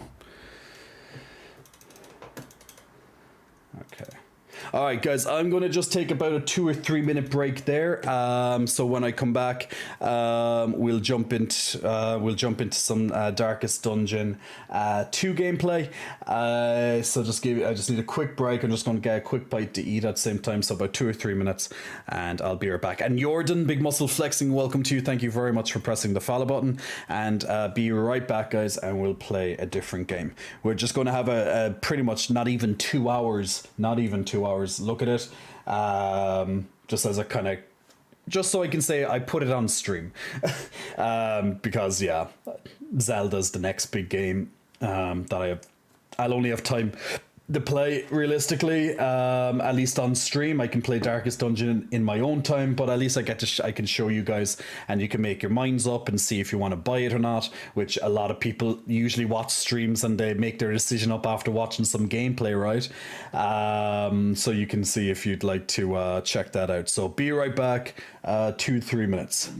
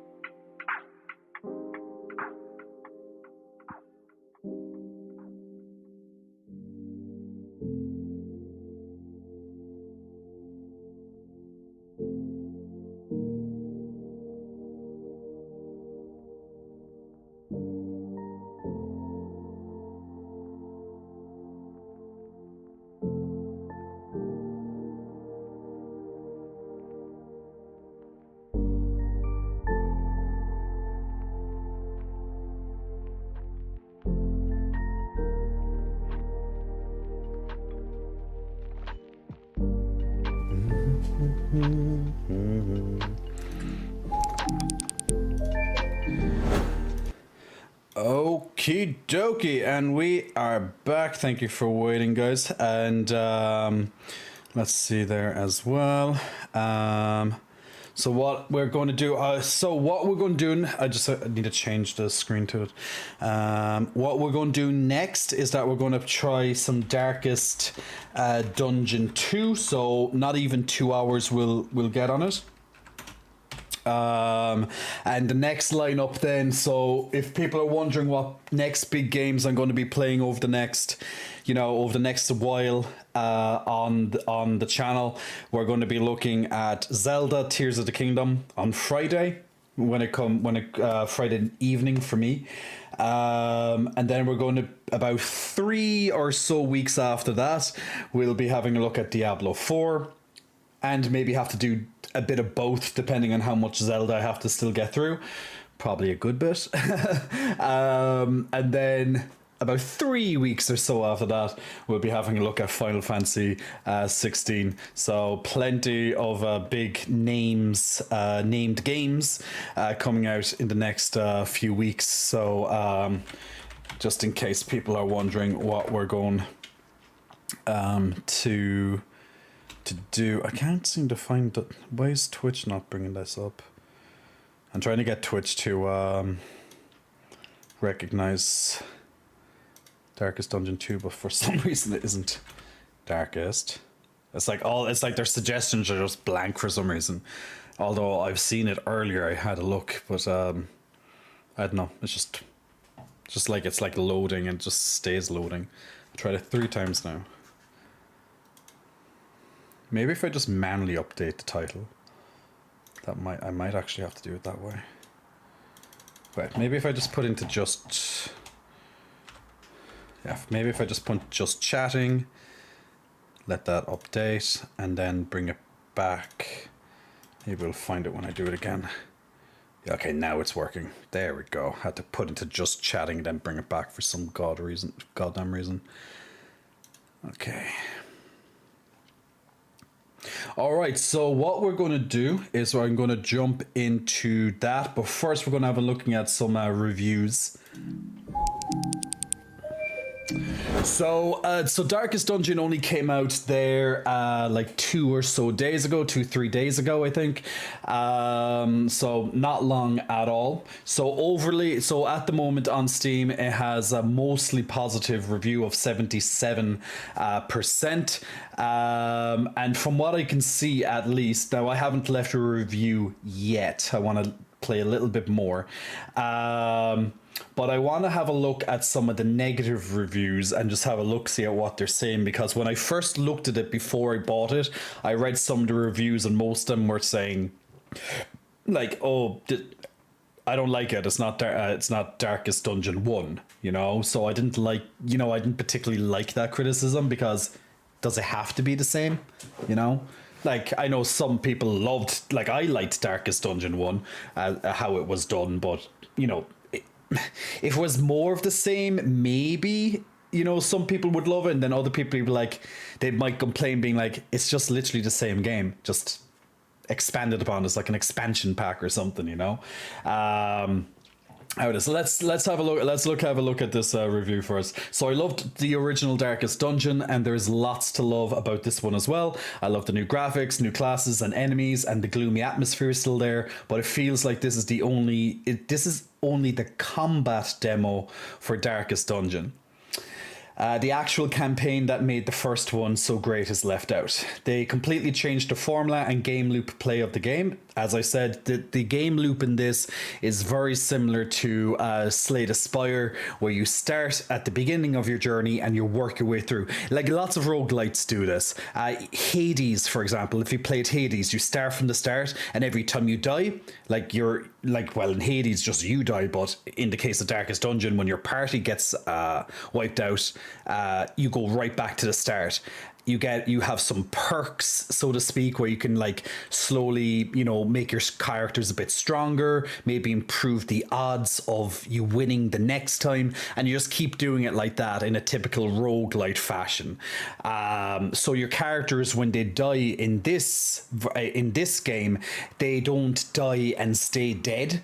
like the first game, like, you know, which was very punishing. If a character dies, it's dead.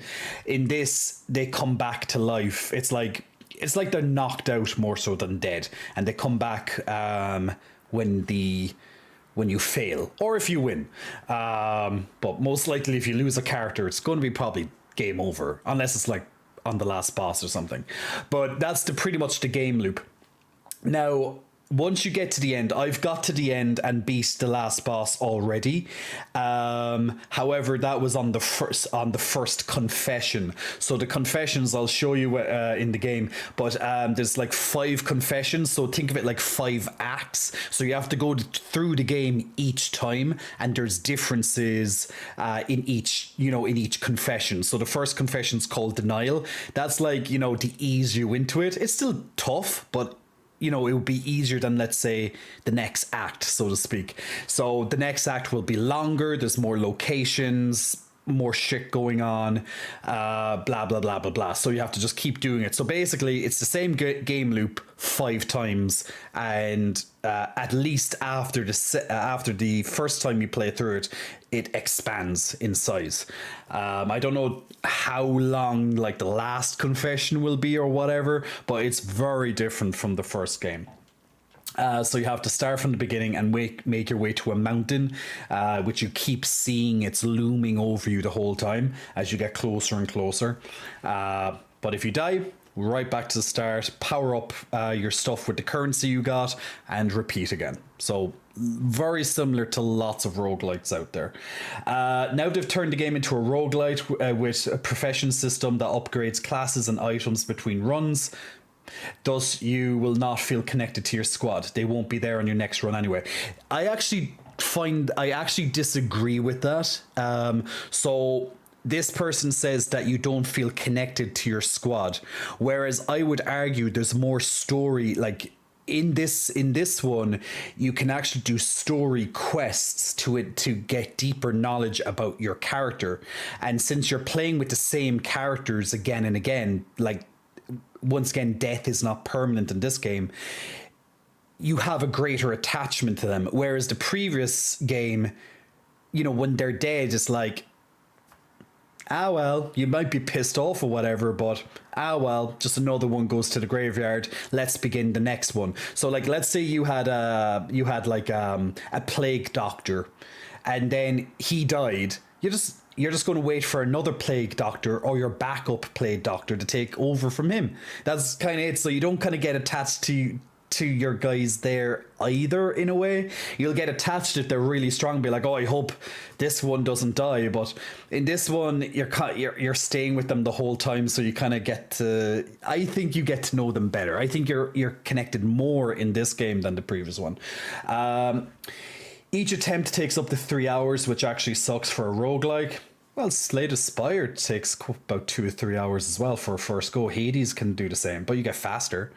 You never get in the mood of, let's just try this wacky strategy. Yeah, I do agree with that. Like, it is nice just to go into a mission and it's done maybe within 30 minutes. Whereas this, you're literally going, okay, this could take a while. This could take like 2 hours, 3 hours to finish, maybe even longer in the longer confession. So like, if you make one, which is where the rage comes from, because let's say you're far into the campaign and you make one mistake for whatever reason, you misclicked on something or whatever, that could literally ruin the last like 2-3 hours of your run, which that type of stuff really sucks. Or you misclick on the path that you wanted to go, and you know, you don't get like a moment to like change your choice just in case you misclicked or something. I know that's like, well, tough shit, but at the same time, it's that kind of stuff. I did that actually today. I was going up a particular path and I was pressing on the keyboard to move my carriage, but also if you press a button and hold it for 2 seconds, I wasn't really paying attention, it actually sends you in a certain direction and you can't get out of that direction then. And that sent me up a path I didn't want to go. I still got through it, but it wasn't the path I wanted. Well. Blah blah blah blah. You'll suffer through 3 hours of hard fights, only to go against the final boss and realize you've never had a chance to win in the first place. So the final boss, as far as I know, changes every single act. So We'll have to see what they are. Also, you'll need 3 hours to finish the run in one sitting. You don't have to do it in one sitting. You can save, or you'll have to save mid-run and remember, yeah, exactly what your strategy for the run was. Well, that's true, but you could also argue if you saved in the middle of the previous game, in the middle of a dungeon, unless you remember when you come back, it's in the same position. Although I kind of get that at least it's only for a short burst, whereas this is like for much extended. Can get quite complicated as there are about 30 different icons to memorize for all the different status effects. There is a lot of icons, but at least you just press one button and most of them come up on your screen. I would really love this game if they added a long time campaign in the same vein as the first one, but as is, I cannot recommend this beautiful roguelite because of its annoying run structure. If all you liked about the first game is theory crafting different party combinations tactical, this will probably be a great game for you. That's a fair review. I think that's a very fair review. I disagree with one or two things, but overall, fair. And, you know, so far they've spent, 8 hours playing, so they'd have some idea what they're on about. Let's check another negative. I don't like ones that are like one-liners. That's not like feedback. At Terrific Terry, like remakes, it was a spot for spot remake. Then it was too different. Come on, folks. Yeah, it's that type of thing. It's like when you remake a game and if it's not 100% faithful, people will get pissed off. And if it is 100% faithful, people are like, but see, you know, it's the exact same game. Why didn't you do something different? You know, there's always someone, you know, that will get pissed off. Not gonna lie, this game just did not click for me. I like the first Darkest Dungeon well enough. I'm not a super fan or anything, but I think it was good. I do like the relationship aspect. I'll talk about that when we play. And I can respect that they tried something different. This is exactly what they did. But the thing that bothers me the most is the interface. Darkest Dungeon was extremely clear in what every icon meant, and it was easy to navigate from characters to inventory to various other scenes. Darkest Dungeon 2 feels like it was made for mobile in terms of where to click. Want to look at your character's stats, right click on their portrait. Can't see their portrait, too bad. You just take down the other window. But yeah, want to know what the icon is and what it means for your action? Open up a separate tab that shows all the possible icons and statuses. Well, I thought that's actually convenient, but I know it's not as straightforward as the first. I do agree on that. It is. You could just hover over and it will tell you exactly in the first, but this one, not so much. But I think it's almost as fast.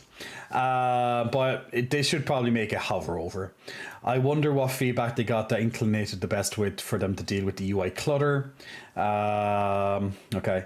How about preparing for the next expedition or moving on from the inn rather than some clear images, cool UI? They decided to put the buttons to select these preparations at the bottom left of the UI out of the way. If I want to know what those buttons do, I have to hover over them. Why are they not just in the menu or represented like in DDD? Okay. Let's look at a recommended. Play this game for over 100 hours in early access. Picked it up here on Steam for obvious reasons. A lot of negative reviews seem to be centered around DD2 being a lesser version of DD1. I played DD1 for almost 900 hours. Jesus. Actually, I played it a lot, but nowhere near that. I played it 3 times in each difficulty, one each difficulty, and I can say with confidence that this isn't true. DD2 is not a new version of DD1, so if you want DD1, probably best to go for some mods. DD2, however, mixes up the gameplay while still being familiar. Characters, skills, and combat system isn't totally alien, yet you'll be learning new things to master it. The game is set up more like a traditional roguelike, with runs that last roughly 2 to 3 hours, presenting numerous challenges and interesting decisions as you prepare your team to face whichever boss you intend to face. The game is highly enjoyable with layers of challenge I'm still keen to go into, including official torchless modes. Best to pick this up with the understanding that Red Hook didn't want to make the exact same game a second time. Yeah, that's simply it. They just didn't want to make the same game, the exact same game 2 times. But we'll check it out. We'll check it out and we'll see wherever I paused it. I can't remember where I paused it earlier in my run. but I'll talk through changes, I'll talk through my opinions and some annoyances and all that stuff as we go through. So very similar to the first game, you have a little pop-up right at the start that pretty much is warning you that, look, this is the best about Darkest Dungeons, about making the most of a bad decision. So you're not expected to succeed on your first expedition. Heroes will die, failure will abound, and the world will seek to smother your flame.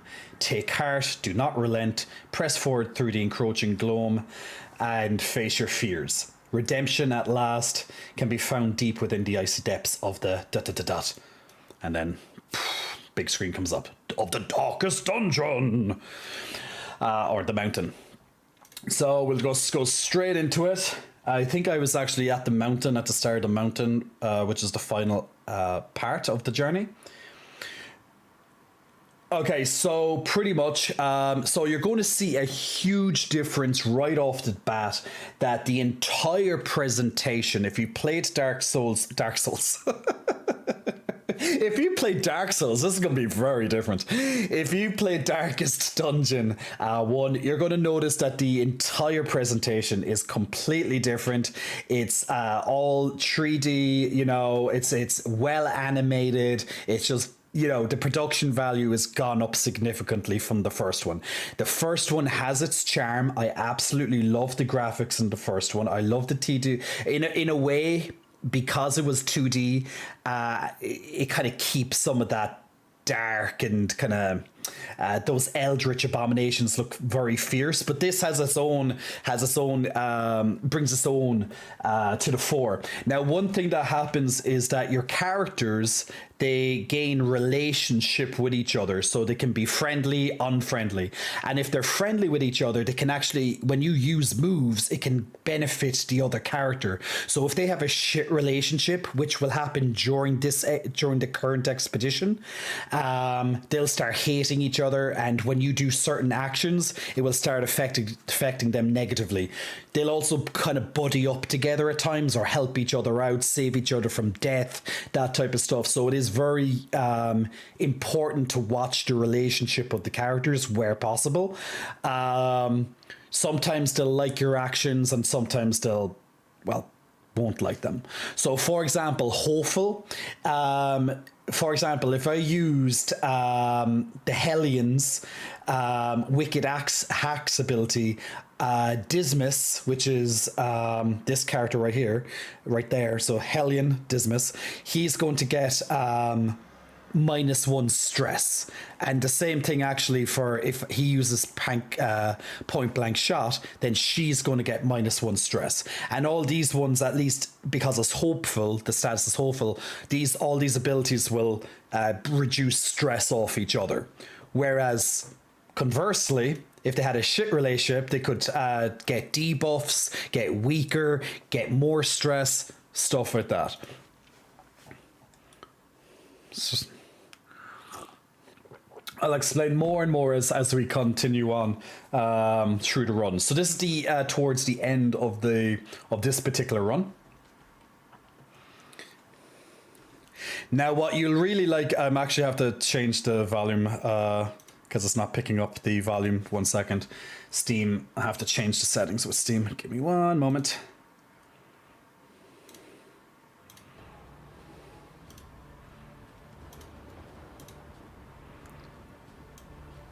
Okay, now it should be picking up a lot better. I do have it slightly lower on my screen, so I'm going to bring up the master volume a bit. I don't want it too loud. So this is the UI. As you can see, it's very, very different how the presentation from the first one. Now you can see how the characters look. They still have this dark aesthetic to them. You'll also have a lot more combat skills. You can have 5 equipped at any one time now. I think you can get 11 per character, so you still have plenty of choice, and you can change them after every battle. Or before every battle. You'll also still have your quirk system, so a positive quirk is usually something that's good that will happen to you. The negative quirk's then usually something bad that will happen to you or negatively affects the gameplay. So you still have stress. So stress is different this time around. Instead of like having 100 stress, you have 10 stress. And if you reach 10 stress, the character is going to go into a meltdown or become resolute. Resolute is very similar to the first game, where they get like absolution and they get some positive effect.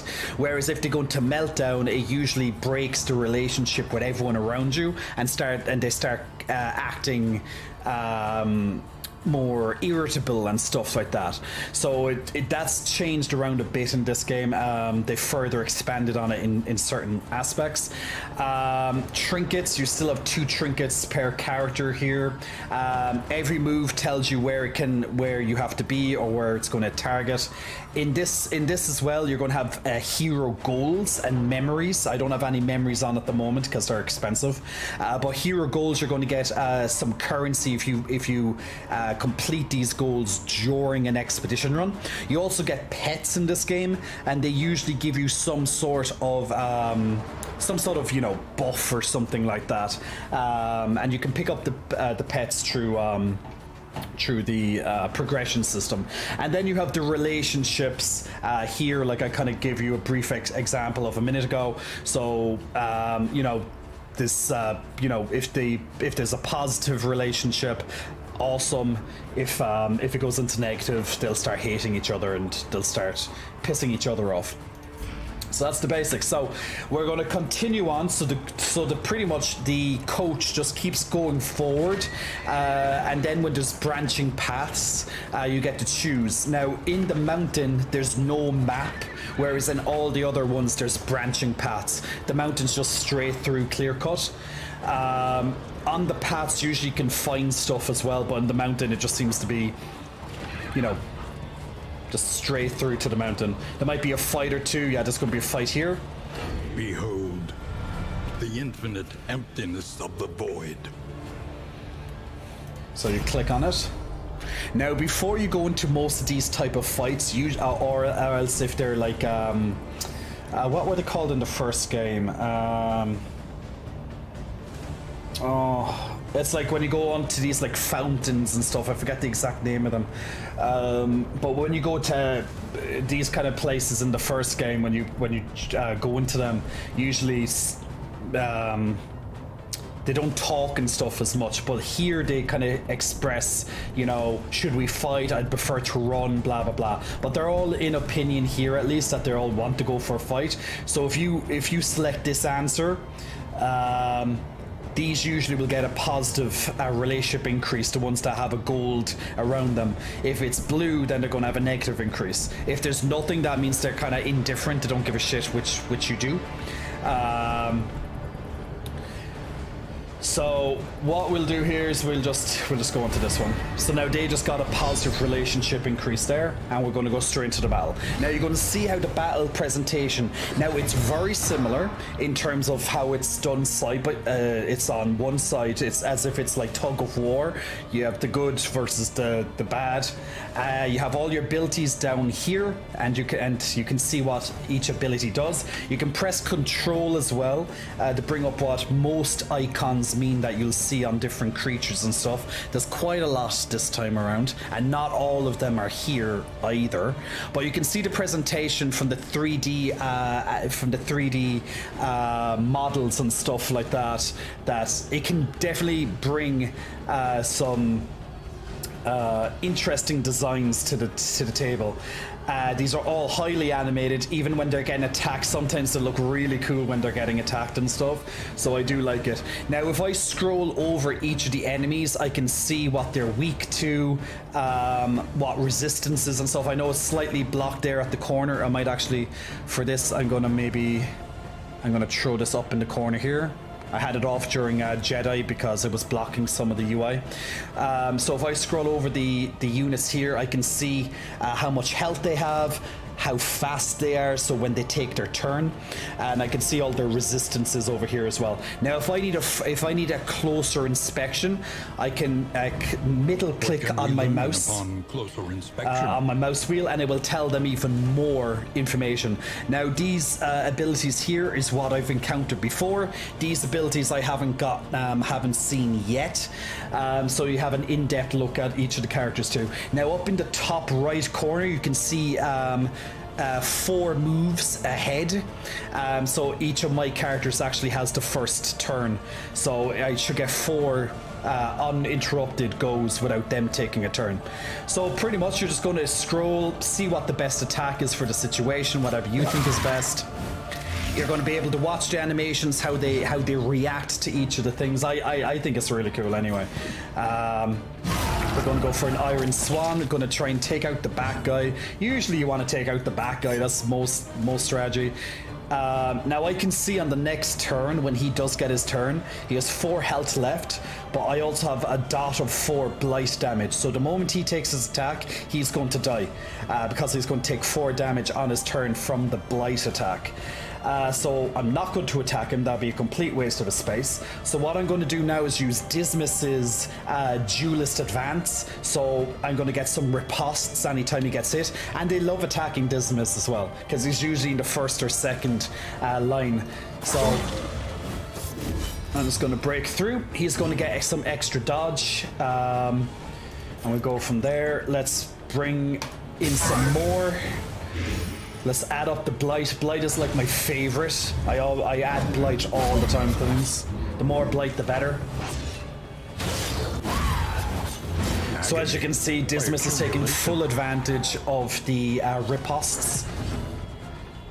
I'm going to come back in and do more poison darts, trying to stack up. Oh, it resisted this time, but trying to stack up as much as possible that resistance. I'll do a point blank shot. Now with this point blank shot, it's going to take off 1 stress off her because they are connected.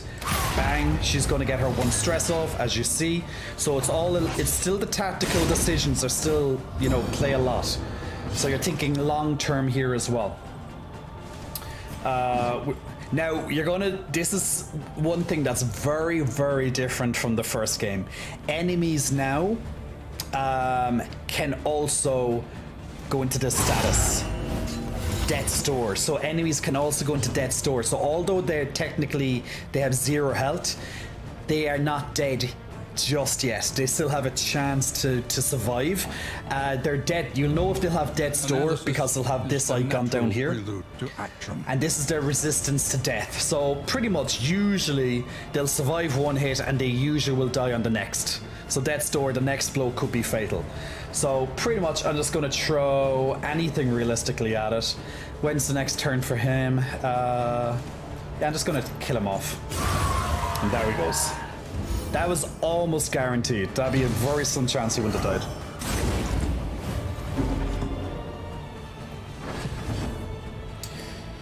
So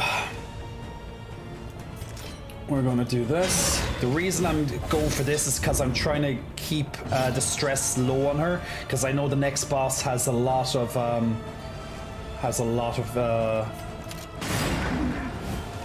stress coming onto it. I want to give her a heal up on the next time I get my Plague Doctor to act.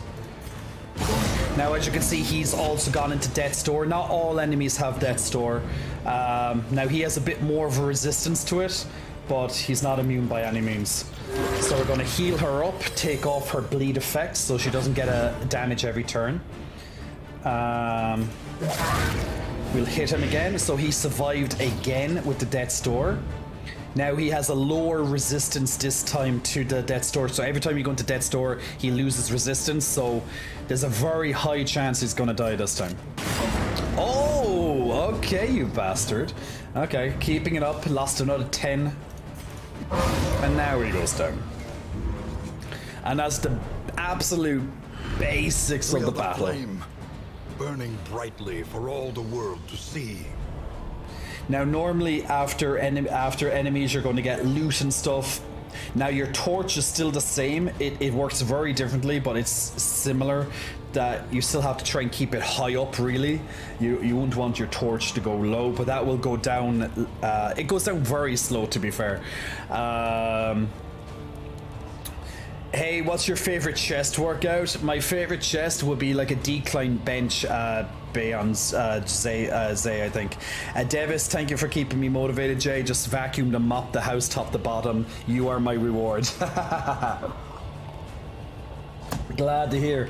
Now also in combat, you can also have combat items up here. So, and they get a free action turn every go, so they don't actually cost any, they don't cost a turn, so you can use them every turn if you want to. Well, depending on how much you actually have carried on you, of course. But they can be useful. They can be useful. Don't use that. So sometimes this could be just basic healing stuff, other times it will be to debuff an enemy. So we'll continue forward. I think there's only one fight before the boss, the final boss. Now I'm in very good shape so far. Cathedral, malign temple of the Iron Crown. Now you're going to notice as well that the narrator still an amazing voice, just like the first game. So this is the final boss of the first run. Of its self-imposed incarceration. And it's a pain in the ass. So I'm not sure the exact strategy to do this. They're actually in different positions from last time. I did beat this the first time I tried this particular confession. That doesn't mean I'm going to be able to do it now, because it was literally such a narrow victory. All my guys survived, but such a narrow victory. So at the end of each confession, there's 5 confessions, you're going to have a new final boss. So you have to go through the game 5 times, 5 successful runs at least of that confession, of each confession, to properly finish the game, I guess. So that's a very long game, to be fair.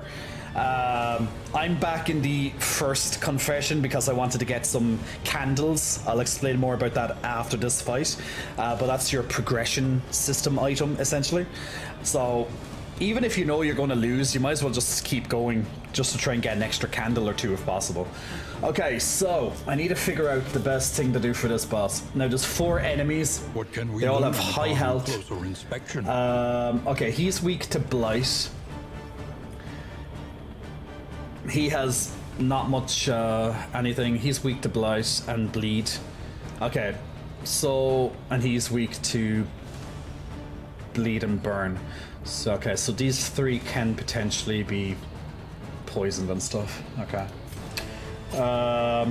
He's just going to be taken down the old-fashioned way. I'm just not sure which one's the worst. So each time they take a go, they have one really shit move. Analysis is the natural prelude to action.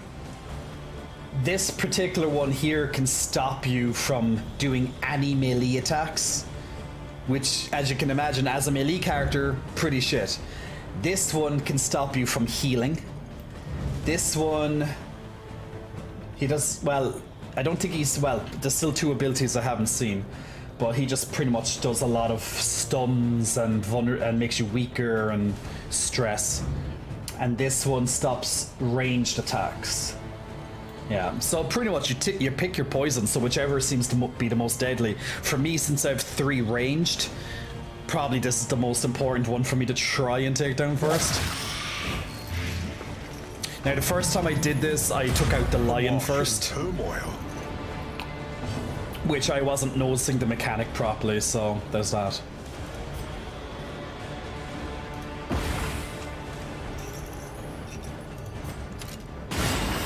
Oh, nice crit.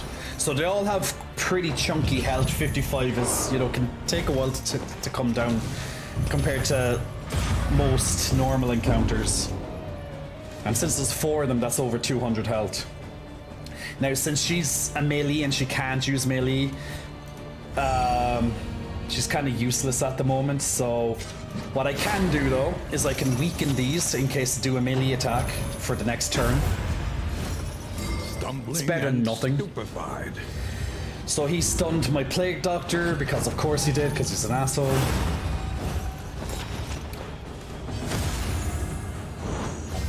Collaboration confers advantage. Okay, so the hopeful buff that just kicked in just there. So because they have a positive friendly relationship, she gave her a big buff there. So she has like a lot of resistances just gained. Excuse me. Because of that buff. So I'm gonna kind of lead with keep killing this guy. A slow dissection. 8. Okay, need a little bit more. End. Just trying to stack up those blights. 12. What is it then that gazes back so intently from the abyss? Cannot use stress or heal skills. That's the next one I'm gonna have to really consider taking out. That's 12.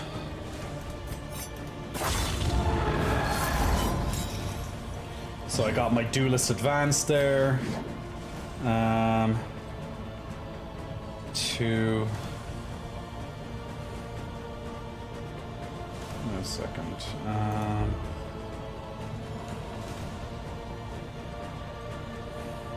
They have high bleed resist. Oh, they're very high bleed resist. Yeah, I don't even know which one's worse. He's probably worse, to be fair.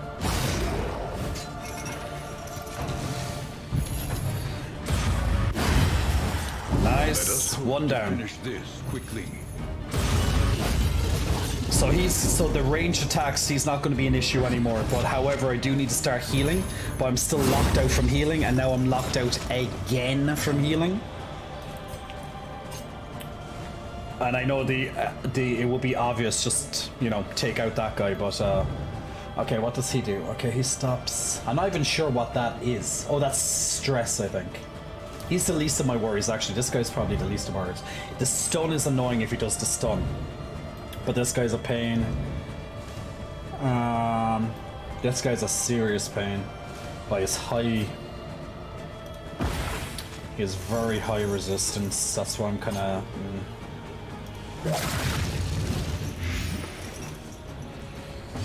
I'm gonna have to try and chip away at him, I think, more so than anything else. Now their stress is getting very high. I'm just trying to get rid of any of it that I can, but it's gonna be a losing battle. They're gonna go into their delirious state, I think.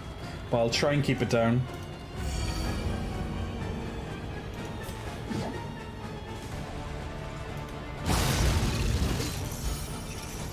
Okay, you got another one.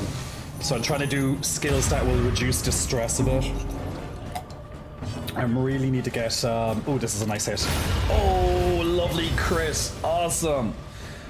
2 down. The guy that stops melee attacks is done, so that's going to free up Hellion. This is distress healing, so that's a pain. However, it's not the worst one. I still obviously think that this one is the worst one, so he's my next target.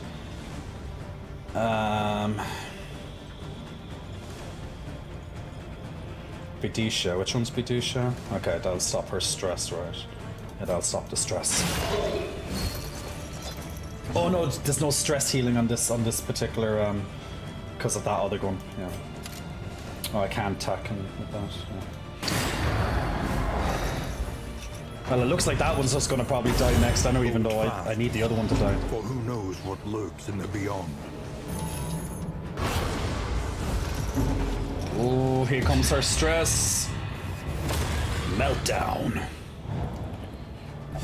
Not too bad for the end. That would be more of an issue earlier in the game, but not the worst to happen right now.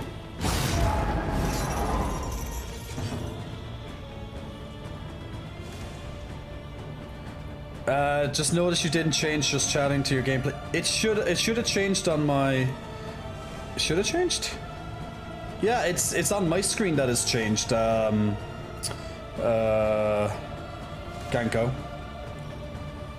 At least it should be.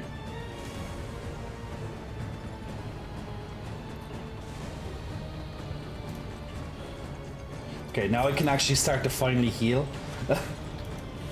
Relief comes rarely in even though, like, as you can see, my guys are very low, but I've been locked out of healing all the fight so far. And here he comes again, locks me out of the healing again. Just gonna kill off that guy, at least it will stop the stress and stuff, so. Add the blind.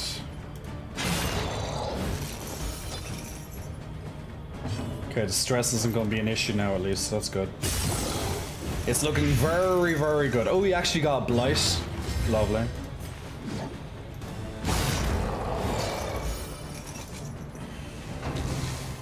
It's looking very good. Ooh. Nasty crit though. She has a debuff too, so it is possible she might die.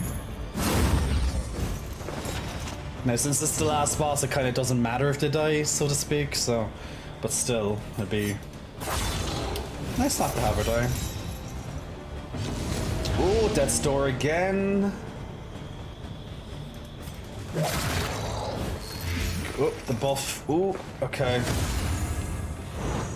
In crisis, we can rely. Shit, I can't get rid of the... Oh, the healing block is still in effect, so I can't heal her. Well, if we're lucky enough, he'll die next turn. He should die. Yeah, he's gonna be dead next turn, it's fine.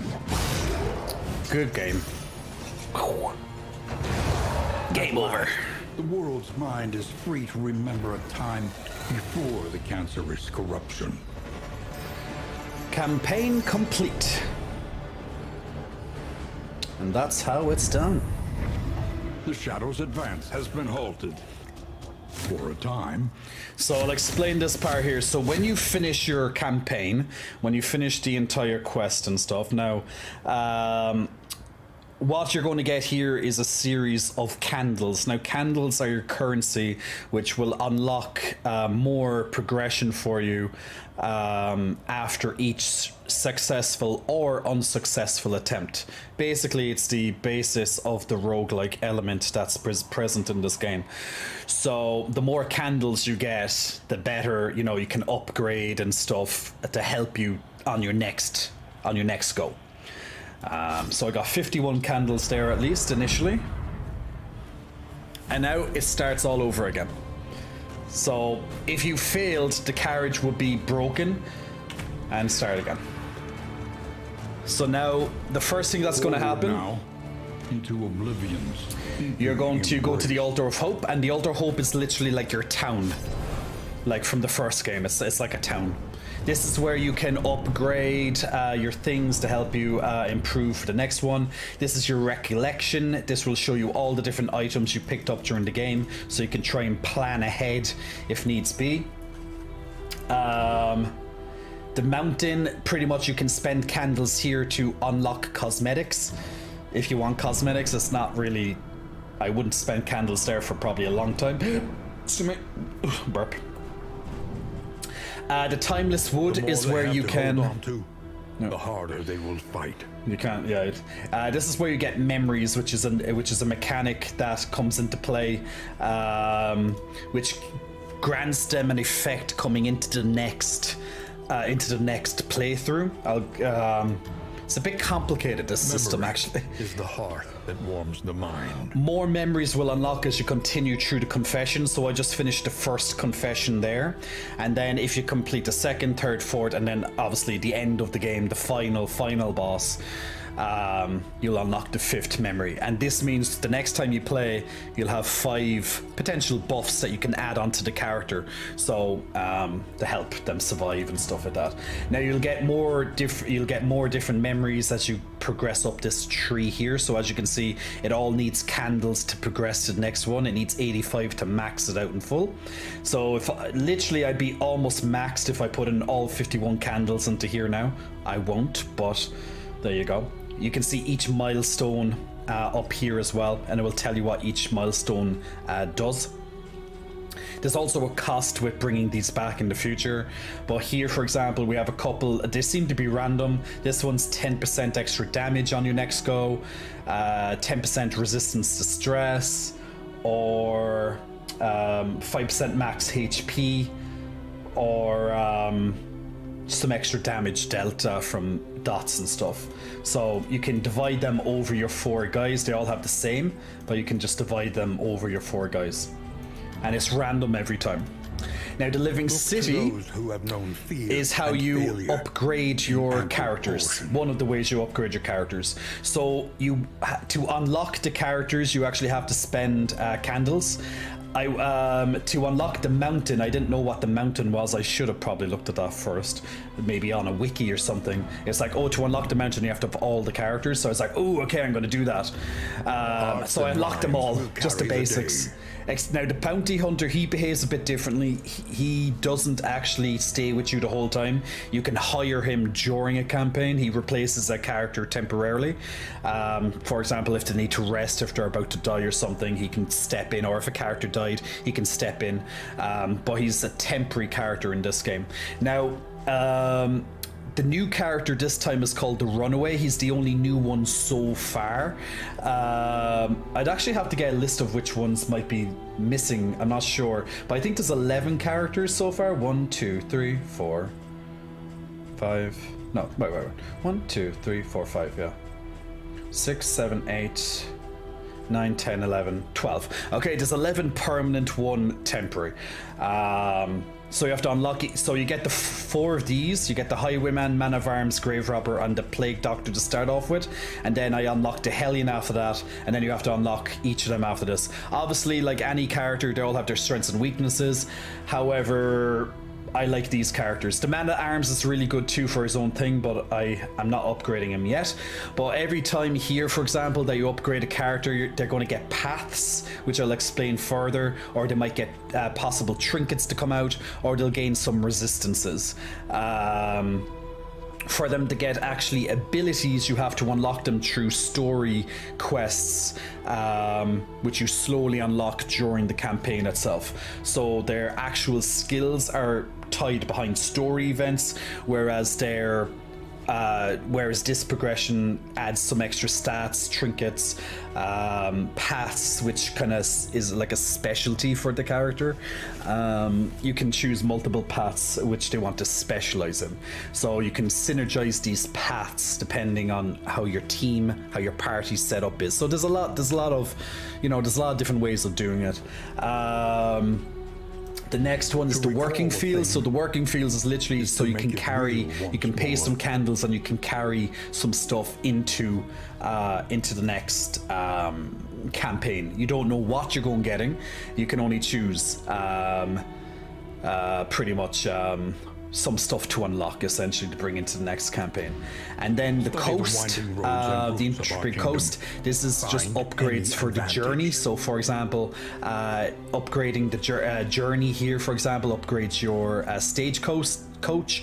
So this will add some, for example, 2 inventory slots. It takes 20 more candles to upgrade that. Yeah, inventory is quite low in this game, just like the first one. Or it does increase loot from stuff, extra stagecoach item, blah blah blah. So I could almost fully upgrade this if I just spent all my points. I'm almost there. Hey, Thick Daddy Blue. Resourcefulness is like just all on about repairs, reduced repairs and stuff like that. Let me double check. 12% stagecoach cost repairs. Now these are permanent once they're unlocked. So as you can see, this is where the roguelike element can come into play as well. So it can help make the next next turn at the campaign easier, because you're going to die. There's nothing you're going to can do.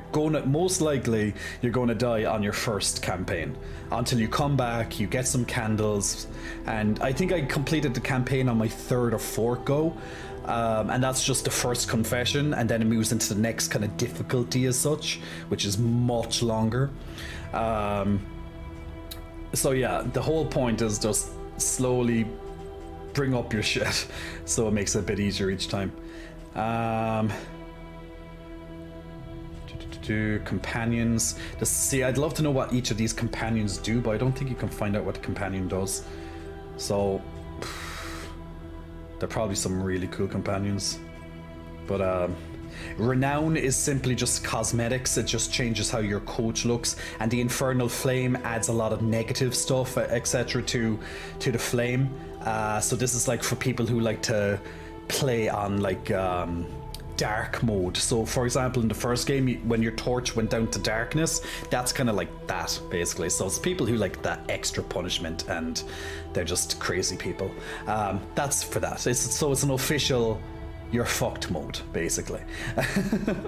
But I'm sure there's positives to it, but I'm not sure what the positives are. Okay, there are some positives, but generally they're not great. Yeah,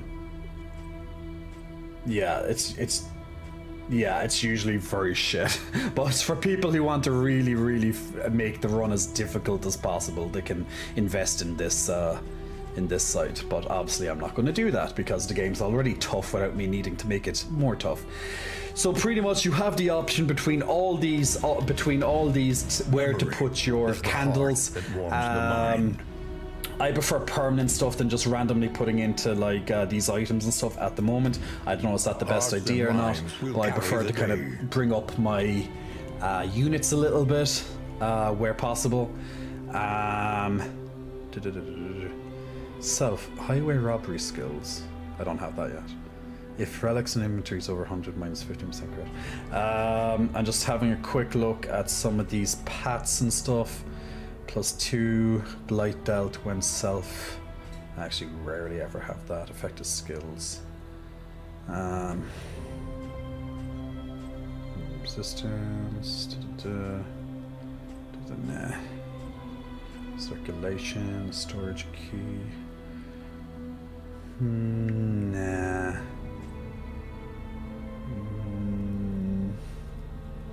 Nah. Those pats suck, actually. I don't like those. Well, that's actually good, the 5% res. Actually, do they all get the 5% res? Actually, I'll do that, I think. I'm gonna get their res up. A little more light. No, you don't get the res. A little more strength. You get the blight. You get the res.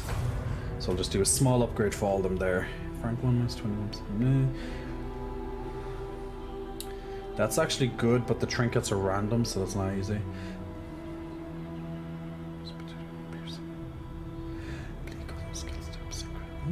That could be very good.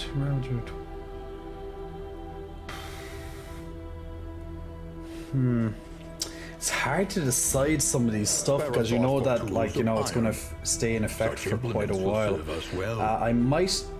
What I might do is I might just upgrade more of my journey. Arrive at the Hoarder 12 relics. Free random item. I might actually upgrade the Stagecoach 1. So I have increased candles. Ooh, 2 inventory skills. I'll upgrade this by 2.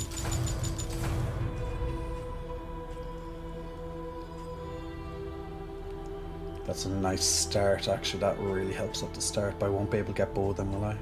15, no, I'll be short by 2. 2 inventory slots or more relics. I'll do this first. Fuck it. We stood on the shore. So this is where you're going to be like, you're going to be constantly go, oh, maybe this one or that one. Or you're going to go through, oh, maybe I should upgrade my character a little bit more. You're going to oh, actually this has 10% resistance. That's good. You're going to be constantly having those questions throughout this easily. So realistically, you should just, if spend your candles nearly all the time towards something. It's better to have it than just almost have it. If not, just wait. And but if there's something like that will even slightly help, do it. You know. Yeah. Okay. That's pretty much. I think that's all I can do. Is to make it real once more. I need to check. I need to double check what the working fields does. I need to see does it how it carries into the next one. The working fields. The working fields. The working fields.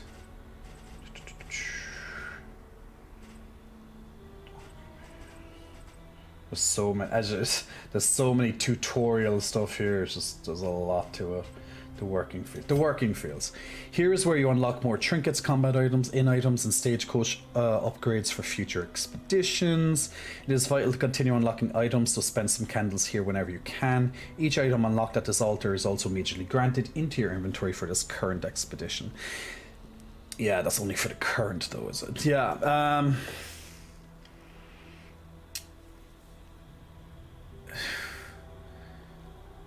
It's so they can be used in future expeditions, but the ones you unlock now are immediately granted to you. So they'd be permanently unlocked, but only the ones you unlock now will be permanently given to you.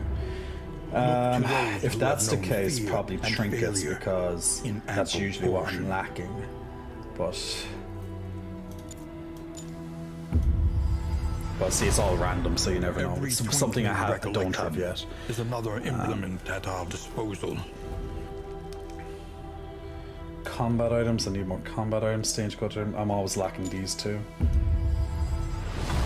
There's a bit of an RNG at this part. Damn, when I went to sleep, you were on Jedi. Yeah, we finished Jedi the Fairest. we finished it there a little while ago, and I'm just explaining how this game works. So I've been going through some reviews, I've been going through just the basics, and then we're going to campaign now in a moment. Shrine map, 100% hero shrines. So hero shrines, these are how you level up your characters through their story progression. So each character has, I think, 5 chapters to their story. So sometimes it can be solo combat, sometimes it's just a little bit of extra lore. Well, it's always lore, but sometimes it's just lore. So you know, it's definitely cute. In items, let's unlock. Let's do 2 more stagecoach.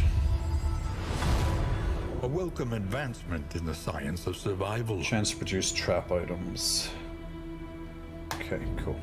Alright, so that's it, and we'll go into another The road calls once more expedition. to its dark passenger. So this is Darkest Dungeon 2.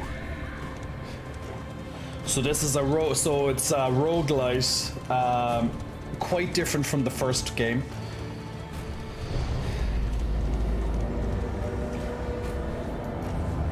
Now, You must this face is your failures. or be consumed by them. So this is where you have your confession. So my first confession is denial, the second one is resentment, and then until I complete resentment for the first time, these will remain unlocked, and then complete, then the finale. So essentially finish the game 5 times. Each at the end you're going to have a different boss, and each of these increases the size of the game as well. So at least after denial, it expands a lot, like maybe an extra hour or so, if not even more of maps. It's quite long. We'll try the resentment this time. Left unsurfaced, grievances. I completed denial twice, so I could get some good candles. I'd almost consider doing denial again. You know, try and get as many upgrades as possible. Again, I impressed upon you that any adulation afforded us would be fleeting if we could not properly defend our findings. The crossroads. Wait by the lantern's light, and welcome what help may come. Well, I'd confess to having sex in the bathroom. We've all done that. Just a quickie. Okay, so when you get to the crossroads, this is when you select your party. Now your party stays with you for the entire expedition, so unlike the first game where you choose it every single mission as such, this stays with you until you either succeed or fail in the expedition. So we'll take our favorites once again, or A team for now. There's no point in switching like when they're getting somewhere. This is where you also select their skills. Now you can select their skills at any time, but if you just want to get them started up fast, this is where you will essentially start. Blank gas. This will also be, you'll also see what perks, what quirks you'll get, and then you can see what path you want to take. Now I like the Alchemist because this, although it does give him 20% max HP, he does have very little HP anyway, so it doesn't matter. I do prefer having extra blight chances, so, and then you can check his storylines and you can replay his storylines as well, the narration of them. And plus his voice is incredible, the voice actor for this. I'm very sure it's the exact same voice actor from the first game. He sounds slightly different, but it probably is the exact same guy. I think it's just probably he's older now, so his voice has maybe slightly changed. But amazing, amazing voice actor. Deadeye improves damage and crit of range attacks at the expense of melee. Yep. So as you can see, lots of her abilities are still locked away. I do really need to get her more abilities, but little by little takes time.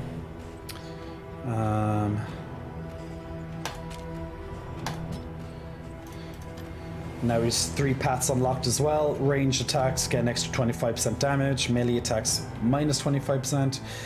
We'll go for sharp shot. However, I don't think the 25% damage matters on riposts. I'm not quite sure about that. Because technically it's a melee, but I don't know if it counts.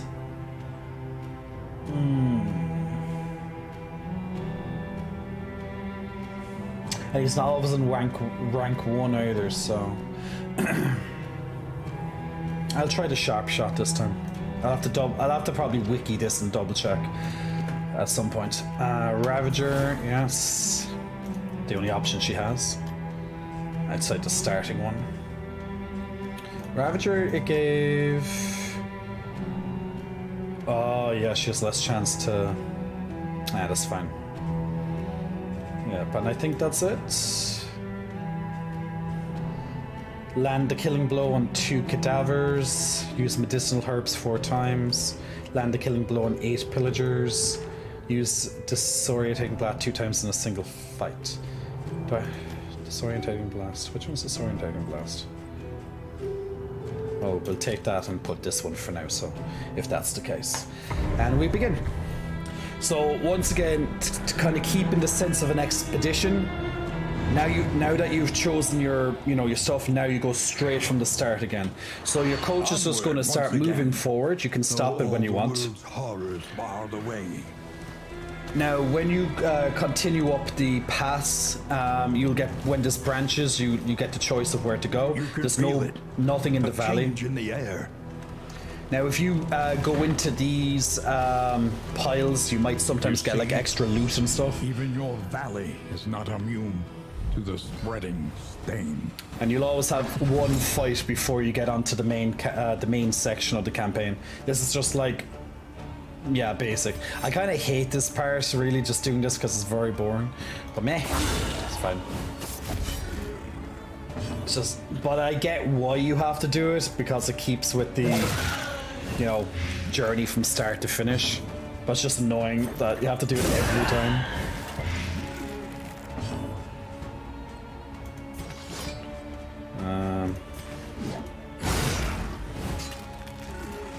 So we're just gonna get down through the enemies. They're gonna have their turn now. Just slightly survive the bitch. It's fine. Now any damage you kind of take here is going to be negated by the time you get to the inn, so it's not really important. On to the next. A few hits isn't going to do anything really, because it'll be healed afterwards.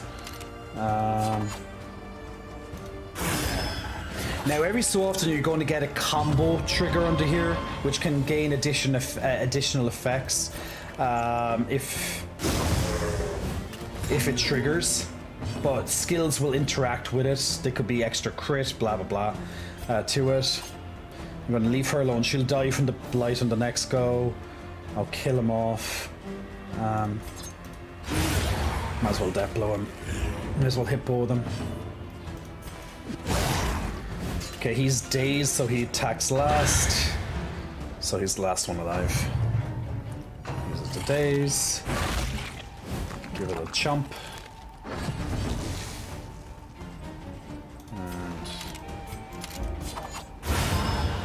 And down it goes. Messy, but effective. Knights of Inventory, really a fan of Dismas as casually. Yeah, I like Dismas as well.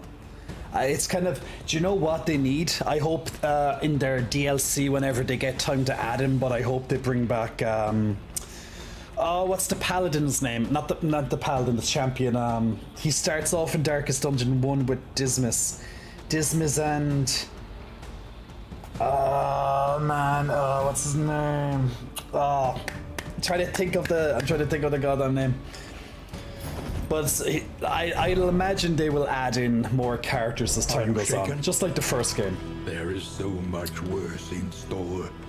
Because they don't have some of the characters from the first game added in to this. Either A, because it didn't work out good, or number two, that's a future addition. Okay, so when you get in here, this is going to be your inn. So the inn signals the end of each map as such. So the first map is always extremely quick. It's just getting here, and then the game properly kind of takes place from here on out. So they'll be resting here. This is your chance where you can buff them, you can feed them up with in items, which you can buy. If there's any items you dragged over from the inventory, they'll be here as well.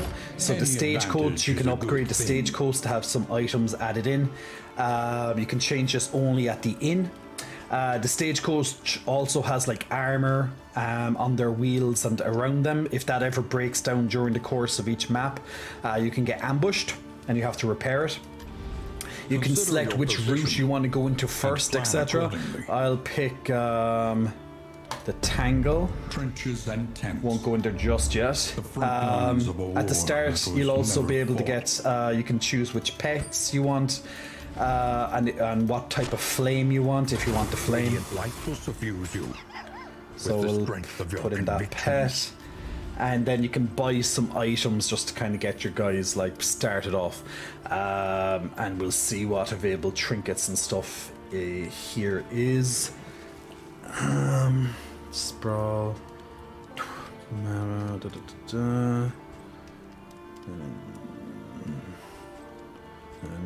33% res, 10% damage minus 2C, 15 minus 10 res. There's not, yeah, they're never that great at the start, are they? Might just wait. Yeah, I might just do that. What I will give them though is 20% max HP. One learns quickly on survival. You can also end your expedition anytime, so I'm just going to give them all an extra bit of health. Never a bad thing.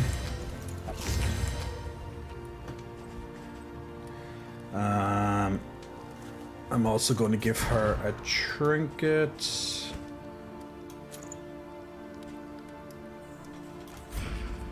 Beginning trinket, and let's see what else I can do. For wealth no longer has meaning. If indeed it ever did. Now, as you can see, the narrator speaks quite often as well, so but that's very similar to the first game too. He does like to speak, but I love his voice, so he can speak as much as he wants, really. Now, every time you go to the inn as well, you're going to get a mastery trainer, and this is where you can give a little buff to each skill. I don't know, can they increase even further than this, but it only seems to be one increase. It would be nice if it was more, but look, it is what it is.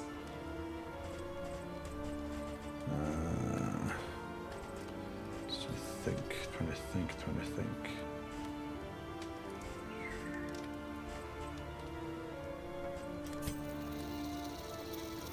I usually like buffing up Dismiss's riposte, and then any blight skills. Usually is it's not bad. Definitely not a bad decision to try. Some stress healing items, never a bad choice. I'm going into Tangle, I'm not going to need to burn. Anti-venom. Don't think so. Bear traps, smoke bombs, never a bad thing really. Some extra flame, like a little lantern type thing, not bad. Whiskey, always great for obvious reasons, get drunk. So pretty much the whiskey you can use right off the bat to increase their people's relationships, and they're all at neutral at 9 out of 9, so I might might try and focus a little bit on... Well, these always work great together, so... I'm gonna like throw it towards them. Try and get them into positive if possible, so that might give me a good positive increase right at the start. Like, it's better to have at least 2 heroes having some positive relationship than nothing at all, because they'll get benefits right from the beginning.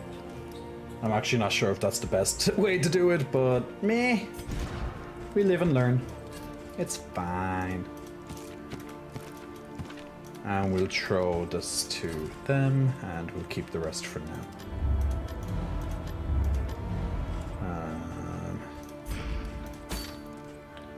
Okay. So now that we've chosen our journey, now it properly begins. So they're overlooking what's ahead.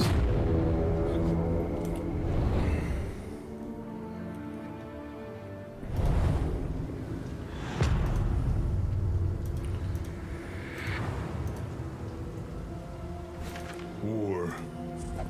Rewards only. Resignation.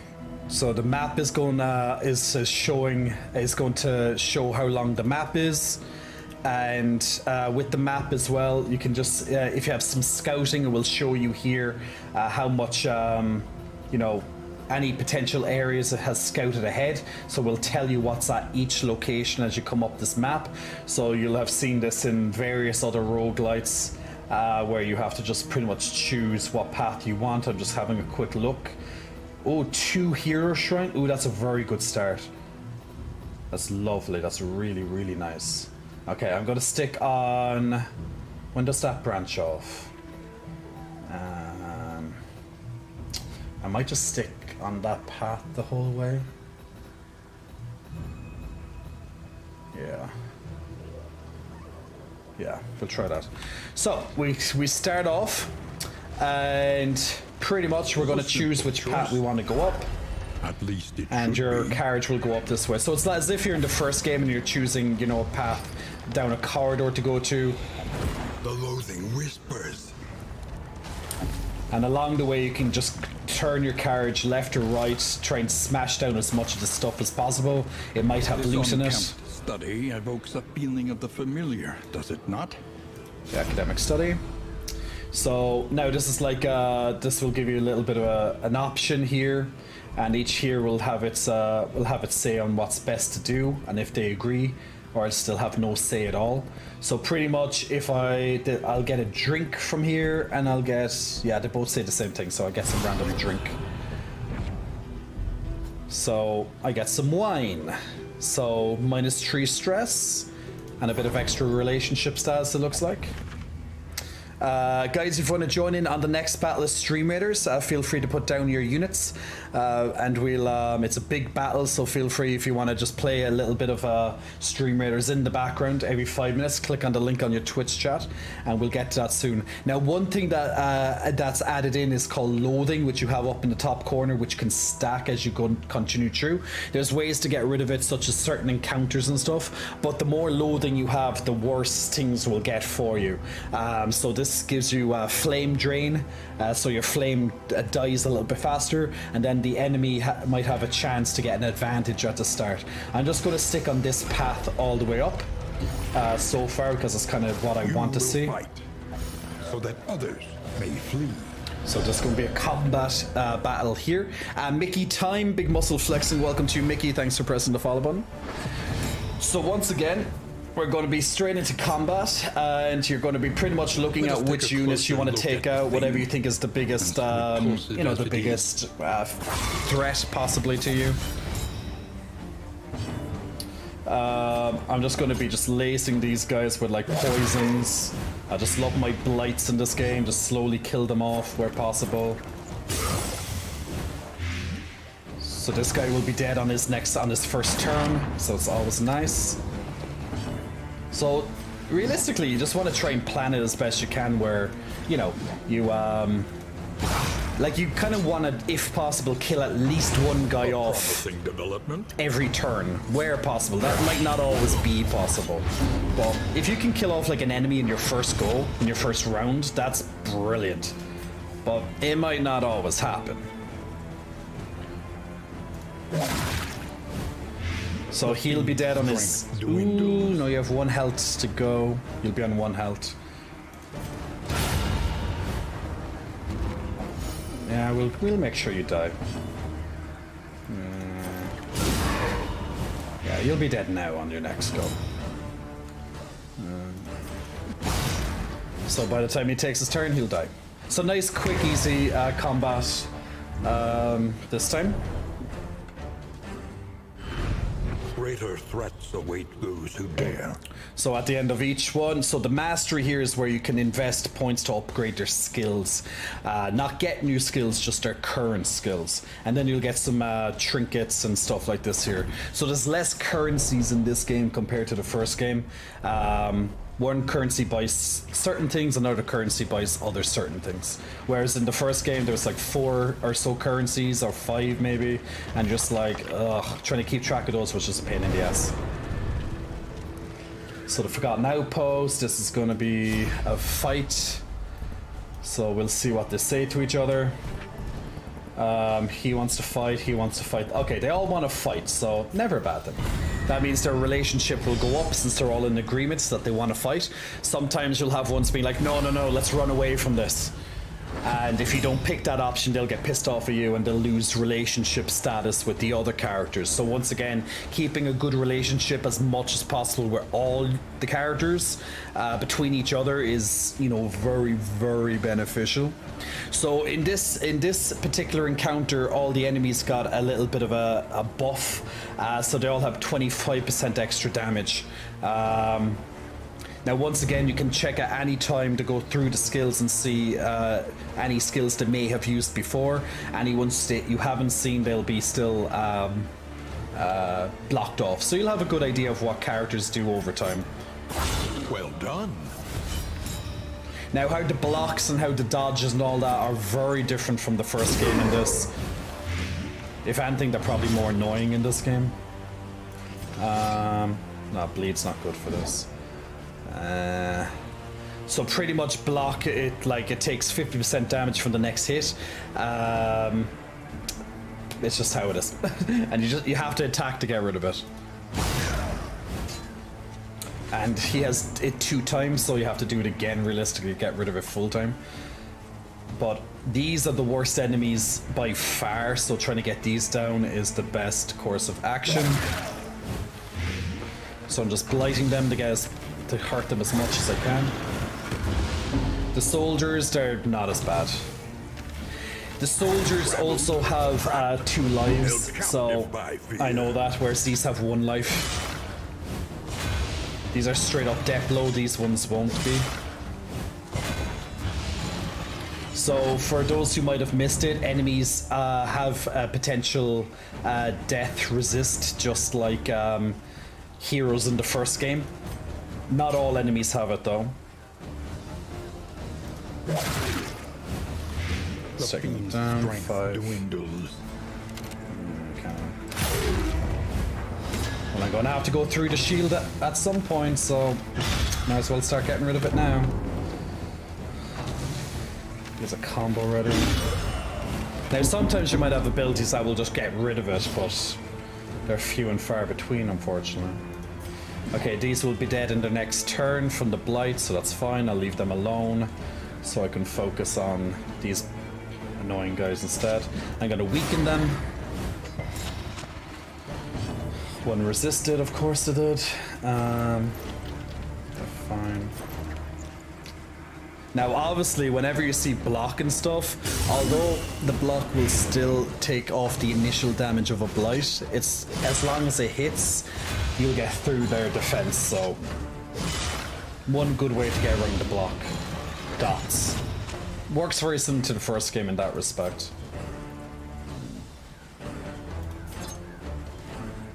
Six, I'll leave him alone.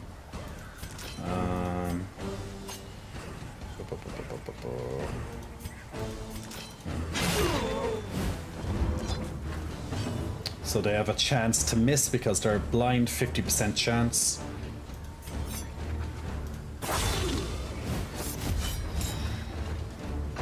So 2 of these enemies will be death blows this turn, when they do get around to another turn, that is. For a heal.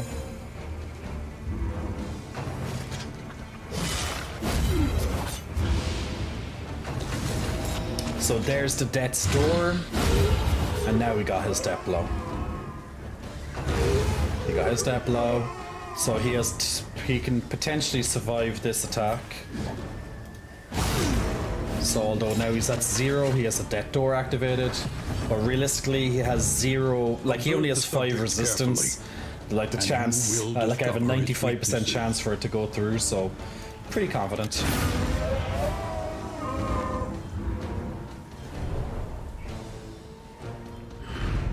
Sweet reprieve. Until Ooh, the next 20% extra damage, before you. lovely. That's exactly what you want to see. And that goes straight onto Dismas anyway. Dismas loves damage, because he's my big damage boy. Dismas loves a good bit of damage. Let me get Hellion this. Okay. So as you can see, it plays out, there's lots of similarities, but it's very different from the first game as well. Whether you resonate with it or not, that's going to be... It does take a little bit of time, especially if you're very familiar with the first game. It does take a bit of time. So I just lost 1 armor off my stagecoach because there was a slight ambush there. But as long as I have the armor, I won't get into an ambush.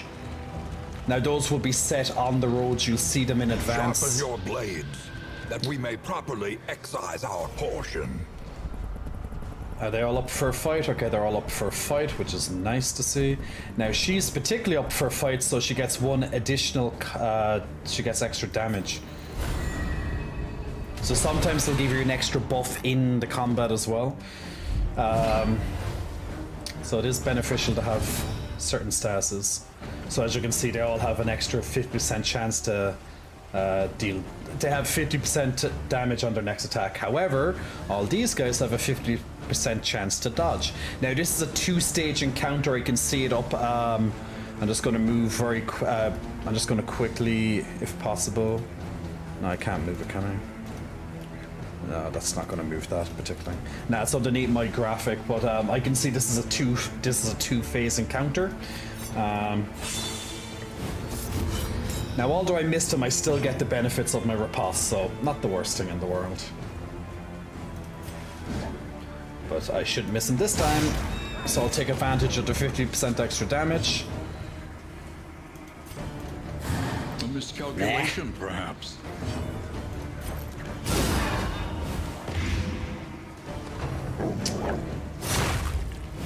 50% dodge is just one of those things. Now these guys love adding dodge as well, so dogs are a pain in the ass to kill. Can be very irritating enemies to go up against. Just because they're constantly, well, nearly always in a dodge state.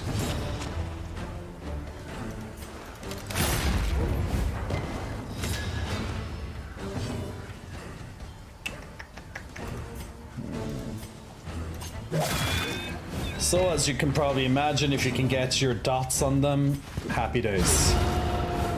1 down. Let us hope to finish this quickly. Let's do a little bit of healing. Now the healing in general is a lot better on some characters. The numbers aren't stupid, like +3 and stuff. They're a little bit bigger this time around.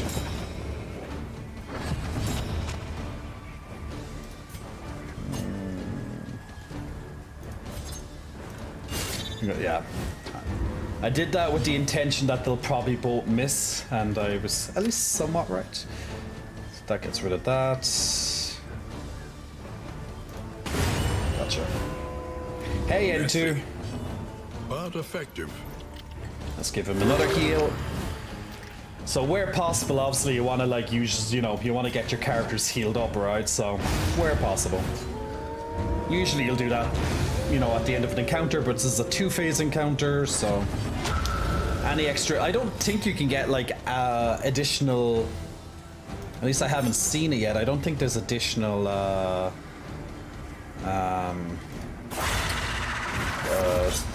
reinforcements and stuff if you go for too long.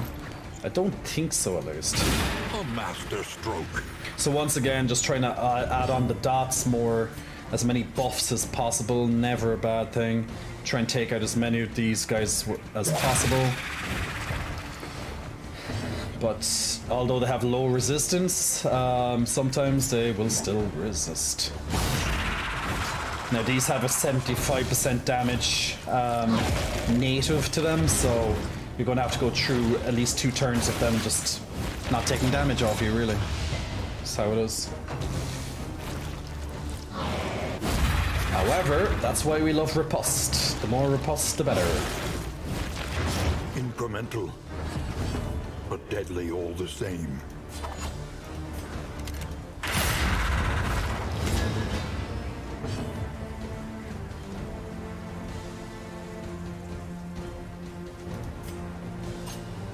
He'll die the next turn. It's pretty safe. He'll die. Ooh, he has 1 health left. Okay, he'll take 50% extra damage from this crit, but I'd rather.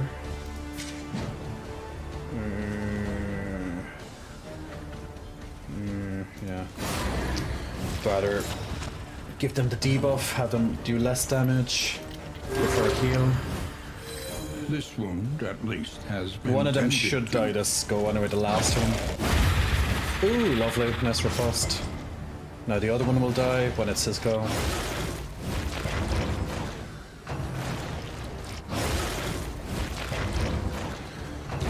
The smallest variable can make all the difference.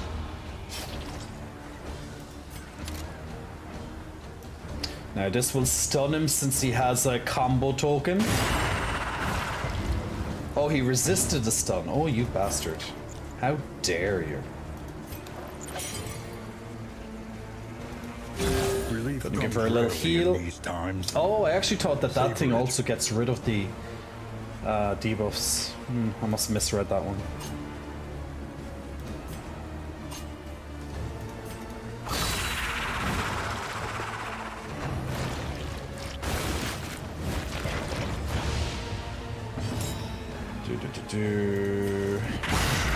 Let's keep getting through. She unfortunately has minus 50% damage, so nothing I can realistically do with that. We'll do another riposte. The dodge is really nice with that too. Ah, it's the upgrade that removes the negative tokens. Meh.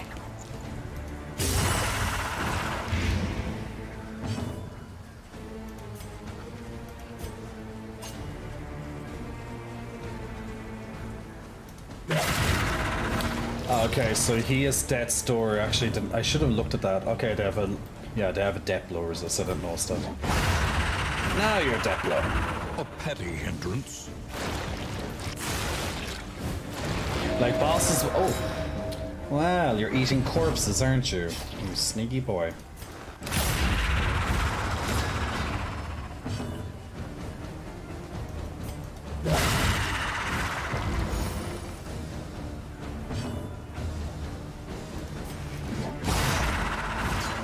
Well, hopefully he'll miss on his go.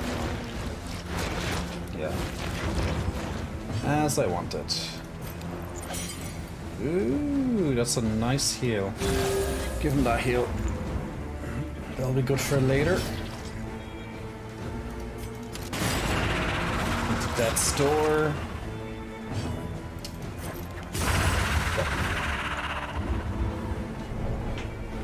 Now, in between, when you're riding between areas, you'll get small heals back.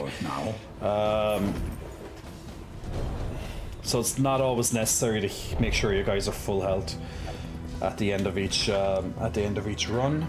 an elementary problem. So I'm gonna stay on this side, as I want that hero shrine.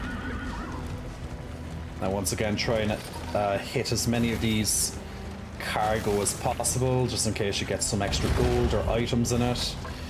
There's a trap there, which I knew in advance. Took away one of my wheels.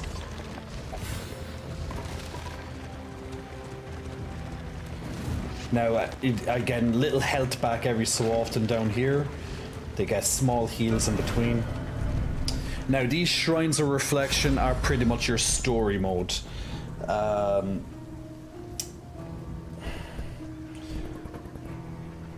No, I think I'll give the Hellion.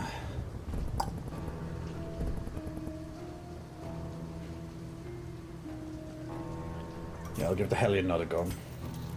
I can do 2 then.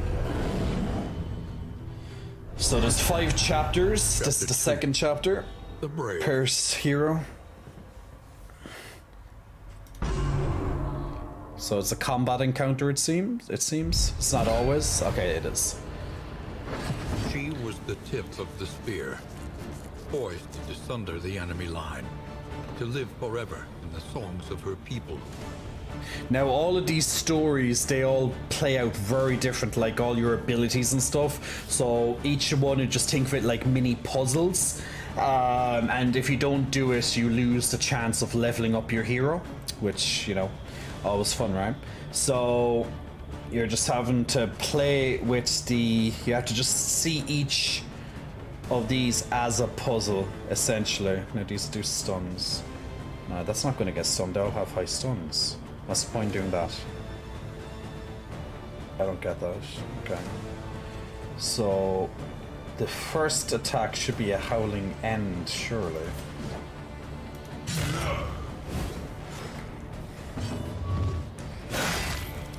Okay, so you have 2 guys who just randomly attack, it seems. They have a lot of health, so... Ooh, and they killed my guys off very easy. My guys have low health and they have like 60.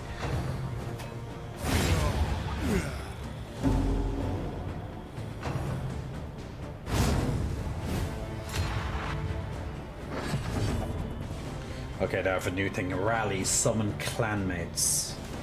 So I can summon more guys, I guess. Okay, I get another guy back. But still, they only hit for 5. That's a... We'll see.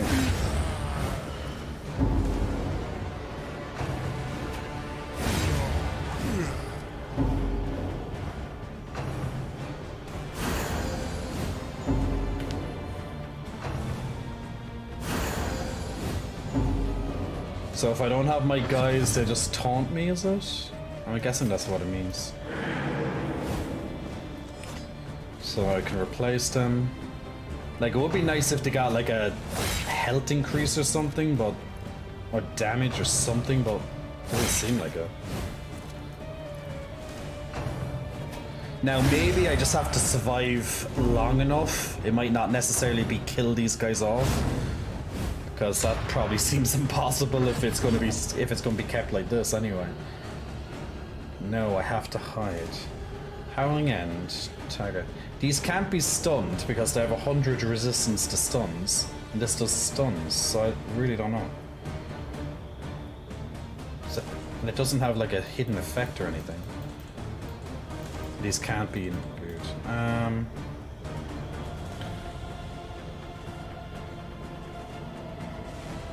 Howling End doesn't seem to be a point.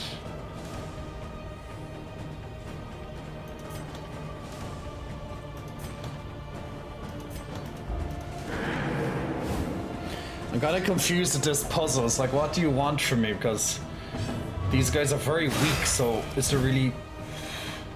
But if I don't have them, they give me stress.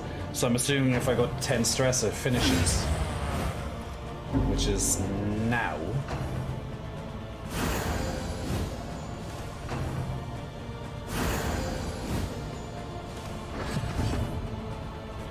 Cower. Okay, this gives me, reduces my stress and hides me.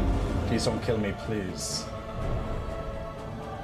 And she did say she has to hide, so maybe I just entire survived. life spent in Okay, I preparation. did. Great.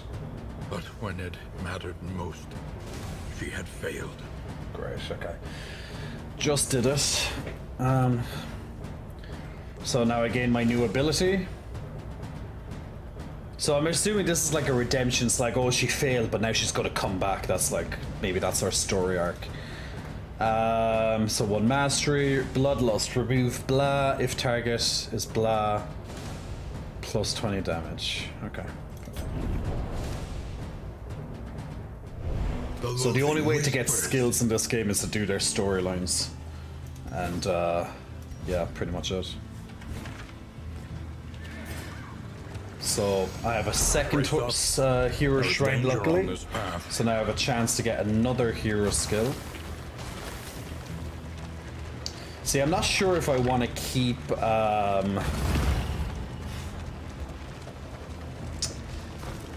I'm thinking I want to replace Audrey eventually. So I don't know, should I invest in her skills right away? Whereas Dismas in particular I'll keep long term, I know that much. Because I like him a lot. Oh yeah, I can't see what her next skills are. Maybe I'll just do the next, because I still think she has lots of potential to unlock. Yeah, I'll do this again. Give her 2. Chapter 3. Night in the Woods.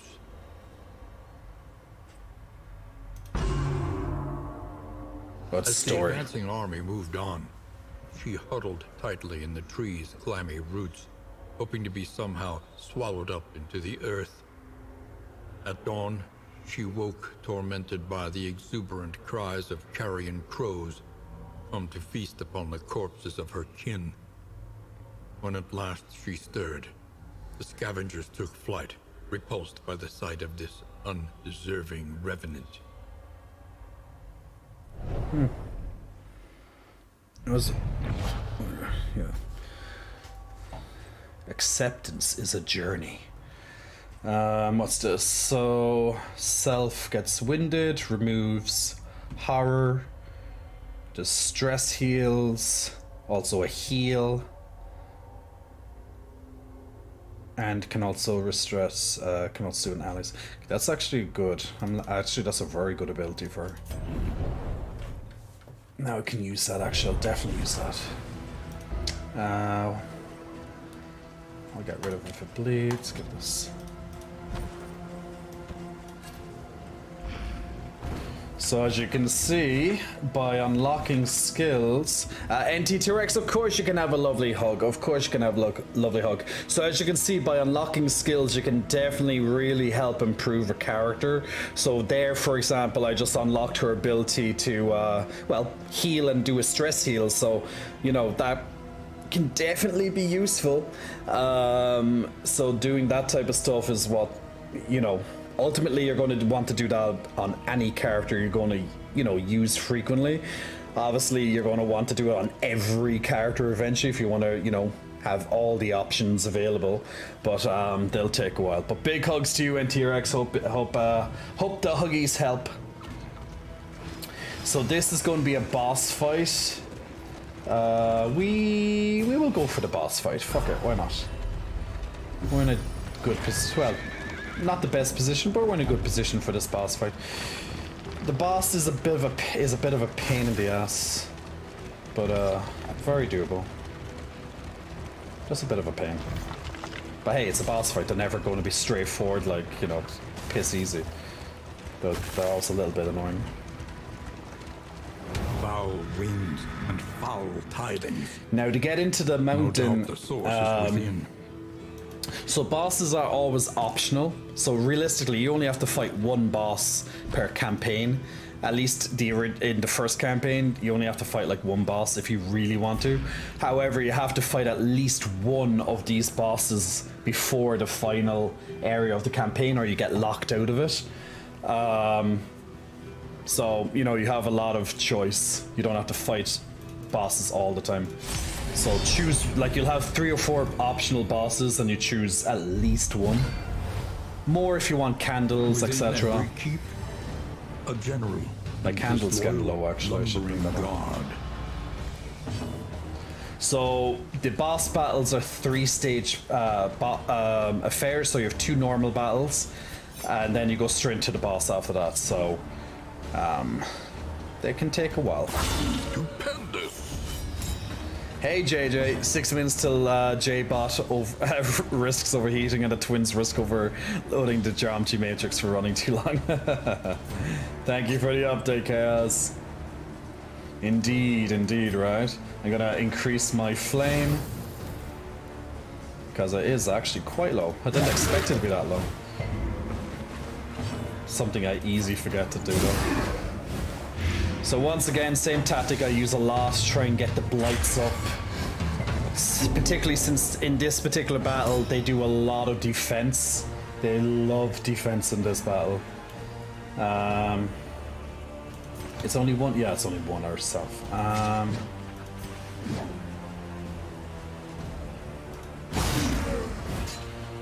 So where possible, I just try and attack the last guy. Night Gang, go sleep well, my man. Steady yourself. See you on Friday for Zelda. They're going to be probably playing Zelda as well, Ganko, when I'm doing it, right? Is anyone else going playing Zelda when it releases on Friday? Or whatever time frame it is for your country? Point blank shot, what's going to be mine? 75. Ugh. What's it? Fuck it. Sped on nothing. Have to get rid of it eventually. Do another. Like that. Let's do more poison. Ah shit, he was guarded. Nah, fine. Okay. Once this guy goes down, it gets a lot easier. But he's just constantly buffing them.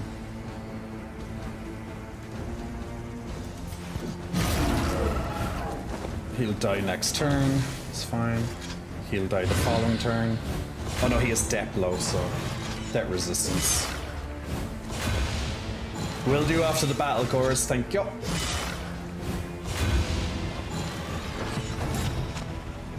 I don't even think the 25 actually. I'm gonna let me put it up there. Oh my god, I don't even think the 25. I'm gonna put it on my side screen. I don't even think the 25 will do anything here. Okay, so he's dead and he doesn't have death resist. No, he doesn't. Perfect. He'll die. Yeah. He should die on the turn after that, so that's fine. Might as well take it out now. You same as. He'll die. He should die in the next go too.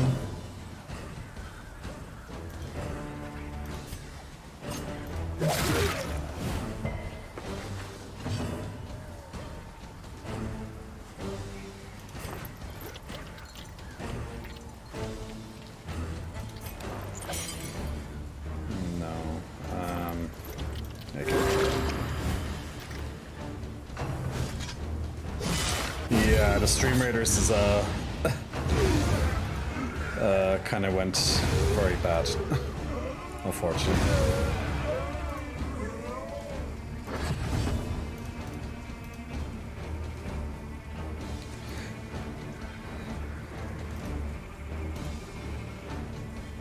Yeah, we won't be able to do another one. But pretty sure, Gay Station will be streaming the new Zelda. Pretty sure, says Amber. I'll definitely be playing it as well.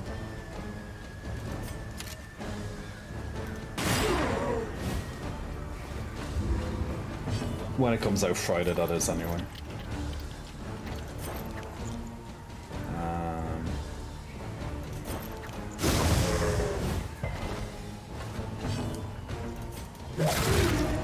Okay, Dead Story, you should die in the next turn regardless. Does he have 5? No, he doesn't have 5 yet. No. Need one more.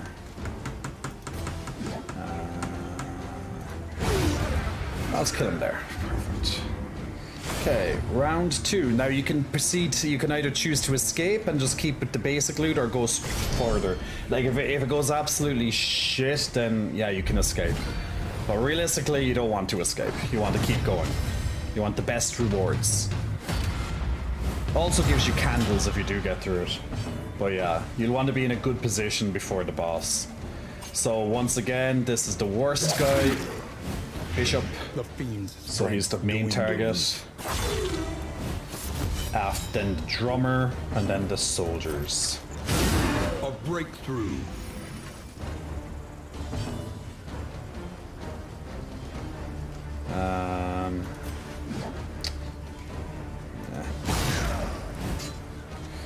Yeah, I know. Like it looks the same, like graphics wise as the other one, you know. But yeah, I hope it does. He should die in the next go. So yeah, I'm a bit nervous about how much of a sandbox it's going to be. But we'll definitely see.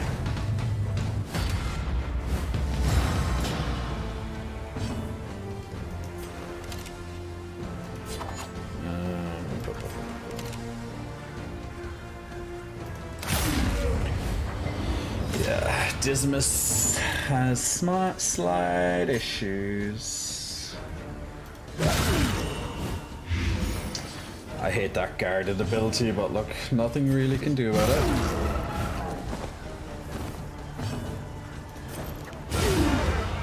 Okay, one down. Early results are encouraging.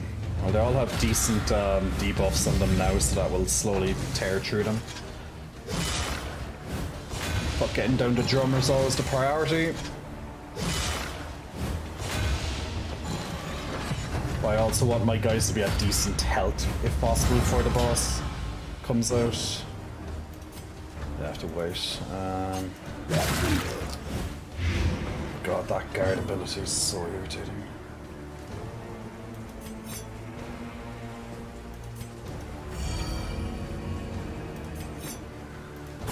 A master stroke.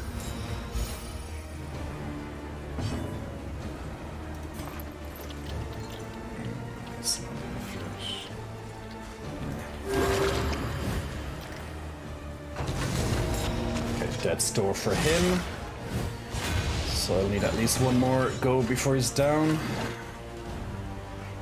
Well, yeah, now he's going to go into death's door next. He should be dead in the next turn then. Yeah. So pretty much I should be able to slice through all them one by one now. Any last healing. Get in. Yeah, just using this.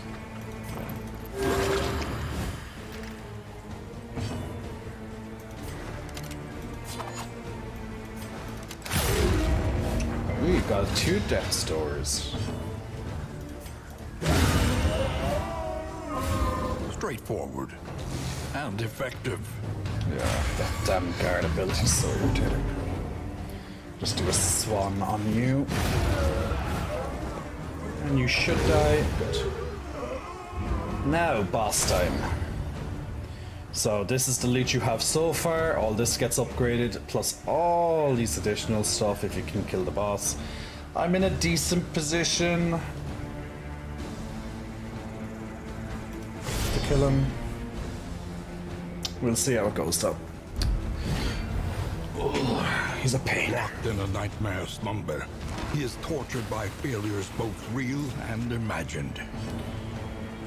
Okay, so I'll tell you how this. Hey, T2 to Philip. So I'll show you how this boss works. The first go is just a free for all.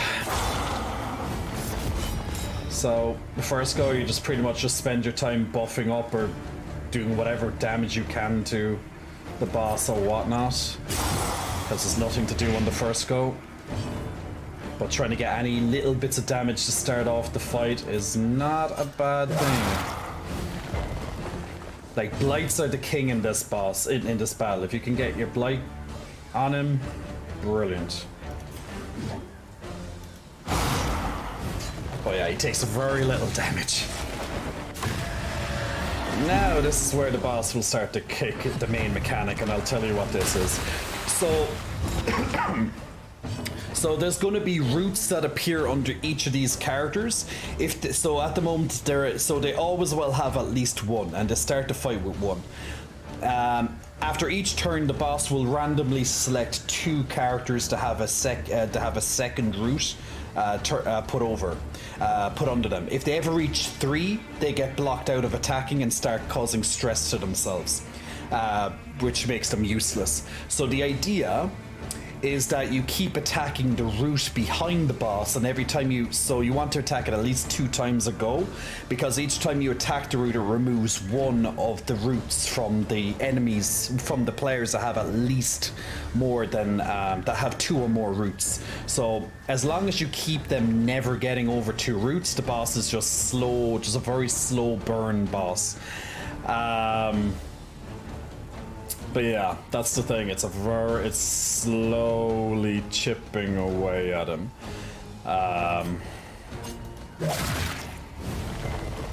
But that's just how it is. So realistically, you're going to rely a lot on trying to get your dot damage as high as possible, and that's going to be your main cause of offense here. Now, the reason why I have Hellion a lot on this fight is because as long as she stays in the front as much as possible, she can use her Iron Swan to attack it in the 4th position. So there's not that many melee characters that can attack this. So, you know, it makes this team quite strong against it. Now, sometimes something might happen that stops you from hitting it, but you have to just try your best not to have a character go into 3 roots where possible. Now, the stress adds up very quickly on this fight as well, so trying to manage that is also quite the priority. The enemy weakened. But I'm just hoping I can get up as much blight on the boss as possible. So right now he's taking 12 damage a turn. And you have to keep looking very carefully at each of their moves ahead. It should be fine for him to try and do Blight again. Yeah. It won't always land, but if it does, it's happy days. At least it'll take some sort of damage. Now, once again, the stress ramps up very quickly here, so trying to keep the stress down where possible, definitely a good strategy. And once again, you want to have about 2 characters dedicated to taking out the root to keep your party as safe as possible, which adds the length incredibly to the fight, but it keeps it safe. Now, the boss will still be attacking you as often as it realistically can. All you have to do is just keep slowly attacking it, so it'll take 20 damage there now. That's a huge chunk of damage here, so now I'm going to have to get defensive while also trying to keep that root on board, but I'm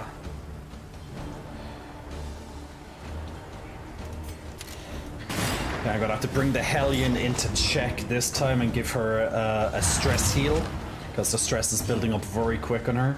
So what I'm going to have to do is I'm going to have to sacrifice her using her normal attack to hit the roots this time and use someone else to do it instead. So she gets to turn to heal. So I won't be really able to attack this go. But I will be able to do some stress healing. Realistically, I could probably get one more. I could.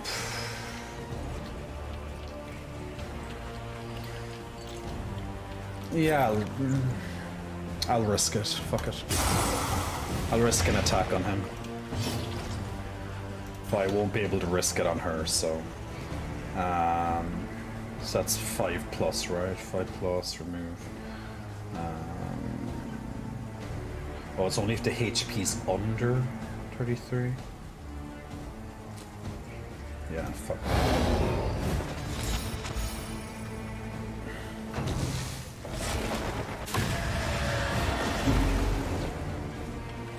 So the boss knows that, like, you could go for a very slow burn on him, but the stress is just going to keep adding up. So it's pretty much yeah, it's just pretty much tough to balance it sometimes. But as long as you have like 2 people more or less always dedicated to getting rid of this, you'll be pretty fine.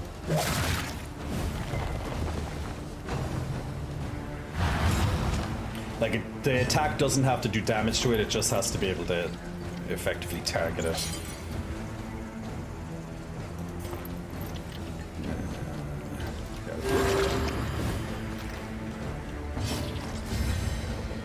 I might be able to, yeah, I'll be able to wait 1 more, so I can take that. I can get a direct heal. Is he weak to... I don't think he's weak to things. No, resistant. A little bit of extra damage there. Okay, he's not too far to dying. As long as I'm gonna lose a lot of debuff on him if I don't get another one attached to him as quick as possible. So let's see. She can and he can, then he'll take his turn again. I also have to heal him, so oof.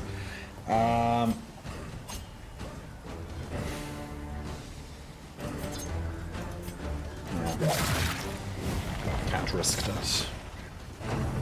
I can't risk them being stunned a turn, that would be just too nasty. A simple kindness. A simple kindness.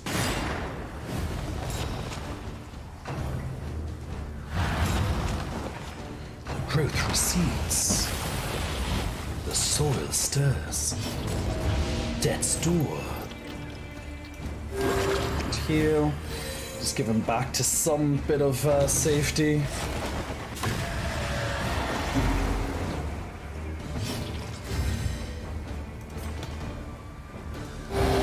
Now she gets her heal in, as was needed. Sweat-soaked brows. Unsteady And now stances. back again. Back into play. Exhaustion takes Now hold. right at the end, if you want, you can kind of go balls to the wall and just try and get in some attacks, but still a bit risky. From where I am, at least, it seems to be, but...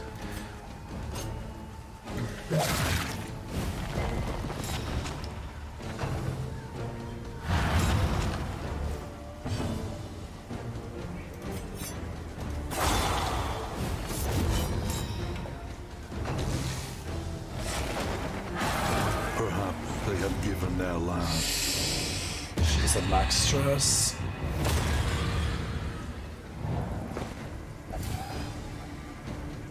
Big relationship damage there. See how these bosses can just fuck it up very quickly. This is where it gets nasty now, what I'm going doing.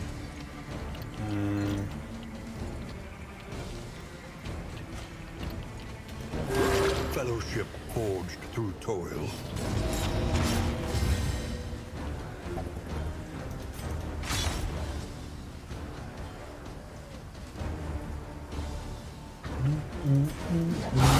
A breakthrough. A 4 crit, that's not really a crit, is it? Yeah, but now I'm playing a very risky game. Yeah.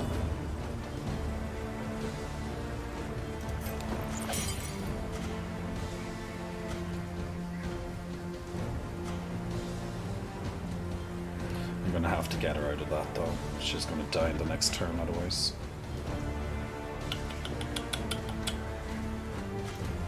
Dragged back from the brink.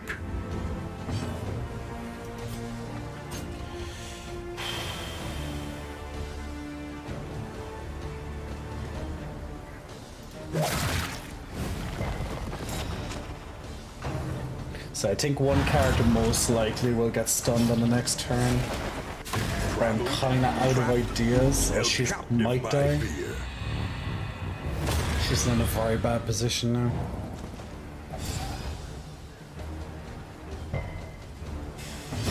Let us hope they find Bitch. peace.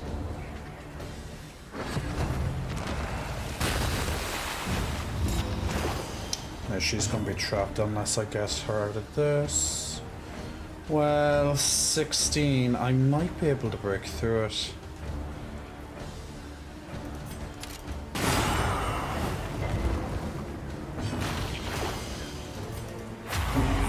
Gonna be a very risky move to do this, but I kind of have no choice. Okay, he's at death's door.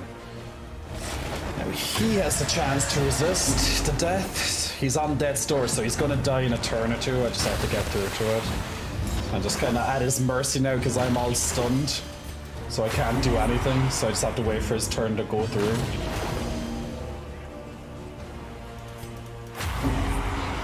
And hope he dies on his own turn.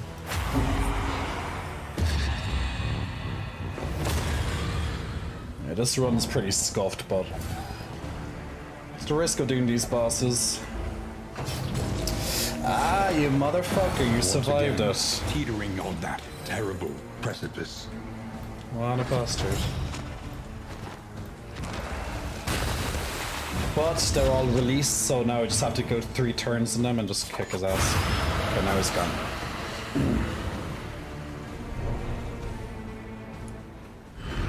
For every miscalculation. Okay. Well, I got all the items at least, but yeah, the run's pretty scuffed. At least I got the extra candles, so that helps me on my next run. The loathing abates.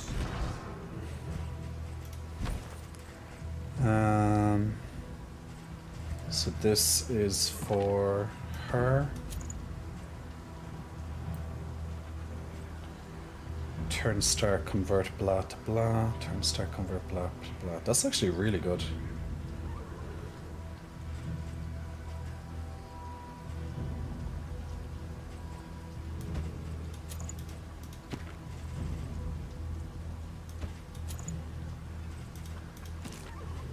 So nice trinkets, but just pity that one of my characters died. But it happens. She'll be back in the next the next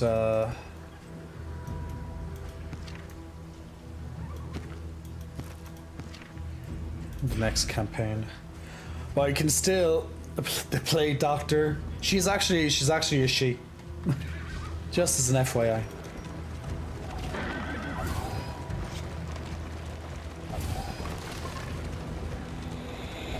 The loathing whispers. Now, see, can I make it to the inn? Because then I can end the expedition with some extra candles. Because I know the expedition's scuffed. I'm in a bad shape, but I might be able to get through to the. I know you assumed a gender. Oh my god! Oh my god! You assumed someone's gender? Oh my god, Scrambled! How dare you!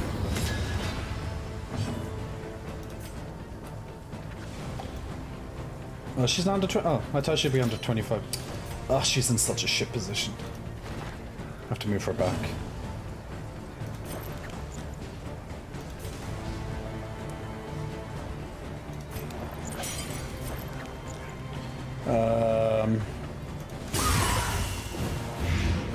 He's in a shit position too.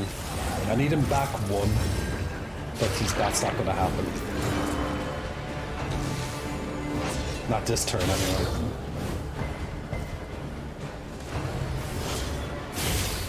Oh well, she's still hot. So I take it you're into those type of masks, so are you? There's these kinky Plague Doctor masks, they're doing something for you.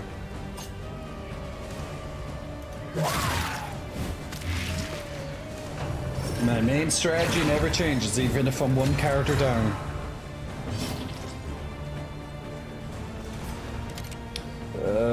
I really don't want to jump back because that will make the witch. No, I can't do that. The witch doctor will be useless on the next go.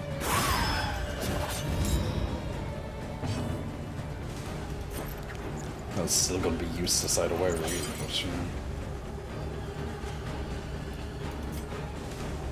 gotta move him back. He's useless in that position. Incremental, but deadly all the same. Go on, Dismas. Survive everything. Survive it all, my friend.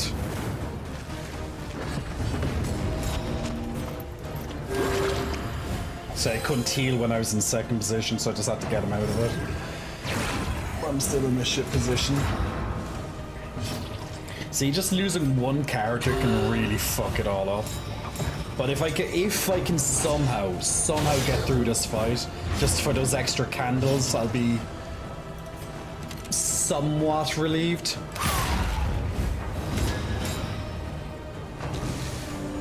But once again, like, you know, oof, the chances of that is not easy with one character down. Yeah, Jedi's finished, Kaiwan. The next game's gonna be Zelda, but have to do something between then. Nice heal at least there.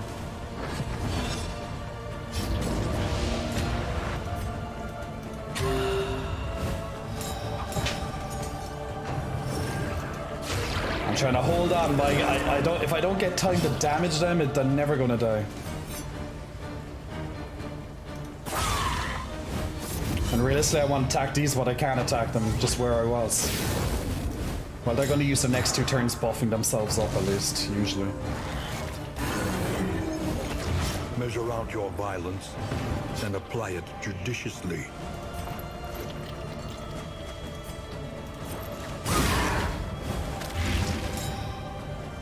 I know I should heal, but I really need to have to take a risk. I have to get some damage done on these guys. Okay, back up. At least you have to dodge this time, so it helps.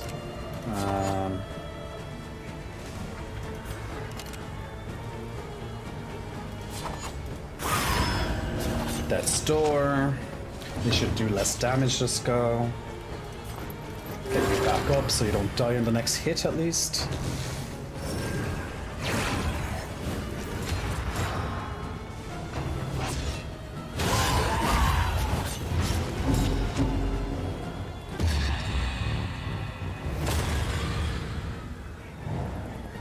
I know, Audrey, you hate me. I know. I can't do anything about it, love. We're just in a bad position right now, okay? You just gotta deal with it. We're making the best out of a very, very shit situation, Audrey. You have to understand that, girl. If you don't understand it, I can't help you. Come on! There's still hope. There's still hope. Not much hope, but something. Haste. Of course you miss. Of course you miss. Why do you miss? Why? Why? Literally, you won't die unless... this is a very nasty one.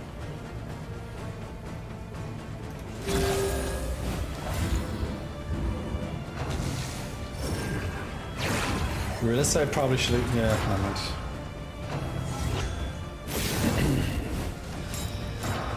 Time to avoid spoilers for another. What spoilers are you gonna have? Like, you know, Link is gonna probably just kill Ganon. Like, what's the spoiler?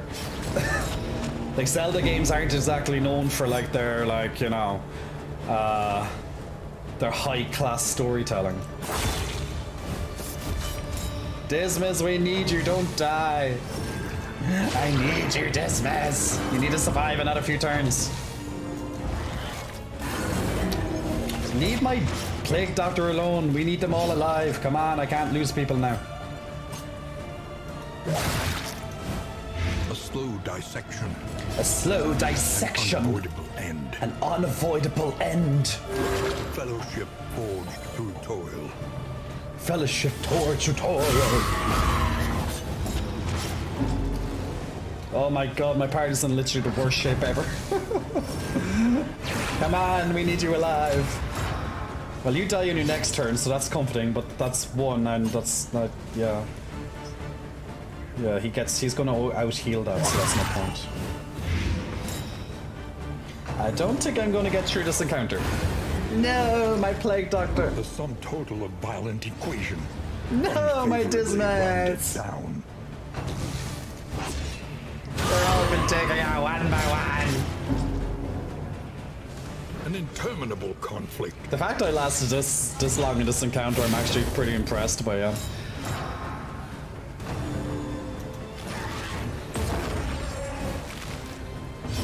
Yeah, they can attack your graves in this one as well.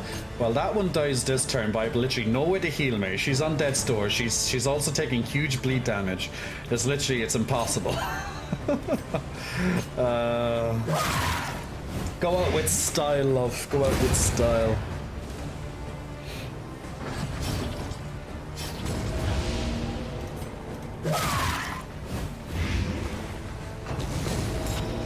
Yeah, see, they go on death's door as well. There we go. An unforeseen complication. And that's how this game goes. Alright, how much did I get? Experience. Twin yardsticks. Give me of something. Progress. Only got 8? Really? Fuck you. Should've got more than candles than that. And it begins again. Alright, let's see, can I get any upgrade for this next run? So this works really different from the first game, as I've been explaining extensively. Like, we completed one campaign already, but this second campaign is a lot tougher. The more they have to hold on to, the harder they will fight. I know. But to be fair, I should have added... Yeah, I didn't add in the things that time, did I? What did I say I was going to increase this time when I get some stuff? Such implements will serve us well. No, I said I need to listen. Yeah, that would have been useful. I think I'm just going to have to try and increase is the heart that warms the mind.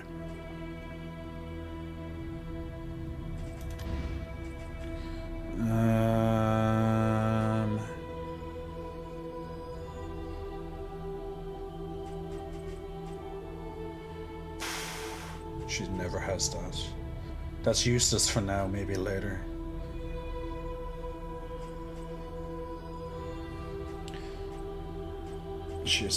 Yeah, I won't upgrade them yet. Their buffs are kind of useless. Well, they're not useless, but... Sun-dappled roads winding through ancient forests. Our murmured conversations in the coach. We were close then. Let's get some more trinkets. Every twinkling recollection is another implement at our disposal. So these will unlock in the campaign, basically. That's what it means. Once more into the maelstrom, in search of what hope yet remains. Okay, let's choose our characters. Let's get back our lovely characters that just died. At least they don't stay dead, so that's a good thing. I think I'll do another level in Denial before I go to Resentment. Nightmare. To be honest, I think I need a few more upgrades before I do Resentment. It's a lot harder. Plus, there's no penalty with doing Denial. You were my brightest student, my research partner, and my dearest friend. I don't want the first time experience to be ruined. Where lost souls hope to find their way. So when you get to the crossroads, your heroes are all here again. So let's bring back my same team as before. The catacombs of the mind. Until I get something extra. Okay, let's choose the path. That one. I'm still thinking. Do I want? Isn't that all the time? I'm going to Rogue this time. Let's put you into Deadeye and let's put you into Alchemist. Skills. Get rid of this. Get rid of this. Give me some of this. What's his goals? What's his goals? Goals. What the hell is his goal? Use Noxus Blast 2 times in a single fight. I use that all the time, so that's fine. Emboldening Embers, Disorienting Blast. That's good when it's upgraded. Yeah, fuck it. Get rid of this. Add in this. Can't choose. And Hellion.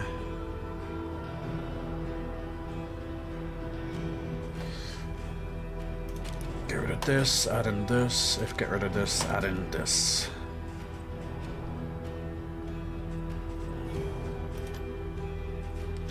Land the killing blow on Gaunt 4 times. Use Duelist Advance 3 times in single combat. That's a bit of a waste, but okay. Aphanonics. Yeah. So when you do their little goals, you get an extra candle or 2 at the end of the run. It's like you don't have to do them, but a candle's a candle, it helps. Actually, she only has 1 more chapter left, but she still has like 3 skills to unlock, right? Adrenaline Rush, Breakthrough, and Howling End. I know what Breakthrough is, but I don't know Howling End. What do you have? Grape Shot Blast, Double Tap, Highway Robbery, Double Cross. Dead and Night, Into Dark. Yeah, she has a lot. Ooh, Lunge is really good, actually. Yeah. Well, I'll have to get Hellion anyway. She's on her last chapter of her story, I think. Yeah. But that's my next one. Then I'll probably go to give her some upgrades. But the thing is, I don't think I'm going to have Grave Robber like long term. She's good for now. I can always change my mind later. So you're thinking, you know, pretty far with this version of how the game works.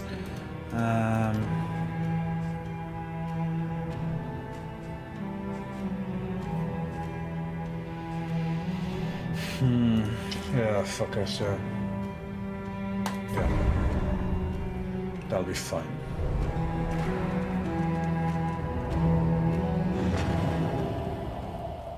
And the valley. Okay, and I'll call it there. And let us All right, so guys, so I just gave you kind of a quick look at the game and just how it works. So this is Darkest Dungeon 2. So if it looks like a game interesting to you, now bear in mind this is a very difficult game. It's all about making the best in a bad situation. You're going to die no matter what you do, and it's just all about getting a little bit better, getting a bit more progress each time until hopefully one day you'll actually be able to win. So at the start of, well, we finished Jedi Survivor, and then we took a little break, and then we came into this, and I just kind of went through how it went, and we were in the final part of the first campaign, which we done. Then I showed you what the next campaign looked like, and I had a bit of a bad trip, but that's how it happens. Now we're starting fresh again, with a little bit more upgrades, and I have to just think a little bit ahead. So that's my pretty much thing in my spare time. So the next game up on stream should be Friday.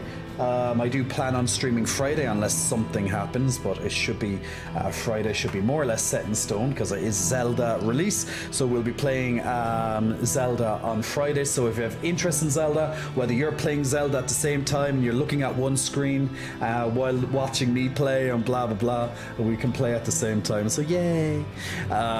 So there we go. But that's so plenty of focus tonight on the games. But thankfully, Kaiwan, there's no more platforms, so it's all good. Funnily enough, actually, we had a Respawn developer, one of the developers that worked on the game. He was watching me finish the game, and then I was giving him my feedback on what I thought, so that was pretty cool to have a developer in. He also gifted some people subscriptions and thanked us for playing the game, so that's pretty cool.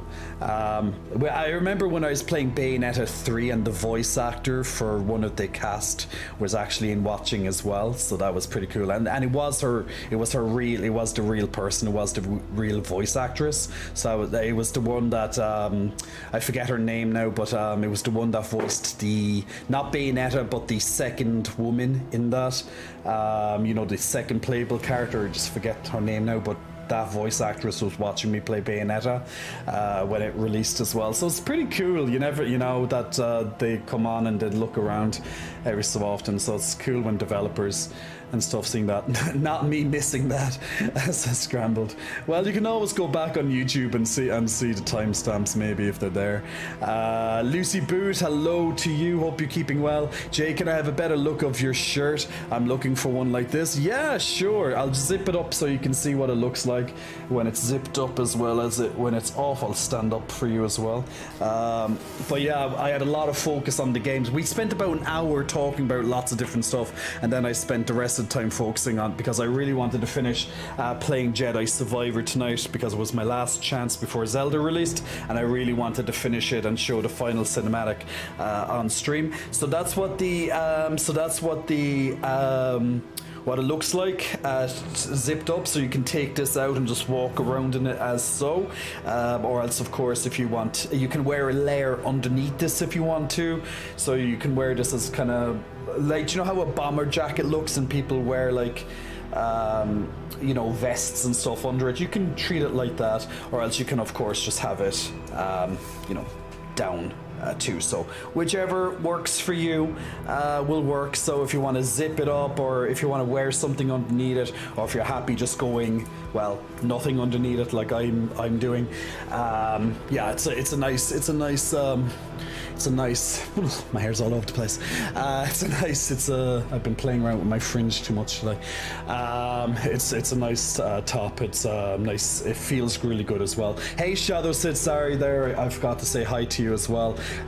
You should pose like your profile photo. Yeah, maybe I'll do the flexes. I can't do chest flexes because I done chest today, and I will cramp if I do my if I flex my chest, as I was saying to people earlier. So I done some very brief chest flexes earlier, and I was like, no guys, no more, because I could already feel my chest cramping, and my chest cramped 2 times today. Not when I was streaming, thank God, but if I did cramp when I was streaming, it gets extremely painful. So I have to be very careful of how I move my body after a chest day, because it's the only muscle that generally cramps up. Sometimes my legs do, but it's generally my chest, and they get really fucking sore. So having a big chest can be painful. Hey Yan Yarbin to you as well, Destroyer, thank you very much. Side boob for free. Side boobs for free. Side boobs for free. I like, yeah, gonna have to look where to buy one. This is from Addicted, from the brand Addicted. It's a gay brand actually, so maybe check their website. They're a Spanish company, I believe. I bought this ages ago. I wear it every so often. Am I bulking or I'm bulking at the moment, so that's why I'm probably fat AF. But that's good. That's fine. I don't care. It's all good. Well, I care, but I don't care. You know, that kind of thing. It's like you just accept it. It's the way of life right now. Why am I on the small screen still? I should be on the big screen, but it's just the way of life at the moment. You know, you're bulking, so you're putting on extra weight. I'm like 93 kilograms at the moment. Before I started bulking, I was about 83 kilograms, so I'm up 10 kilograms of weight. So it, you know, it definitely, you feel it when you're walking, you feel it with everything you do. Even when you're sitting down, you already feel like 10 kg heavier, so everything just is more like, yeah, weighty. Everything has extra weight, but the hope, of course, is by the time whenever I decide to finish this bulk, is to then eventually chop it down, sculpt it up, and then hopefully look magnificent by the end of it. But 93 kilos, 5'7", that's 200 and what? That's 205 pounds. Am I correct with that, guys? 205 pounds, I think, or thereabouts. For the people who use probably the US people, which is most of my audience, to be fair. Vamp Wire, big muscle flexing, welcome to you. Thanks for pressing the follow button a little while ago. Only saw it there. Gotta give the twins a massage, I volunteer. Go ahead, they definitely need a massage after chest day, I can tell you that much. So is it 207, is it? Okay, 207. Yeah, it's not the heaviest I weighed. My heaviest I think was 220. So I'm not that far away from it. I promise myself I will never, ever, ever, ever weigh 220 pounds again. So I best not. And the reason, just in case people are like, why did you say that to yourself? Just, you know, for those who are curious, the reason why I promised myself that I'll never, ever, ever weigh 220 pounds again, especially for my height. Now, obviously, guys, if you're 6 foot, 220 pounds is nothing. Like, not nothing, it's a lot, but for a 6 foot person it's not that much, but for my height it's a lot. It's an excessive amount of weight, to be fair. You know, if it was full muscle, now that would be sickening looking, but as in you'd be fucking huge, but it's not all muscle, of course. But the point is I promised myself that I'll never get that weight again. Even this is already stretching the amount I said I won't go to again. I'm already gone over that weight, but I said I'll never ever ever go over 220, and the reason for that is because I had lots of complications. I started getting I could feel a lot of complications, high blood pressure, a lot of breathlessness, lethargic, just lots of issues just having extra weight on my frame. And trust me, like my healthy weight, as in if I was just average, let's say, not muscle and stuff, like your kind of healthy weight, my healthy weight from my height is about 70 kilos roughly. I'm already 23 kilograms heavier than a healthy weight for me, so 70 is roughly around the average, so I'm already pushing it and exceeding it by far. So that's why I can get, you know, some complications if I get too heavy. So 23 kilos is what in pounds heavier than what I should be to remain healthy? Well, healthy as in from a medical standpoint. So 23, yeah, I'm already 50 pounds over the kind of healthy average for my height. So actually, like, it's even late 60s, so I'm actually probably even a little bit heavier than what I should be. But yeah, anyway, that's if you're going through averages. So I'm already quite heavy. So getting more heavy is definitely a bit of a stretch. Speaking of stretches, definitely getting in that stretch. I have to be very careful with the stretch here, because if I move my chest too much, it will get cramped probably. It's only after chest day my chest cramps, so it's only like those 24 hours that I have to be very, very careful of how I move my chest, especially fast movements. So I'm just being very careful how I move with the stretch there, so I'm not bringing my arm too far along, because that will cause it to pop. But yeah, so that's pretty much where we are. That's where we are. But I'm not sure when I'm going to stop bulking yet. I'm going to wait until I get too pissed off at having that weight. I'm liking it, but I hate it at the exact same time. It's those times of the year for me that I'm like questioning myself. But I know it's only temporary. The weight is only temporary. Like, once I start cutting, I drop weight extremely quickly in general. So I know I'll be like, not that I like six packs. I don't like six packs on me, but I'll be back to quite lean in, like, you know, a month and a half, 2 months max. So I can lose it quite quickly once I go into that kind of cutting mode. But I have to see when I'm going to stop, but right now I'm fine. As I said, there's some issues, but nothing too major. Stuff I can deal with. But when if I start going a bit closer to the 98 kilograms weight, 220 plus pounds, that's when I'll probably start getting those alarm bells. So let's try not go for that weight. But so I'm going to just have to try and gain as much muscle, any extra pounds of muscle, without any too much fat gain extra. So yeah, we'll see. If I can gain an extra pound or two of muscle in the next month, that would be great. But muscle in reality, guys, is a very slow process. So like I've been bulking for months now. Like I've been starting transitioning my bulk since October, and then I started upping it further in January or thereabouts. And now look, we're like almost halfway into May. So you know, I've been going at it for a while. So I'm been gaining about 1 kilo, 1.5 kilos a month. That's the way to do it, realistically.